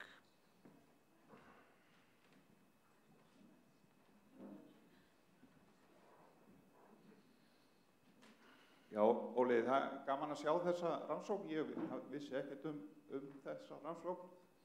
Þú hefur verið að... Hún er farið mjög hljótt, sko. Dunda þér í þetta, þú gerir svo margt. Hérna, og nú er anskotin bara að Ísland skuli ekki vera að þakka í skógi, þá getur við náttúrulega kortlagt hættuna allt land. En ég er samt að hugsa svona út frá þessu loftslags, við höfum upplifað mikla sveiflur eins og ég sýndi í hitafari og úrkoma hefur verið að aukast. Þetta í hug svæði sem væri svolítið, við þurfum náttúrulega gamla birkiskóga þar sem við náum meira 100 ára gömlum trjám. Það væri svolítið gaman að skoða með þessa tíðni, hvort hún hefur verið að breytast. Þetta í hug eitthvað svona skemmtileg svæði sem við getum notað einmitt til að skoða þessa snjóflóða hættu yfir langan tíma.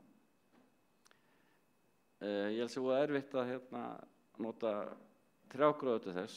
Það er þetta grjóthrun, grjót sem er komið með snjóflóðum, sem segir svona eiginlega hámarksútbreiðslu snjóflóða.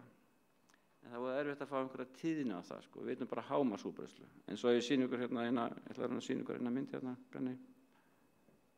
Sjáðu grjótið fremst á myndir sem er tekin hérna. Þetta grjót hefur komið með einhverju snjóflóði sem er náðu miklu lengur út á langt fyrir utan hérna, út á sléttuna bara. Þetta grjót getur ekki borist þangað nema með snjóflóði. Það er ákveðin reikni líka sem segir það hvað grjót getur ferðast langt án þess að vera í og hérna grjóthrun er aldrei svona langt út. Við vitum að þetta komið snjóflóð. En ég get ekki alveg svarað þér, Bjarni, með svæði. Já, við skulum bara gera það. Nú ætla ég að biðja Óla að tengja okkur í næsta fyrirlesarann á meðan ég kynni hann. Sá fyrirlestur verður á ensku og það er Dr. Peter Bebi. Hann er titlaður hér Climate Change, Extremes and Natural Hazards in Alpine Regions Research Center, CERC, _SL, Institute for Snow and Avalanche Research. And he is going to be talking about trees, slopes, and avalanches. Are you there? Peter. Hello, everybody. Can you hear me? Yes. And yes. Can you see my screen also?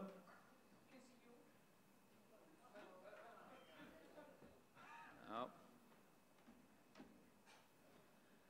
Yeah, yes. Can you see my presentation? Your screen is up, yes. Good, okay. So welcome everybody in Iceland. I wish I would be there. So when my family heard that I would participate at the conference in Iceland, everybody said, oh, let's go there and do holidays. And, unfortunately, I have not enough time this time, but hopefully another time. I would like to, let's see. I would like to say something about trees, slopes, and avalanches, as it was in the program. And the content of my presentation is that I would like first to talk a little bit about forest dynamics and avalanche forest interactions in the Swiss Alps. Then what we can learn about from high altitude deforestation in the Alps, where we have many decades of experience. And then I would like to come in the last slide back to Iceland and ask myself what we can learn maybe from there or how the situation is there. In the Alps we have increasing forest cover since 1850 about. You see here two pictures from my hometown in Davos, where I grew up and where I still work and live. So on the left, Davos in the year 1900, and on the right, a current picture. And when I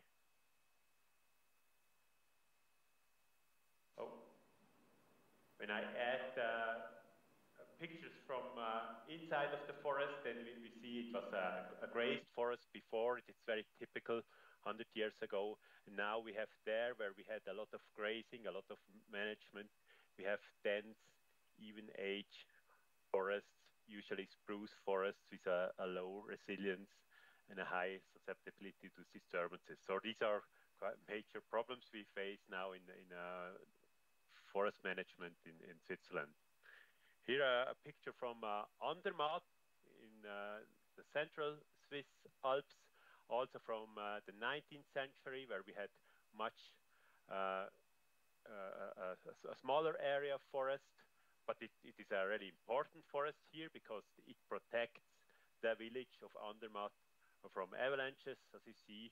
So when you have forest in the release area or in part of the release area, then that's very valuable. On the right side, you see that this forest has also been, the forest cover has increased, also partly by the help of avalanche constructions above the forest, so above the tree line where it's not possible to plant trees. Usually people help with avalanche constructions. You see in the central part of the forest there is an opening. This was a disturbance by wind throw. So disturbances, natural disturbances have are increasing. The denser the forests are becoming, the more disturbances we had in the past, in the last decades. And with climate change, we even expect now more and larger natural disturbances, especially by bark beetles and also by fire. So we have these situations here, which are a concern, also in terms of protection against natural hazards. A village with a protection forest above it, which has been destroyed first by wind throw, and afterwards follow-up disturbances by bark beetle disturbances.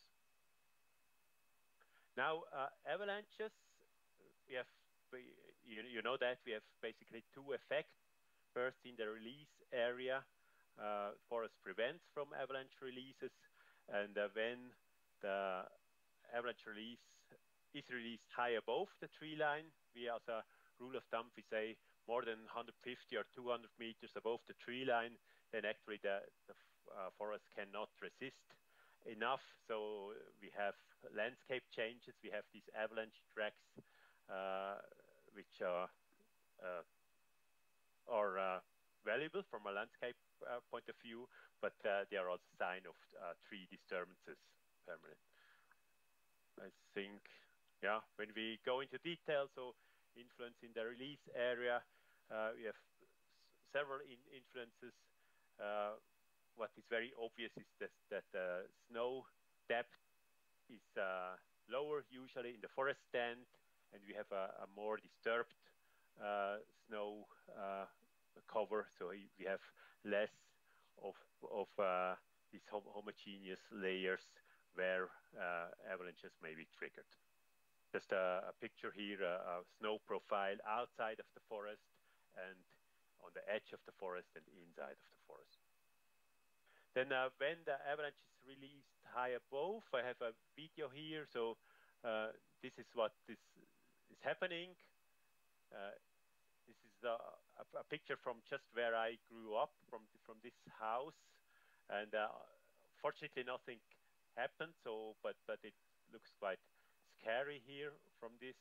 So when the avalanche released from high above tree line, we actually also simulated this model with the RAM software, and you can quite well simulate the runout zone and also the tree destruction. So this is quite state of the art that we can model these avalanches.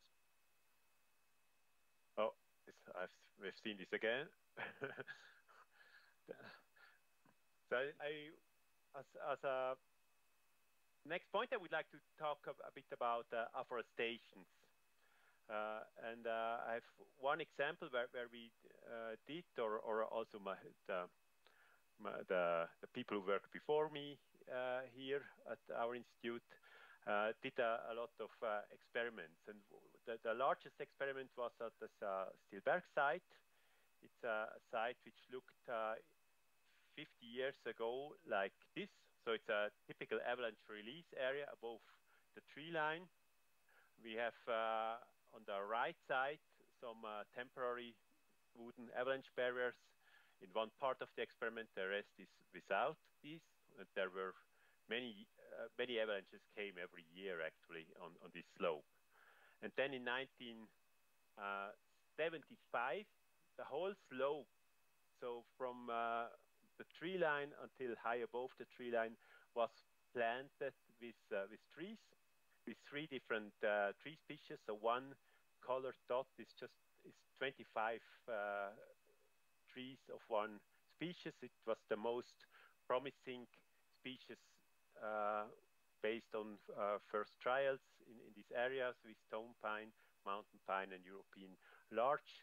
And they were planted here in a regular pattern. So what is white is just a climate station and a trail and some rocks here. And I just walked through this experiment through the last 50 years. So after 10 years, we saw a quite interesting survival pattern. So in the lower part, the trees survived, and the upper part, not so many trees survived. All tree species did quite well, but it was a difference mainly in altitude, but we saw also that the microsite mattered. So some microsites, all the trees died, other microsites, the trees survived very well. So microsite mattered a lot, and temperature. Then after 20 years, the pattern looked like this. So Larix decidua, the European larch, turned out to be on this side the best surviving trees, also in the higher elevations. The other tree species had problems. A main cause of that was snow fungi. So where the snow cover was lying long until May or so, then the trees had quite low survival probabilities. And this it was quite a bottleneck stage, this age. After 30 years, we had additional or other drivers or problems, so mechanical damages. The tree were a bit higher, and frost events were more important. So late frost events were quite a major mortality factor in this stage. And we see now that the Larix was not only in the highest sites, also in the lowest sites, the best surviving species here. And now the pattern looked like this. So we have still about almost 30% surviving, almost only the Larix. The trees are getting higher, especially in the lower part, and they start to have competition. So it's quite a change of the drivers of the most important mortality and growth factors within these last 45 years. When you look again at this site, you see that the tree line is about 2,100 meters here, but we see that with afforestation, it was possible to grow tree or plant trees in an avalanche release area also higher up. The right side, you see these larches at the top, and they were growing in the last 15 years, and this was also partly a cause of a climate change. They were growing even more in the higher part than in the lower part where there was more competition.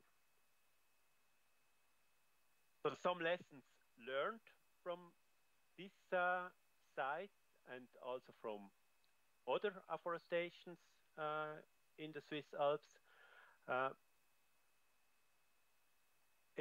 think it's important to plant trees not everywhere. So this was this Stilberg afforestation was a scientific experiment. So it was one tree was planted after the other in a systematic pattern. But in nature, we also as a learning from this, it's better to study first the environment, look at the slope from the other side, see where is the snow lying long. For example, where in June there is still snow, it's not really promising, and study the microsite conditions. Today with thermal cameras, it's very easy, so you have high contrasts on small areas of the microsite. Also respect soil properties.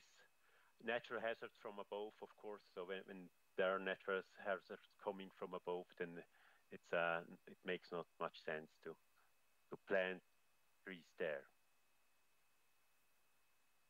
Then important, it's important to aim for heterogeneity, also already in an early stage. So what we recommend is usually to start planting on the most promising sites.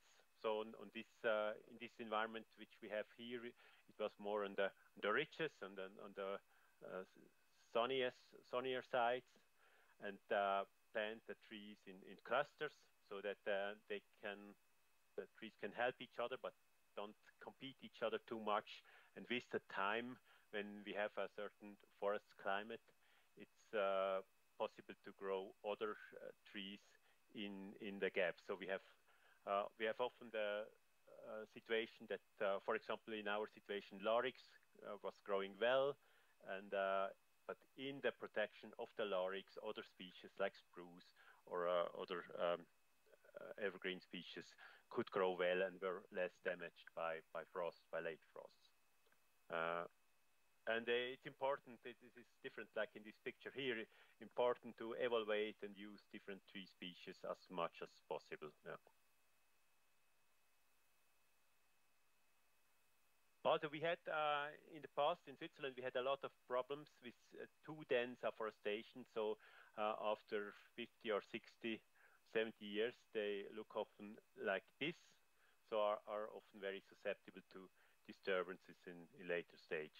These are pictures I also saw recently in Norway, where we did some visits in afforestations, and I saw there's very similar problems now with these old thick spruce afforestations like we had in the past. And what we try here is to do management interventions. If we did not do this cluster afforestation pattern, then it's necessary to do some interventions in early stages. So as long as the crowns are not short, as long as the crowns are green, so that we have some heterogeneity in the pattern.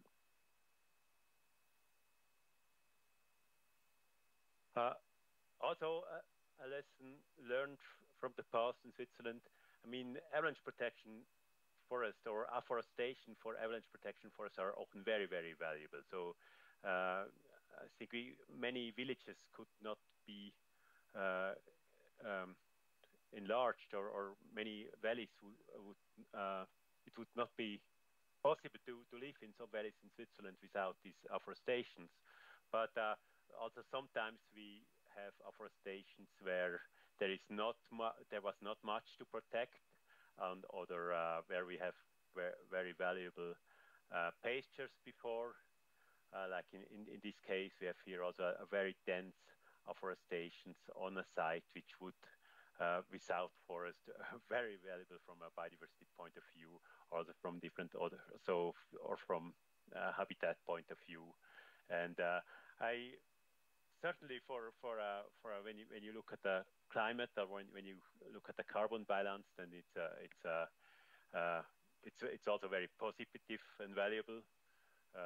We made also an analysis, a long-term analysis about the effect of the of trees in snow-rich areas on the albedo, and there we saw that at least a part of this gain on the climate forcing was offset by the albedo effect. That a dark green forest has a lower albedo than the white snow cover. But that's just as a side note. No avalanche protection forest in Iceland. So I was never in Iceland. So, but this is something we certainly should discuss afterwards. Generally, I think it, or what I have seen from the pictures which I have seen so far from Iceland, I think where we have the release area of the very big avalanches, like on this picture above, I think it's a very limited potential to grow their trees, at least at the current climate, because I don't think that it will be easy to grow trees here. But you know better. You can tell me how the situation is. But I think in a case like in the lower picture, this Olafur has sent me this picture. So I think here it's quite a potential to grow trees high when the trees are growing here behind the house. I don't think that this helps a lot for the protection against avalanches, because if the avalanche comes from above, then it may destroy it. But if you are able to grow these trees here, then we should also be able to grow them a little bit higher with the adequate afforestation techniques and the best possible tree species. But also here, you may know this area better and could judge. So I think there is a considerable potential to protect from smaller avalanches, some important avalanches. Probably there is in future an increasing potential to do that. I think what is important in my point of view is that if you are doing more afforestation in Iceland, in order to protect from natural hazards, avoid the same mistakes we did sometimes in the past. I think there we can learn, not everything, but we have some learnings from the Alps, and I would be very happy to collaborate on that and exchange and see what is different in Iceland than in the Alps, and yeah, what we can learn from each other actually. So I think this was my last slide. It's, we see here on this slide also a typical situation in the Alps where we have forest and avalanche paths, so avalanche tracks, and then we have some avalanche barriers on the right side, and where we have not the avalanche barriers, or below we have avalanche releases which would destroy the forest below. And we see also areas where we have this protection effect of the trees against avalanches. With that picture, I would like to thank you for your attention, and I'm happy to discuss with you and take your questions. Thanks.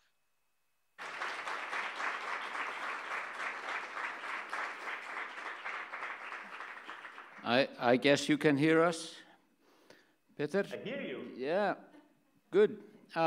We'll open the floor for questions now. Any questions for Peter? Yep, Brynjólfur.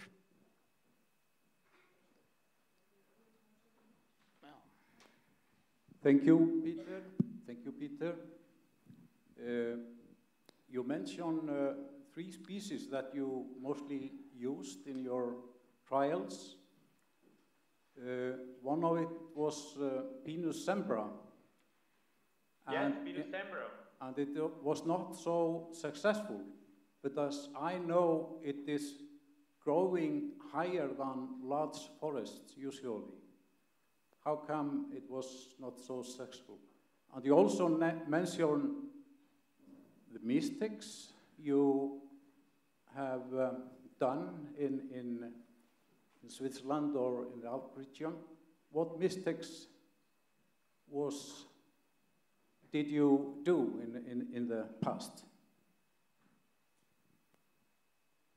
Yes, I understood the first part of the question, the last part. I start with the Swiss stone pine, so with the Pinus sembra.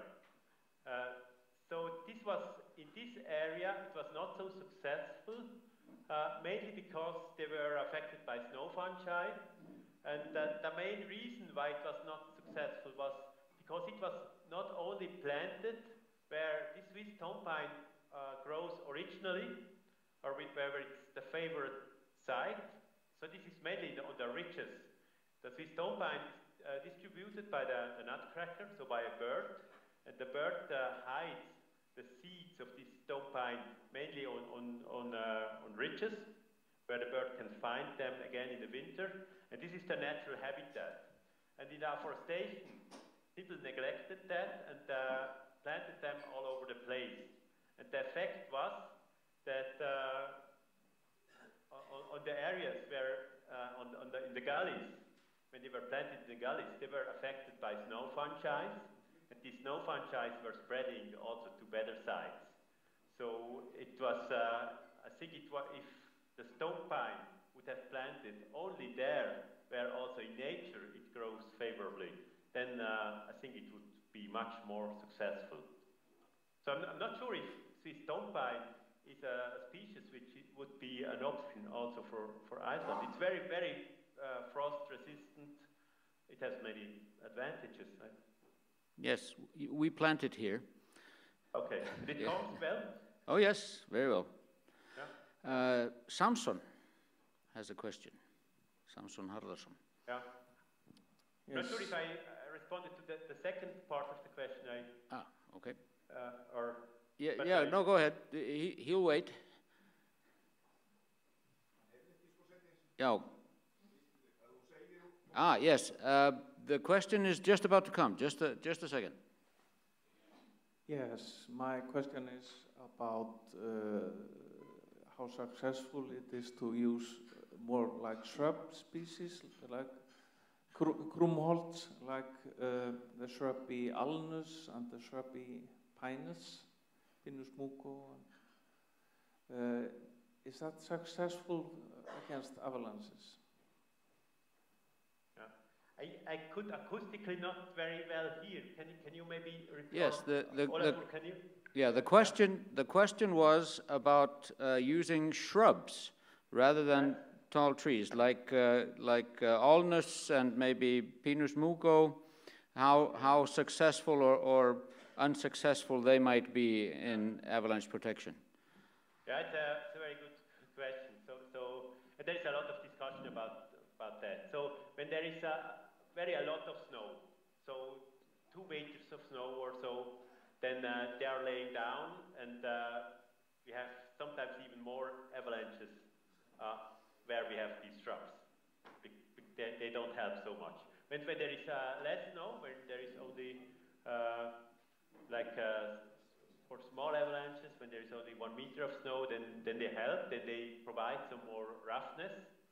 But in extreme events, usually they are lying down, and the roughness is not important anymore. So we have a lot of avalanches coming from these dwarf shrub areas. So I could also show you pictures from there where it looks in the summer quite well, and in the winter, when there is a lot of snow, then the shrubs are just lying on the floor. Yeah. Yes, one more question, Auður. But sometimes, maybe to add that, when you have a bit higher, it depends also on the height of the shrubs. When you have something like sorbus or other higher, then it's also possible that it's a start of a good protection forest. So in the protection of these shrubs, it's possible to grow other tree species, and that may also help. Hello. Okay, hi. I was supposed to come up here and ask the question directly to you. I recently changed the field from avalanche science into forestry, so I think it was very interesting, your speak. I saw the picture of the summer house, and I think I recognized the picture, and it's by a farm that is is most frequently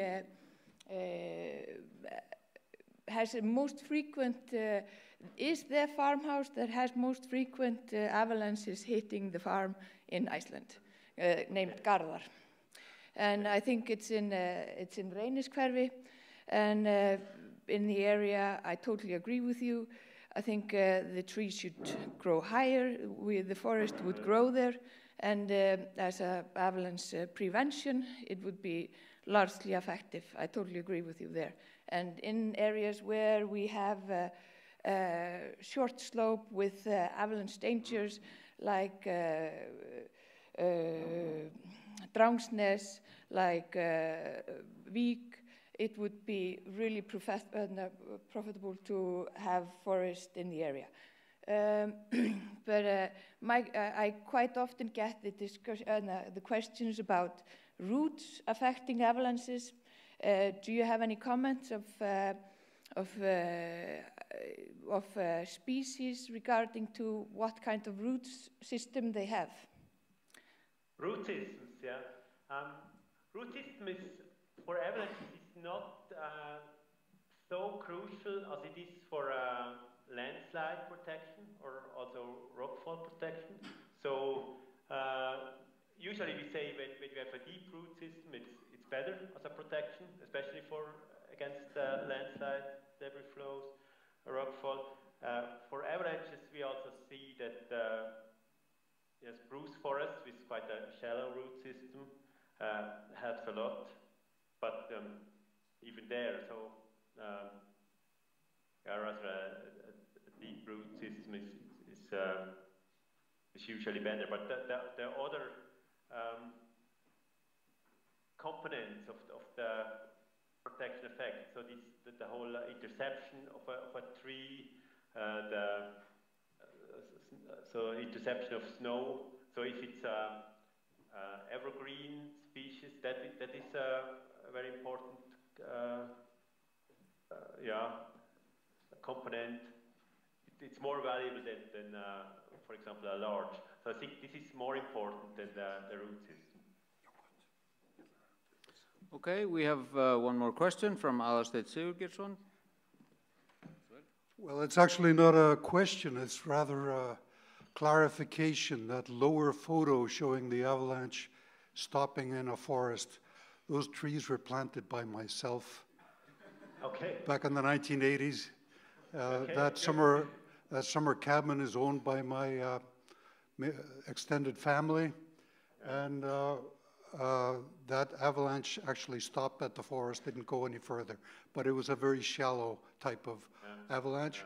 But I have had that idea for many decades. It would be good to plant up the hill to where the source of those avalanches are, but I never was able to make any agreement with the landowners to take land out of sheep grazing for that purpose. So, okay,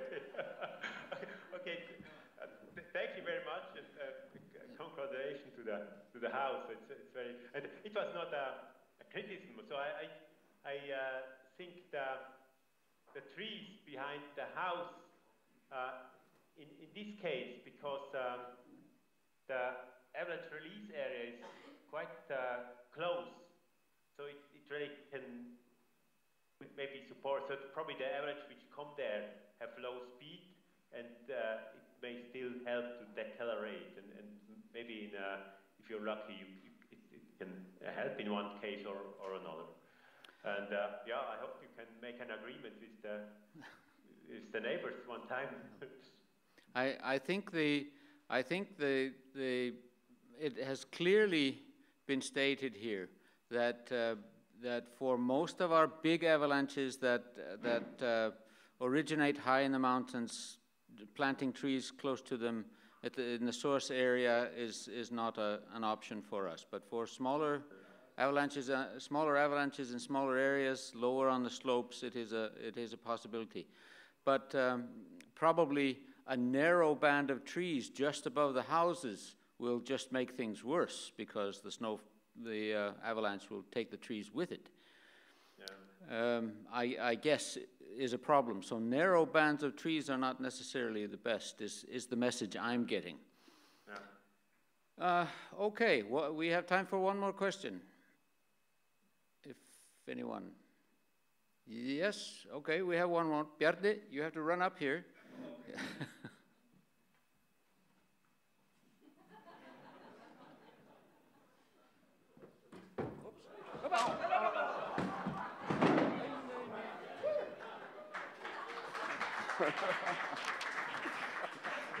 just to make it have some fun.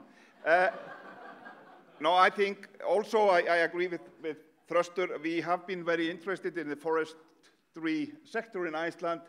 If we should introduce more protective afforestation, we have not really been planting trees for avalanche protection.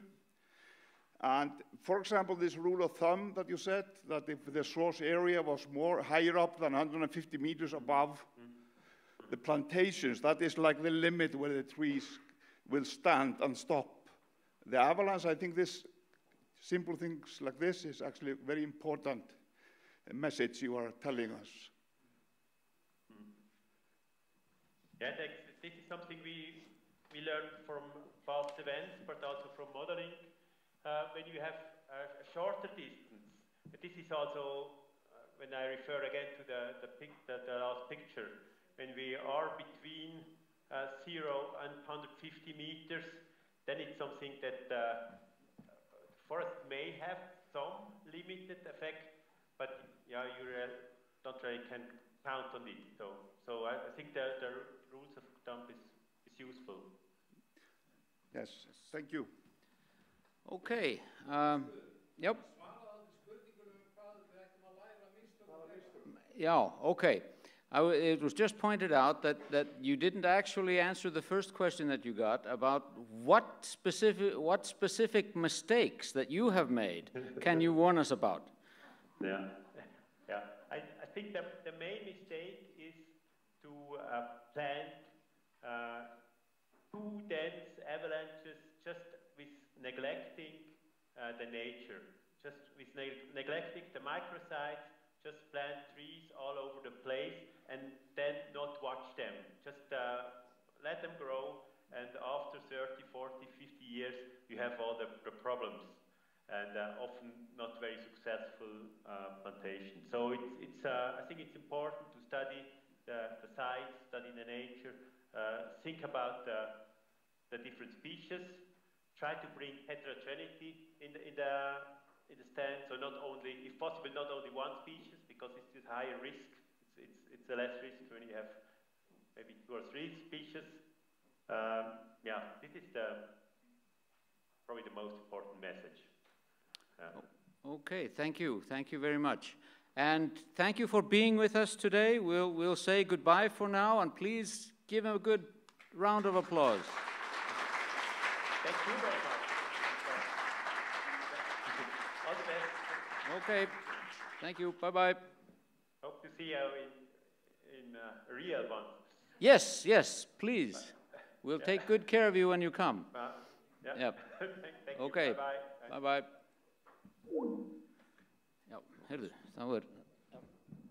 það komið kaffi, en það líka komið að pallborði sem ekki gert ráð fyrir nema 20 mínútur í. Þannig að við skulum reyna að vera með pallborð, þannig að ég ætla þið farið að fá ykkur kaffi, en ég ætla að biðja fyrirlesara dagsins alla að koma hingað upp, og sumir þurfa sennilega að koma með stóla og raða ykkur hérna við borðið. Já, það er með ferðina að rútur 2 fara héðan frá Edinborgarhúsinu klukkan 4. Þannig að eftir pallborðið þá höfum við 20 mínútur korter til þess að hlaupa og klæða okkur öðruvísi ef við viljum. Það er ekki gert ráð fyrir neinni fjallgöngu eða snjótróðslu, þannig að það þarf ekki sko fótabúnað til þess, en við verðum úti, þannig að klæðið ykkur vel. Hlý föt en ekki fjallgöngu skó. Fara hérna klukkan 16, það er gert ráð fyrir að rúturnar komi aftur hingað klukkan 18:30, síðan eftir það klukkan 19, þá byrjar hérna gleðistund, happy hour á barnum hér og í Edinborgarhúsinu, og svo kvöldmatur byrja klukkan 8. Ok, þetta voru upplýsingarnar ferðina. Þannig að núna ætla ég að biðja, á meðan fólk að fá sér kaffi, þá ætla ég að biðja fyrirlesara dagsins og alla frá því morgun. Halldór víst farinn, en Arnór, Bjarni, Brynjar og Brynja, Mattias og líka Laurent og Gisela ef þau eru hér.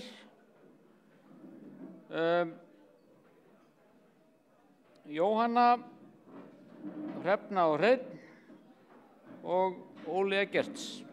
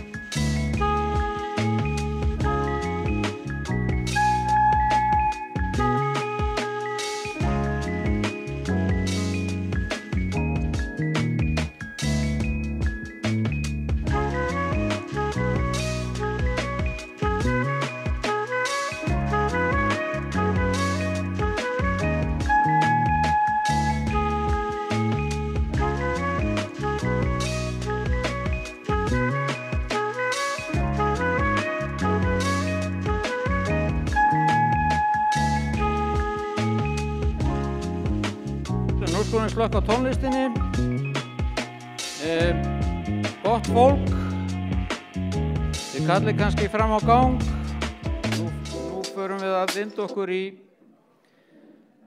pallborðsumræðurnar og ég ætla að byrja á því að gefa ykkur í áhorfendahópnum tækifæri til að spurja. Og ég bið ykkur þá að spurja ýmist á íslensku og ensku eftir því sem við á. Ef að einhverjir eru að brenna inni með spurningar. Ef ekki þá byrja ég bara. Það er kannski best að ég geri það. Þá er ég með spurningu til ykkar allra og hún kom til vegna þess sem að Brynjar sagði í morgun og hann er kannski stikkfrí í þessari spurningu af því að hann er búinn að svara henni. En við höfum verið að fjalla hér í dag þær breytingar sem að eru í vændum, ýmiss konar breytingar vegna loftslagsmála sem að við megum búast við að dynji yfir okkur. Við höfum talað hættur og hamfarir og við höfum svolítið talað aðlögun. En það kannski sú spurning sem að brennur mest á okkur, hvað eigum við helst að gera í samtali við aðlögun. In English, for the rest of you, we've talked about the changes that are likely to occur because of climate change. We've talked about disasters. We've talked about various things, various bad things that can happen, and we've talked about adaptation a little bit. And my question then is about adaptation. My question to all of you is, if you could name one or two things that we need to do, we here in Iceland, we, humanity and the world, need to do to adapt to climate change, what would the most important things be? Now in Icelandic, ef þið getur nefnt eitt eða tvö atriði sem að við ættum að við mannkynið eða við Íslendingar ættum að gera til þess að aðlagast þeim breytingum sem framundan eru, hvað væri það? Og við skulum bara byrja hérna með á Jóhannu.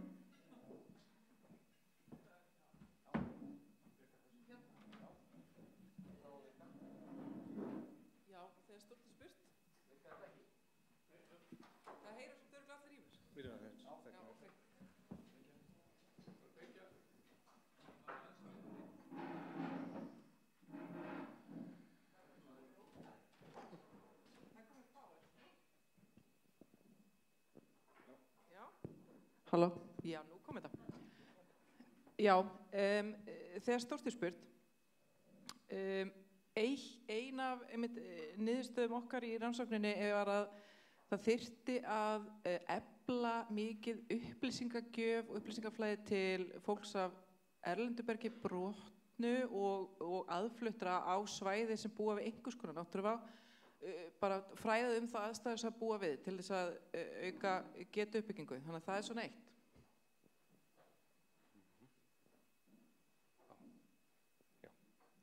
Good question about adaptation. I would say, think about the equipment that small communities need for the future.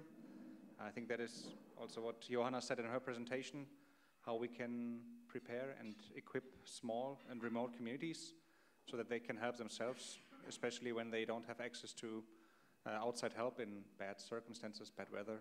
So that even though things become less predictable in the future, like avalanches due to climate change, that the small communities have all the capacity to help themselves.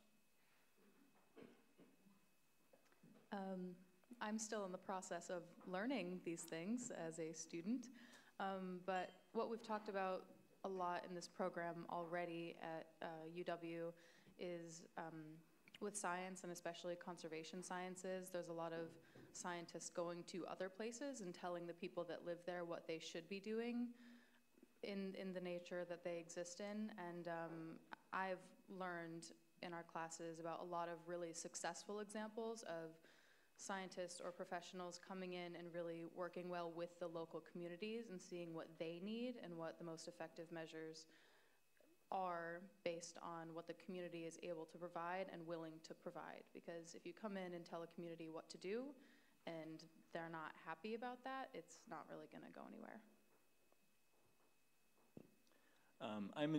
Of course, I'm in a similar situation as Gisela here, as I'm still a student and there's so much stuff to learn, especially in the context of climate change and all the adaptation that will be necessary. I would say one of the most important thing would be based on equity and essentially a just transition to other energies and other systems that are necessary for climate change.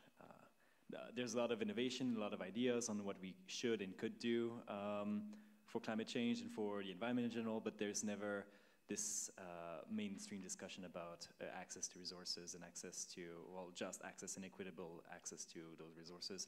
Because as societies, we produce a lot of wealth, but we do not have this capacity to distributed equally between members, and there's huge inequalities which necessarily will fuel more suffering in a changing climate.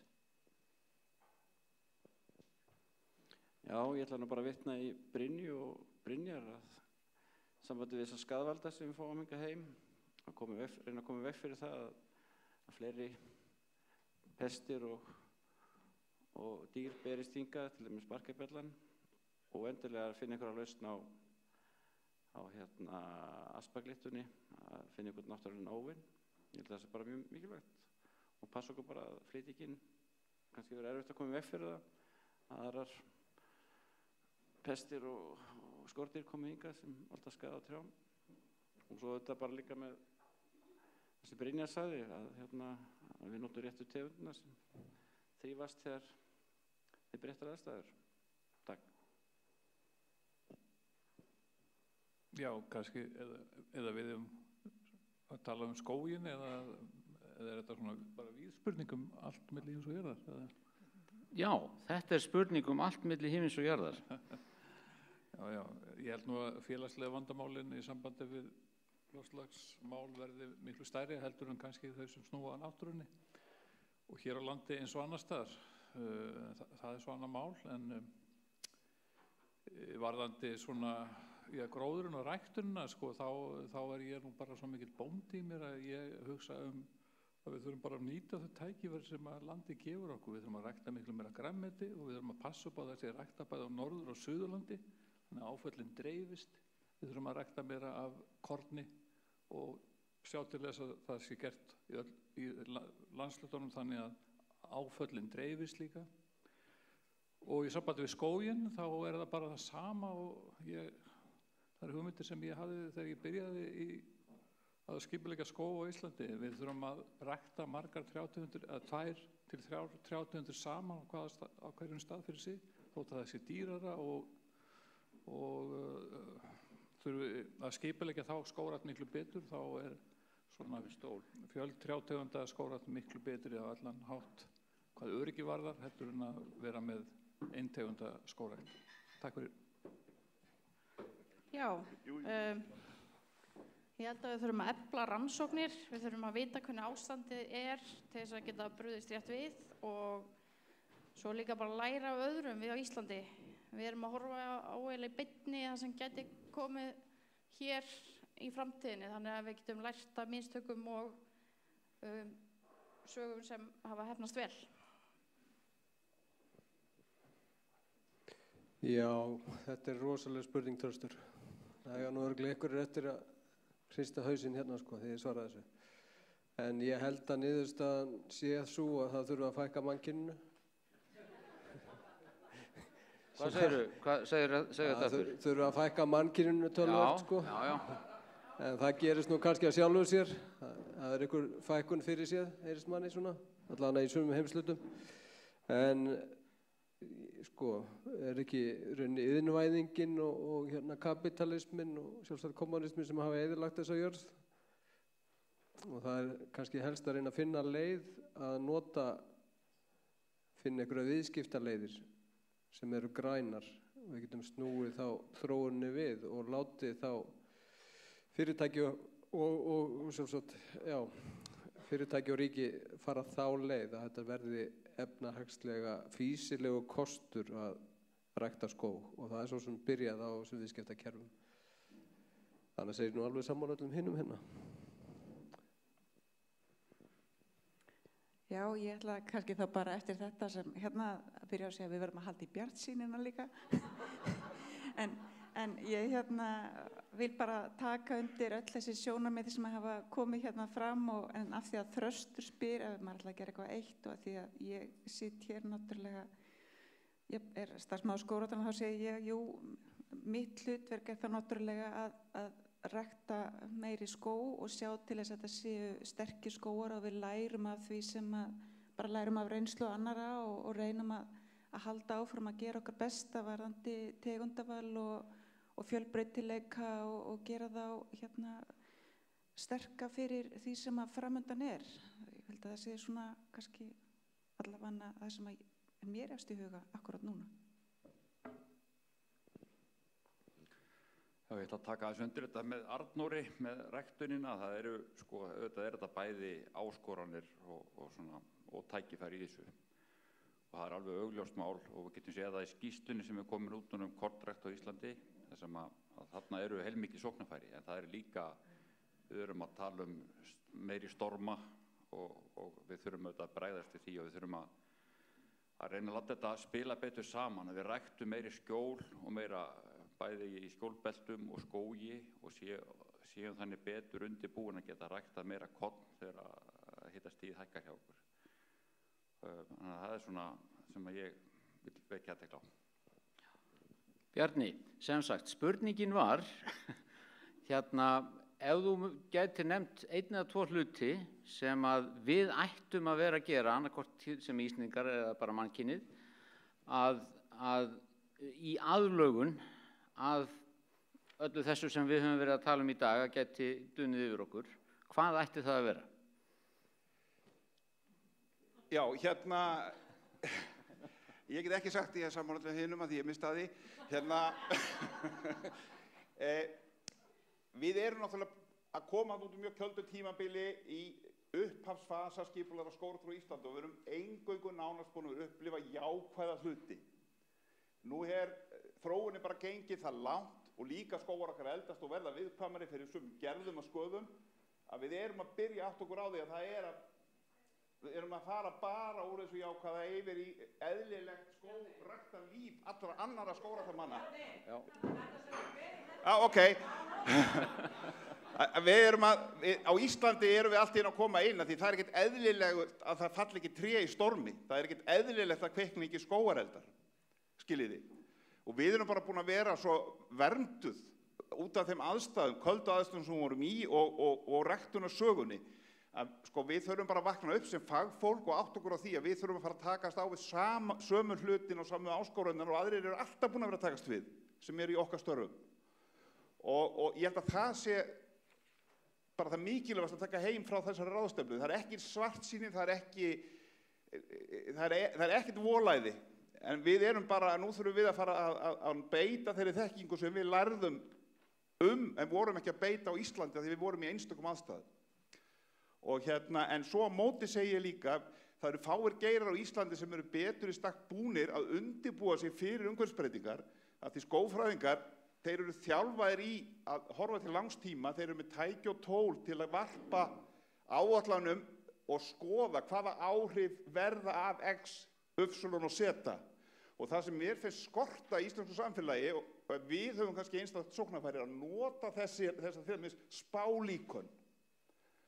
Við eigum tæki sem við getum skoða. Hvernig getum við breytt skógarumhirðinu til að minnka áhættuna? Skiljiði, við kunnum þetta, við getum þetta, við erum með gögnin, en við erum ekki að gera það. Þannig að ég held að það sé, sko, við erum líka bara svo upptekinn að gróðursetta alltaf þessar nýju skóga sem þú byggðu okkur umþröstur, en sko, þar er tækifærið. Þannig við erum geirið sem getum verið fremstur í flokki í rauninni að sýna aðlögun í verki. Takk. Takk ykkur fyrir. Nú vantar klukkan 20 mínútur í 4 og þessi tími er rauninni búinn samkvæmt dagskráni, en ég ætla að gefa ykkur, einhverjum þarna úti, tækifæri til að spyrja einnar spurningar í viðbóti ef einhver er að brenna inni á einhverju. Það virðist ekki vera. Það er bjórinn, já. Ok. Kærar þakkir, pallborð. Thank you very much, panelists. And please give them a good hand. Klappa fyrir þeim. Og þá eru það rútur hér eftir 20 mínútur. Klæði ykkur vel en fjallgönguskór ekki nauðsynlegir.